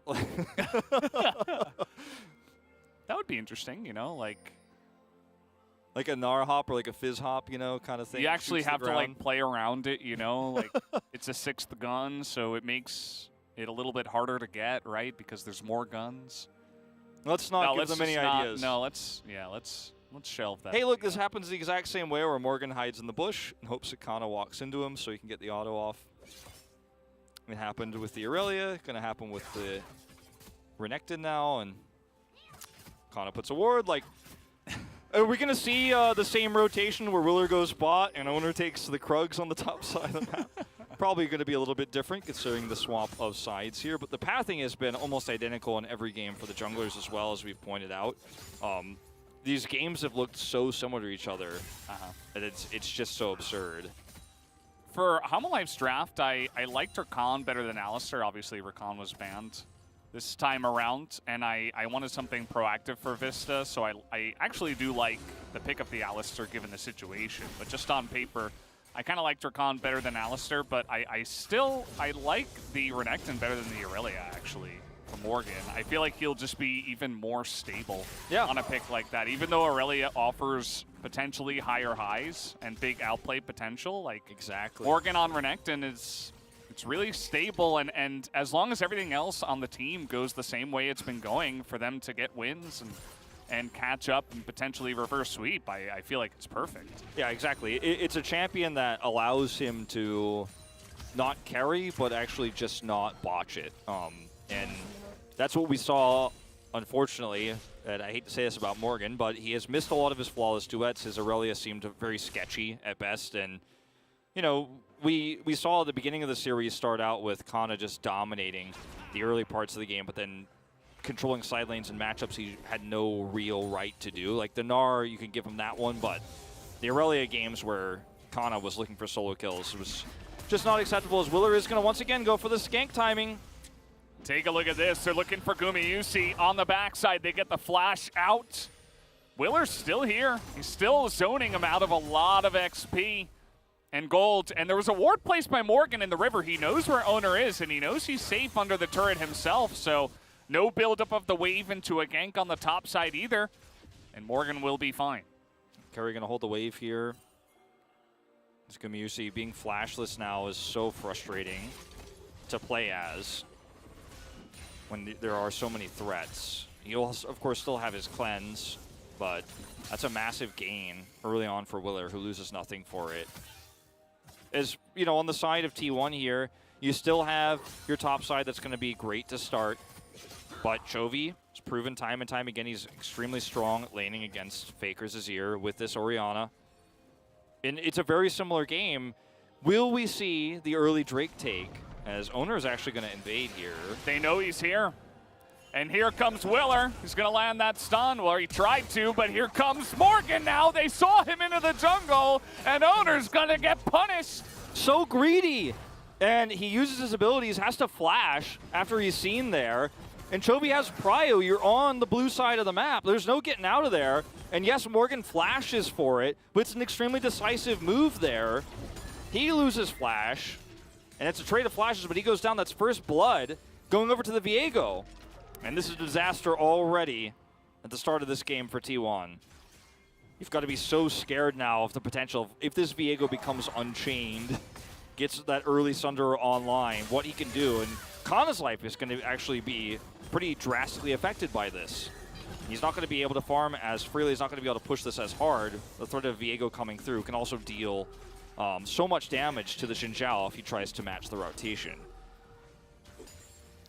I really loved that ward from Morgan on the top side. It's now flash engaged, but Owner is here. It's a 3-on-3, but the damage on the Guma is maybe too much. They get the kill, trade it back for the Alistar, and now the TP coming in. Faker's level 5, but the damage is still going to be enough. A double kill will be given over to Owner, as now Keria looking for a little bit more, as Daft is up against 3 low health members, but doesn't have a lot of mana. Will be able to push them away at least. Yeah, Faker, you know, hits 6, but with Chovy still having his teleport up, you've got to be very scared about actually committing further there. If he comes down, you're going to get caught. So they decide to back away as soon as possible. Deft is able to deflect this. 가자.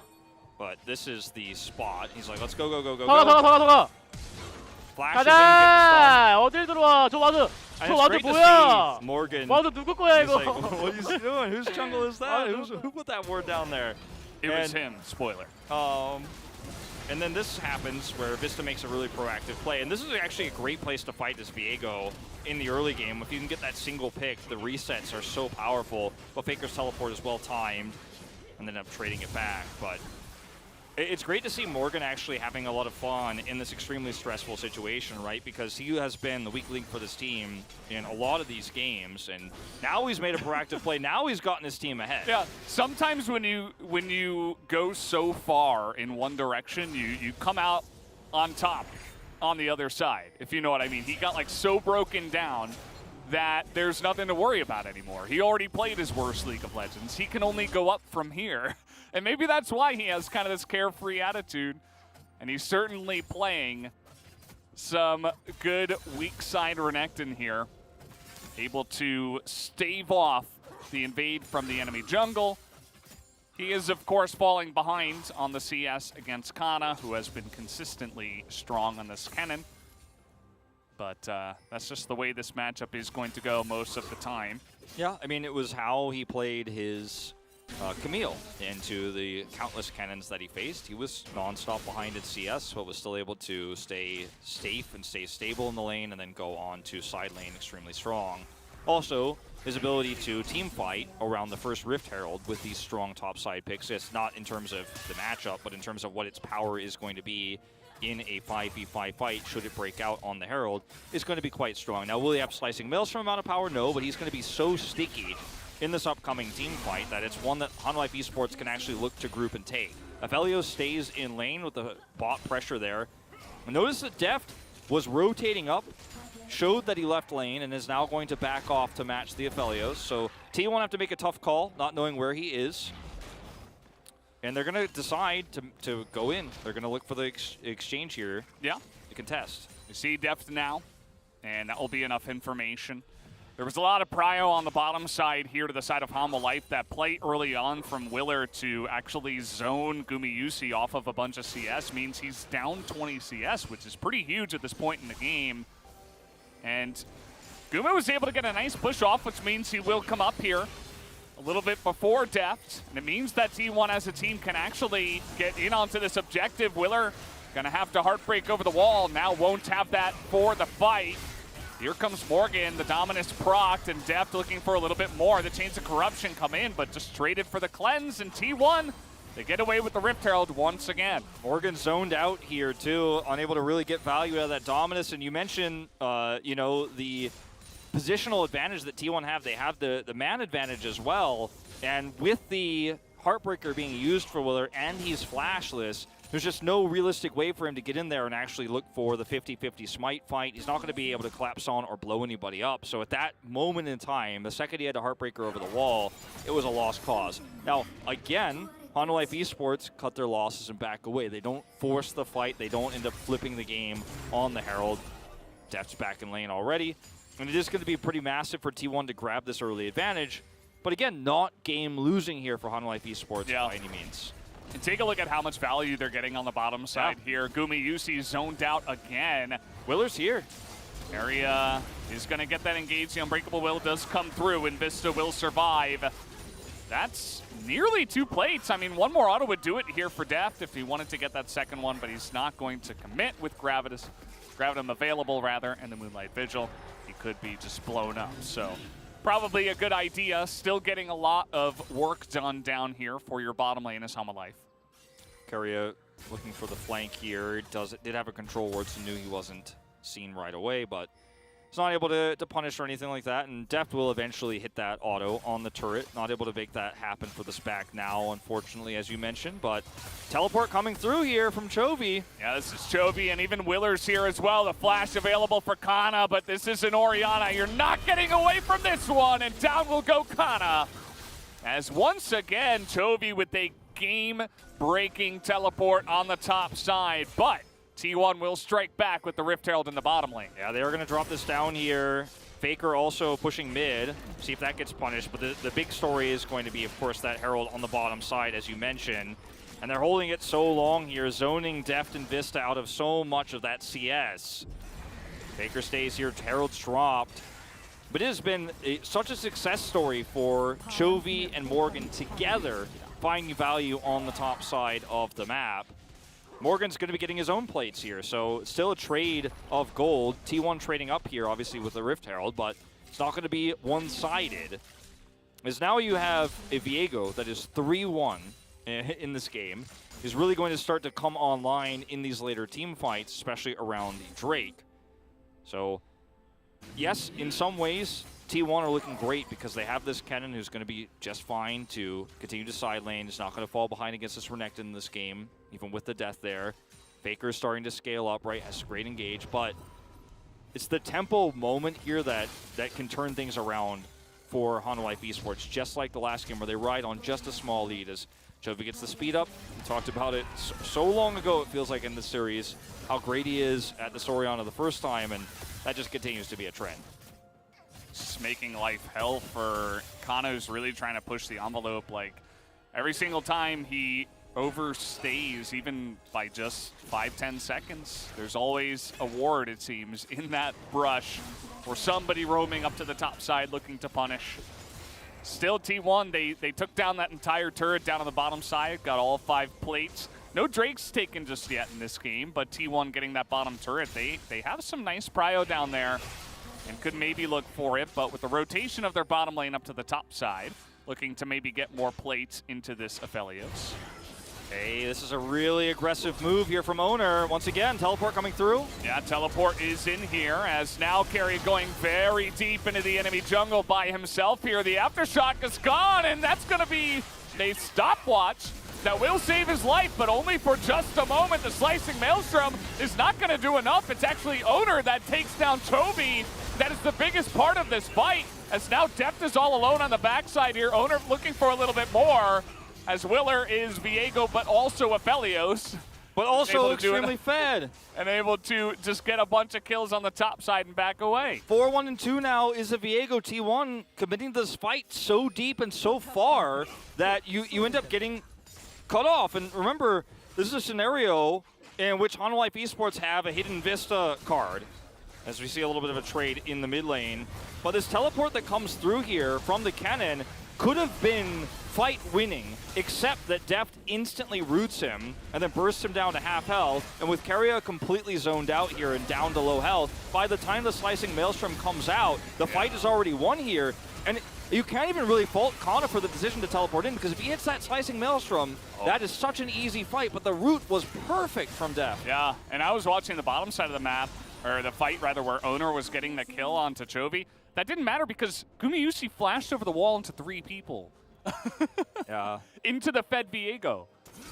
I mean, that wasn't it, right? I It was mean, a bit egregious. You got to be careful about how you're taking those fights. It seemed like everybody on the side of T1 was just screaming into the comms like, we are going in on this. And Faker bought a stopwatch right before that as well. Like, there were a lot of reasons why that engage looked fantastic for T1.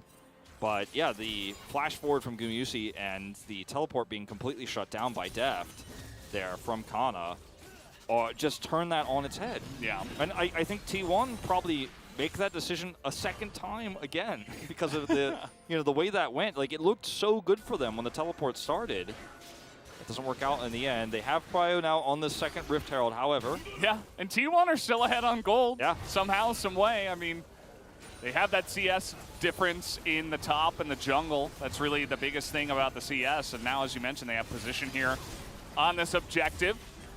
Vista over the wall. And you can see they are thinking about getting into more and more skirmishes. I mean, they have Renekton, they have a fed Viego. They're looking for more. Keria gets pretty low, though. And the soldiers are zoning them away. And so Life will not find an entry into this fight. Yeah, you've got to respect the Slicing Maelstrom again here from Kana. And yes, Morgan was standing by on the flank, but what his dominance is going to do is not quite the same in terms of impact there. And when you're in a choke point, everybody's grouped up. Kana standing where he was is basically alone enough to turret for Life. So look at the damage coming out here from Deft. Hasn't gotten any kills this game, but his impact has been felt in every fight and every trade he's a part of. That early Serpent's Fang coming through.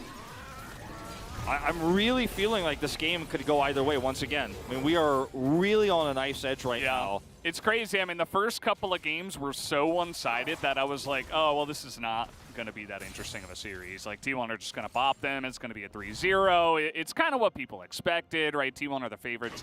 But then Life are having just kind of a miraculous comeback. When I say miraculous, it's not like they didn't make it happen themselves. Like, they're all playing extremely well. And that's why it is coming true. But it's made it into a really fun series, too, right? Like, this is becoming a really awesome best-of-5. And, the game 1 of the Sandbox series, from Live Sandbox, they crushed game 1. It felt like, oh, this might be a 3-0, and then Life came back. This is what I thought the Nongshim series was going to be. My prediction was 3-2 Nongshim. I thought it was going to be a very bloody back-and-forth best-of-5 where things got crazy. Teams had to pull out hidden strategies, and T1 was just going to be sitting on the throne going, okay, well, I know everything no matter who wins. But it's this series that's close. Kerio out in no man's land clearing wards. Yeah, he's here again. I don't know why he loves this spot so much. Thankfully, he's very tanky Leona, and they don't seem to have that much damage You really would like sustained damage against Aftershock Leona, but Leona Forest just not the greatest at that. Keria just denying some CS, you know, with this and guaranteeing a turret take. It's just It was all calculated. All by Keria. calculated. He's basically a computer. it's Morgan once again just going to struggle to Kana in the side lane. Kana is an insane cannon. Yeah. The guy is he's kind of insane. He's really found his niche, I feel.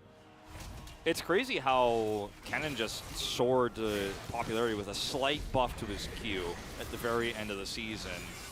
And I think for the LCK in particular, with how much we see scrappy fights over objectives, he's just so popular here, where you can actually be the carry with the top laner, set up that CC, and also can threaten melee side laners. Like, he can just outdo them, stun them, and then trade better if he's ahead.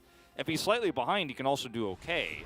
But in this particular case, I mean, you could see Renekton's not going to have a good time, Aurelia's not going to have a good time, and only the Camille, and it wasn't against Kana's Kennen, was able to, for Life Esports, shut down the Kennen so far in terms of the side laning. And Drake's up in 20. T1 in better position here. Kennen on the bottom side. 3 stopwatches to 0 in favor of T1. Baker still has his. Yeah. Faker has one. I think Owner and Kana also have one. Karius is So it broken. makes sense, yeah. Yeah, he's technically got a broken one. Still counts. Means he selected it. He got it earlier. Yeah, in his runes, he you know, he made the right choice. The only choice for It Valdez. takes stopwatch every game. No memes.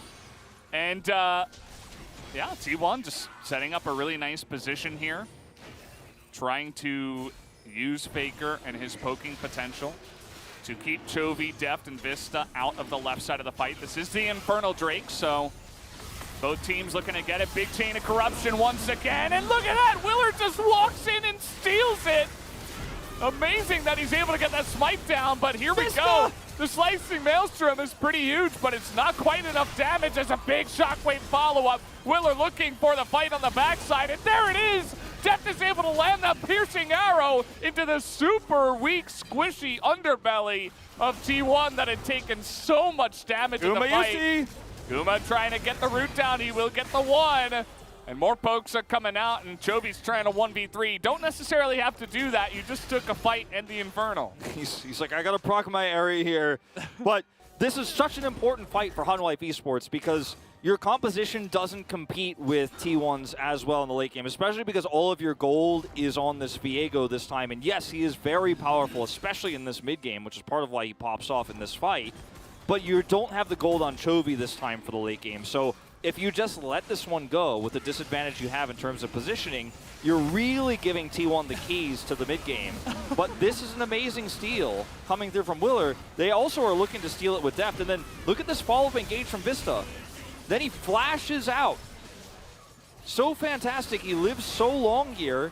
And yes, he does die. And unfortunately, Willer does do this into the stopwatches here.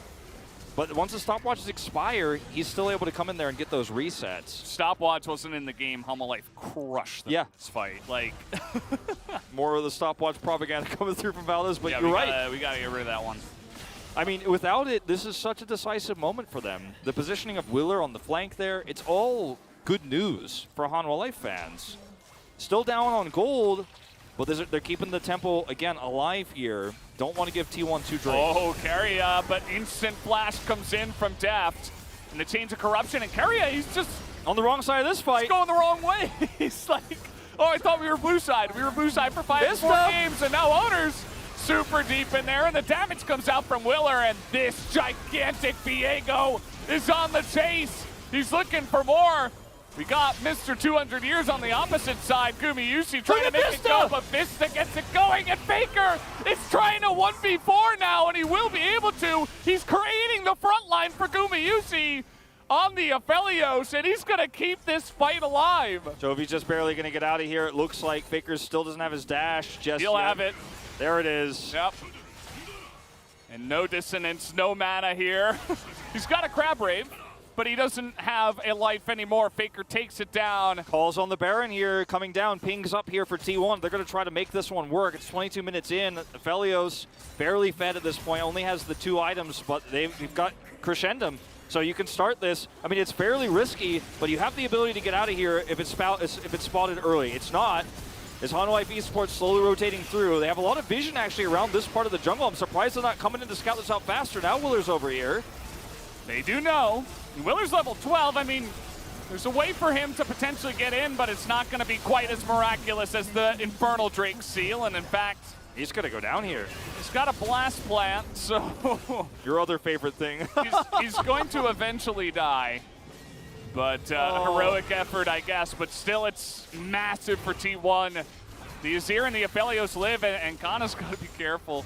As okay, the minions will help him out and eventually take his first kill. This is really huge. T1 winning that last exchange is what really decides this. As this is Karia's big hard engage in.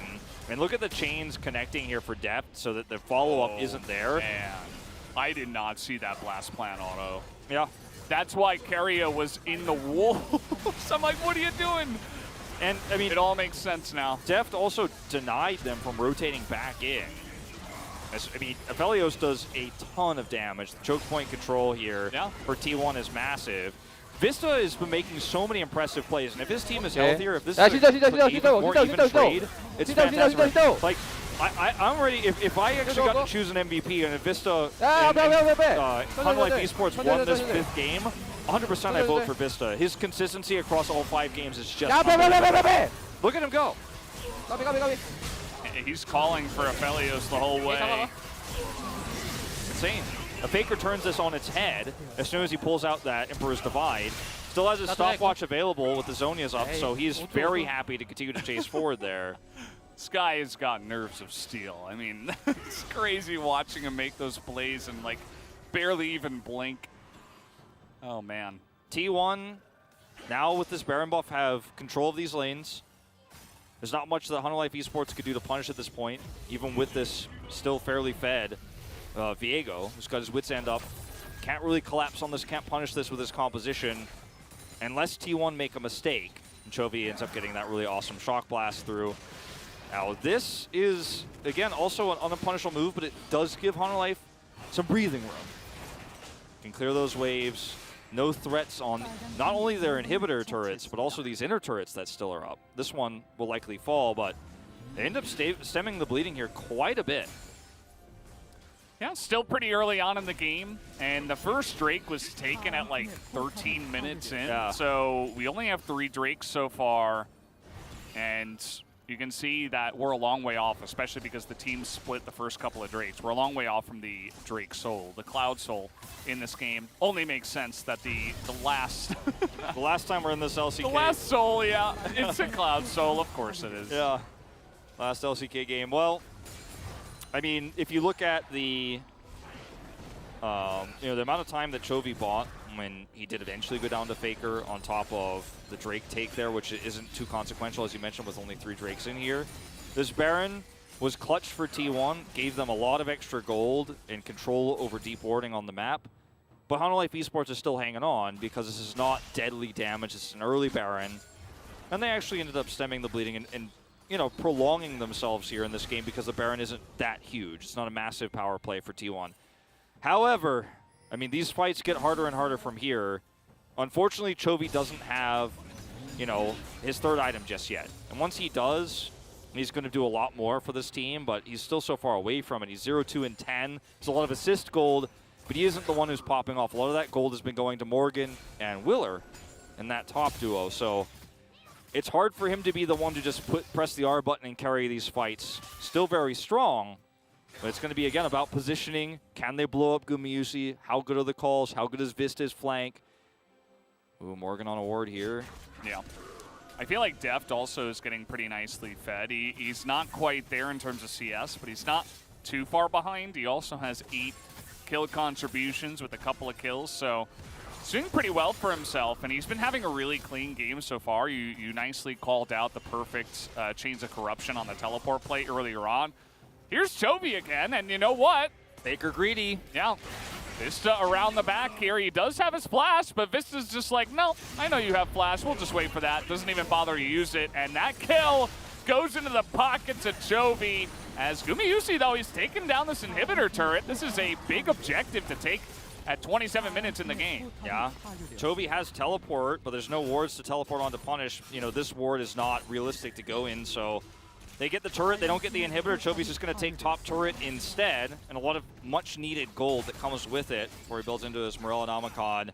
I really do think that this is still anyone's game to take, especially when you consider the greed that we're seeing from T1 here. Remember, the last game was decided by a really decisive call from Hanwha Life Esports pushing mid, and then Faker and co splitting to try to take that Drake, making a small macro mistake. Faker also making a mistake here to push this deep on the top side of the map is what cost him his life. Vista's here to catch him, and there's so much CC and lockdown. If you're solo laning as a, you know, squishy Azir, yes, you have Shuffle, you still had Flash, but it's, you know, you're caught. You're this far up, you're not going to be able to use those tools to get away. And Hanwha Life Esports still, you know, keeping this gold deficit fairly small. Morgan, by the way, he teleported to the top lane for, I'm really not sure what reason. Maybe he thought he was getting dove and he wanted to escape. That's my best bet. As now we're trying to get on top of Gumayusi here, and Deftness is going to die! Vista extends so deep, and Gumayusi just laughs at him, and this might just be the way the game ends. Faker's going to survive. Gumayusi will as well. And Willer's all alone up against Owner. He's trying to get resets, but down he will go. And now T1 might have just broken the game and taken it for themselves. Yeah, there's an inhibitor turret down. They can just push mid here. Huge, huge overextension, and that might just be how this best of 5 ends. As you say, 30 seconds on Chovy and Willer. Deft's up in 14. He's the one to get picked before it all. Morgan has to buy time here. There is a wave coming through for Hanwha Life Esports. And Morgan on the Renekton. See what he can do. Trying to clear the wave. He has the Gourd Drinker, and he will stay alive. And we got respawns coming in here, but Vista just dies. the call is to just take down the Nexus, and it looks like T1 will, in fact, secure the 3rd place seed from the LCK. It was a hard-fought battle, and Hanwha Life gave them an insane challenge tonight. But T1 were able to get the job done in the end. What a crazy back-and-forth series. I really had a ton of fun watching this one go the distance. T1 will be your 3rd seed here from the LCK, and it's an anticlimactic end to what was a really awesome turnaround for Hanwha Life Esports, not only in this series, but in terms of how they pivoted their drafting style all in on the Camille to then pull out the Aurelia, have a game of Silas for Chovy, and then have tempo-based play in games 4 and 5. It wasn't enough in this final game. They were always just a little bit behind the curve. T1 having too much map control, and even with small overextension from T1, and even with that pick onto Faker, they're not able to win the game. They look for one more pick. Deft and Vista pull forward. They pull ahead to try to grab that kill. And when Deft dies and Vista dies with him, there's just no way for the defense to happen. Remember, they killed that mid inhibitor turret moments before, and Faker will not be playing in play-ins. He's going to go to his 6th World Championship directly in groups, and T1, they've won so many World Championships, 3 in fact. Will we see a 4th this year? That is the question that T1 fans are asking. It's a new roster, it's a new T1, but there's so much potential here, and I think this team, no matter what, when they come back from Worlds, with a trophy or not, players like Owner and Gumayusi are going to have that international experience. They're going to grow so much. It's going to be great for the LCK, no matter what the result. Keria looks exhausted after this series. T1 were 1 game away from being forced into play-ins. And I'm sure a lot of people are going to watch this series and they're going to say, oh, wow, I mean, T1 don't look that strong. They lost 2 games in this manner in a best of 5 to the team that placed 8th in summer. And you look at the stats and you're like, well, yeah, I mean, that does look a little bit wonky, but Hanwha Life played an awesome series, especially in games 3 and 4, even game 5. The fact that they were able to come back here, I think some credit should be given to them and their ability to challenge. They could have easily rolled over and said, guys, I mean, we're in Worlds already, who cares, you know, like let's give it a good shot, but it's T1. But they put on a great performance. They gave us an awesome best of 5, and T1 were able to overcome them tonight. And what we saw from both of these teams tonight was a decisiveness, a lack of fear. And I think that when you consider how many young players who don't have big international experience that are on both of these rosters, Vista as well, one of those players who made so many decisive calls in that final game and across the series. Owner, young jungler player, rookie, Gumayusi coming in for his first series, or first year of play. Failed in Worlds qualifiers last year, this time is able to close it out. What we saw from these two teams is a lack of fear, a decisiveness, and that's what you're going to need against teams like Mad Lions, who are extremely decisive, who are really strong, love to team fight, or have no fear. Teams like FPX that you're going to be facing when you get to those group stages and beyond, you have to be a T1 or a Hanwha Life Esports that can stack up against the pressure. And that 5-game series we watched right behind us is proof that both of these teams can do that. Yeah, best of 5s are kind of the best training you're ever going to get, right? You can do scrims and you can try things out, but it never gets better than super high pressure situations, and 5 games where it goes the distance really builds your stamina as well for the big best of 5s later on in the year. So congratulations to T1. They make it into groups. Hanwha Life, they will be joining us in Worlds as well. LCK getting 4 seeds this year, as most of you guys do know. Just want to reiterate that. So Hanwha Life, they're not out. They do have to play through the play-in stage, which means... Yeah, Max's whole dream came true. Like, it started to seem less and less likely. Max was like, all right, imagine Chovy going to play-ins. It's going to be great. It's going to be awesome. Let's see him play against a play-in team mid laners. And it seemed less and less likely it's still going to happen. it somehow happened. 8th place in summer, but now you're in Worlds. It happened, and they're in play-ins. So we have the highlights from those games, I believe specifically Game 5 here. And it started out pretty good for Hanwha Life as well. Yeah, Willer got really fed, and it was a game that, in the early game, this is what we wanted to see from Hanwha Life Esports in almost all 5 of these games, actually, with the comps they were running.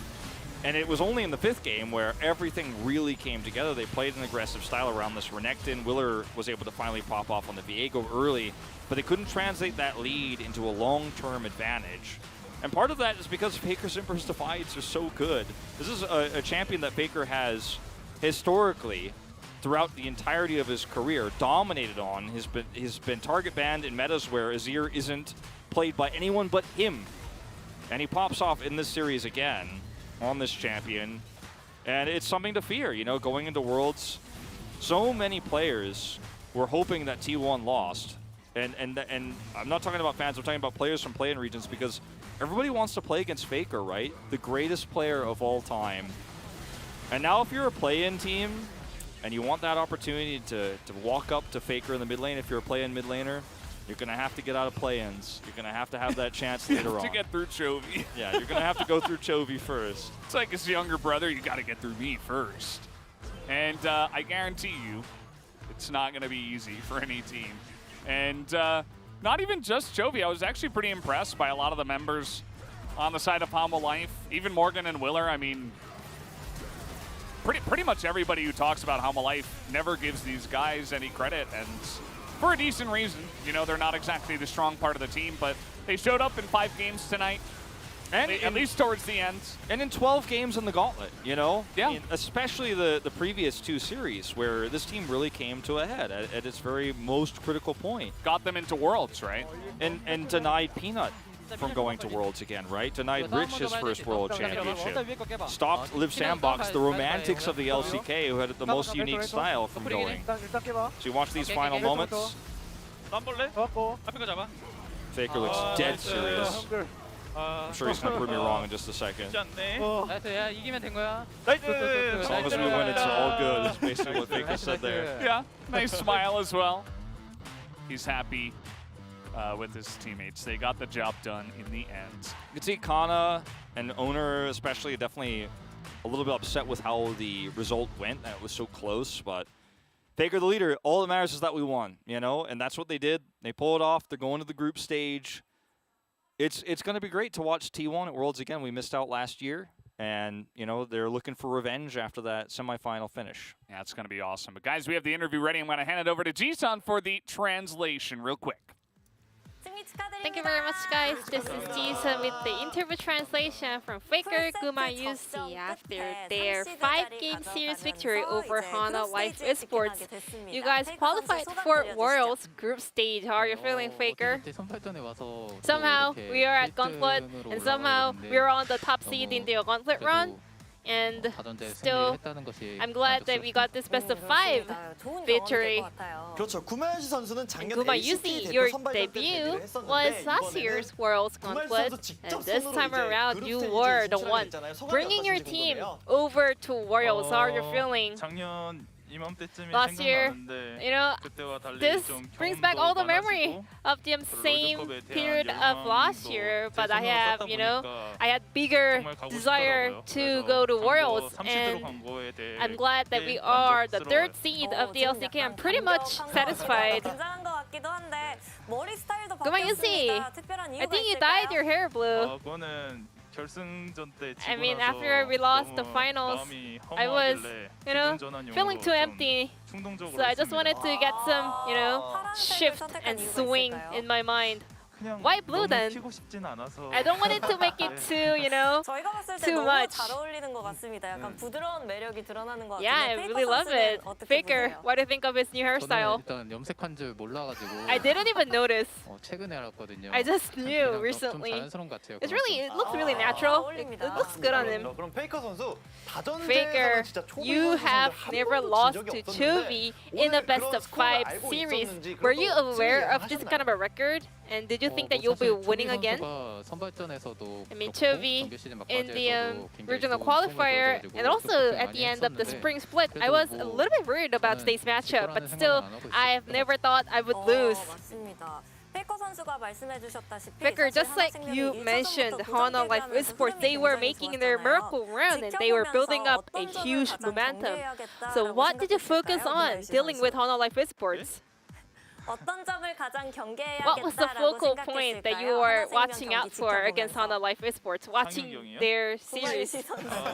This is a question over to you, Guma UC. 약간 뭐 I 데프트 mean, 선수가 Deft, 요즘 되게 좋은 these 플레이를 days 많이 he 해가지고 made 되게 great 폼이 엄청 plays. 올라오신 He was 것처럼 on, 보이더라고요. you know, great 그래서 form. 경기 보면서 좀 So 많이 watching them 배우고 play, I learned 그랬는데 a lot. 그래서 좀 And because of that, 걱정하면서 했던 것 같아요. I was a 데프트 little 선수를 bit nervous, 견제하면서. you know, playing against Deft, and I kept my eye on him. 그러면 페이커 선수 오늘 사실 하나생명 e스포츠 Faker, 최근에 핫한 이제 탑 You know, 쪽에 Hana Life 모밀이라던가 Esports, we 뭐 were all 모노나가 just talking 이런 about, you know, 많았었는데 Morgan's 오늘 Camille, 모두 탑쪽 Renakton, 밴을 하면서 and 팬을 T1 먼저 하는 그런 픽을 보여줬었거든요. constantly 탑이 오늘 removed those 중요하다라고 picks 생각을 away from 하시나요? Hana Life Esports. Did you guys think that top side will be the key in this matchup?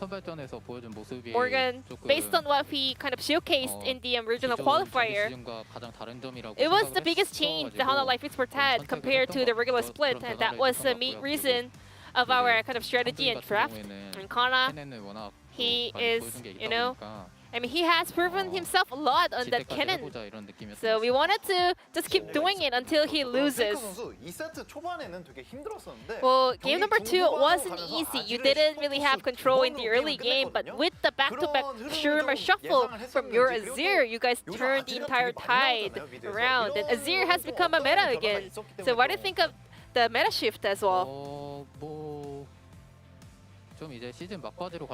Well, heading into the end of the split, you get to see a lot of, you know, the reliable picks, the unproven picks. You know, in the beginning of the split, we have a lot of experienced picks, but now we are getting back to the classic ones, you know, what we all love.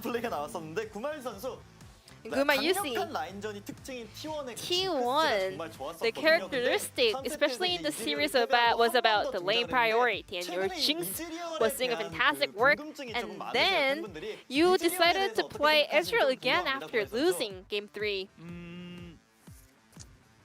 I think maybe it's because of my, you know, lack of proficiency on Ezreal, and also because of the meta. I think Ezreal doesn't really fit the current meta perfectly. You know, bottom lane, sometimes they have to have the push priority, but Israel, he's the one who has to farm on the turret. 일단 롤드컵 가기 전까지 So 좀 열심히 before we, 해놓을 head 생각입니다. to Worlds, I think we have to work on those kind of a tier 그리고 lists 마지막 and 세트 같은 everything. 경우에는 진영을 이번에 바꿨어요. 원래 블루 진영만 And we 계속 하고 계시다가 finally had 마지막 경기는 some 레드 진영을 change 선택한 with the T1이었는데 어떤 side 피드백이 selection. 있었는지 T1 좀 finally 궁금합니다, played 페이커 선수. on the different side of the map. 뭐 일단 Well, 분위기 전환적인 부분이 컸던 것 같고요. I think 그리고 that was 또 in order to 레드 make a 진영의 momentum 어쨌든 shift 폭픽을 or 좀 swing, 가져갈 수 있는 and 이점이 also 있잖아요. 그런 the 것들을 priority 최대한 that red 살려보려고 side can have is about the getting the counter peak, and I think we wanted to try that out this time around. Game number 5 was so close. When was the moment that you guys kind of had the confidence to close out the game? When Hana had a flank angle around the Raptor camp and Hana Life didn't know about it. So we were like, I think we'll be able to win this team fight. 그러면 이제 또 고전 질문이 돌아왔습니다. We have another classic question for you, Faker. You are making your appearance back at Worlds after 2 years.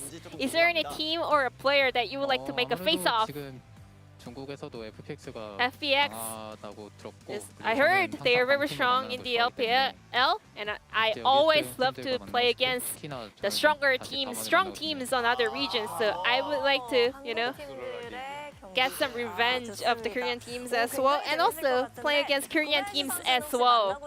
What about you, Kuma Yusi? 딱히 만나고 싶은 팀이나 선수는 없고 Not really. 그저 No one comes to 보시겠습니다. mind. I'm just gonna clap them all. 그렇죠. 그럼 LCK 근본 미드라이너 4인방이 모두 And, 월주에 출전하는데 the the premier LCK mid-laners are all going to Worlds. So Faker, what do you think about this, 아무래도 mid-laner heading into Worlds for LCK? 좀 The 오랫동안 4 해먹고 있기 mid-laners, 때문에 we have been having a really 이번 long 월드도 사실은 저는 저는 Ryan here in the LCK. I always believe that we are strong, and I think we are the strongest mid-laner squad. And we're heading into a very big stage, It's an international event, so I want to showcase the power of the LCK. And Kuma, you see, this is your first Worlds. What's your mindset or goal heading into that tournament? As far as I know, the AD carry lineup is also pretty strong. So I'm happy to be able to be part of them, And this is my first Worlds. This is my first international tournament. So I would like to display that I am also, powerful at international stage as well. And lastly, Faker, this is your 6th Worlds. You are finally back. Everyone is waiting for you. And message over to the fans. 아무래도 Well, 제가 결승전에서 뭔가 in the finals, I 최고의 컨디션이 안 나온 was not able to show the best of me, and it was a bummer. 다시 보여드리고 싶고 I hope I can, prove myself at Worlds, and 그동안의 모습 this time around, 좀더 나은 모습 I hope I can show better Faker. And this will be the end of the interview from Faker Gumayusi from T1, and I'm gonna pass it back to our casters. Thank you.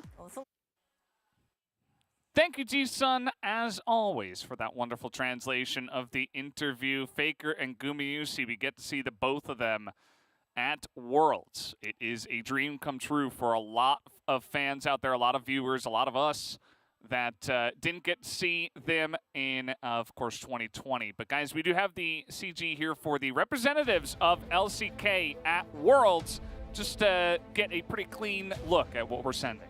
Yep, these teams will be split up in the group stage, and Hanwha Life Esports will have to fight through play-ins. As mentioned, we have some of our best mid laners, right? We did bring Showmaker, of course, but we've got BDD, Faker, and Chovy going into Worlds, and when you think about it that way, it's pretty fantastic. The alternative could have been that we might be looking at, if things had gone differently yesterday, Gory also going to Worlds, but he'll have to give it another shot next year. Really stacked lineup that we have here, and there's been a lot of questions about LCK's power level. One team region is what people have said about us for so long, even after we were, defending world champions, one game away from winning MSI. But I was worried going into summer to see how much our region would develop. I thought summer was the most important time. I'm happy to send these 4 teams to Worlds.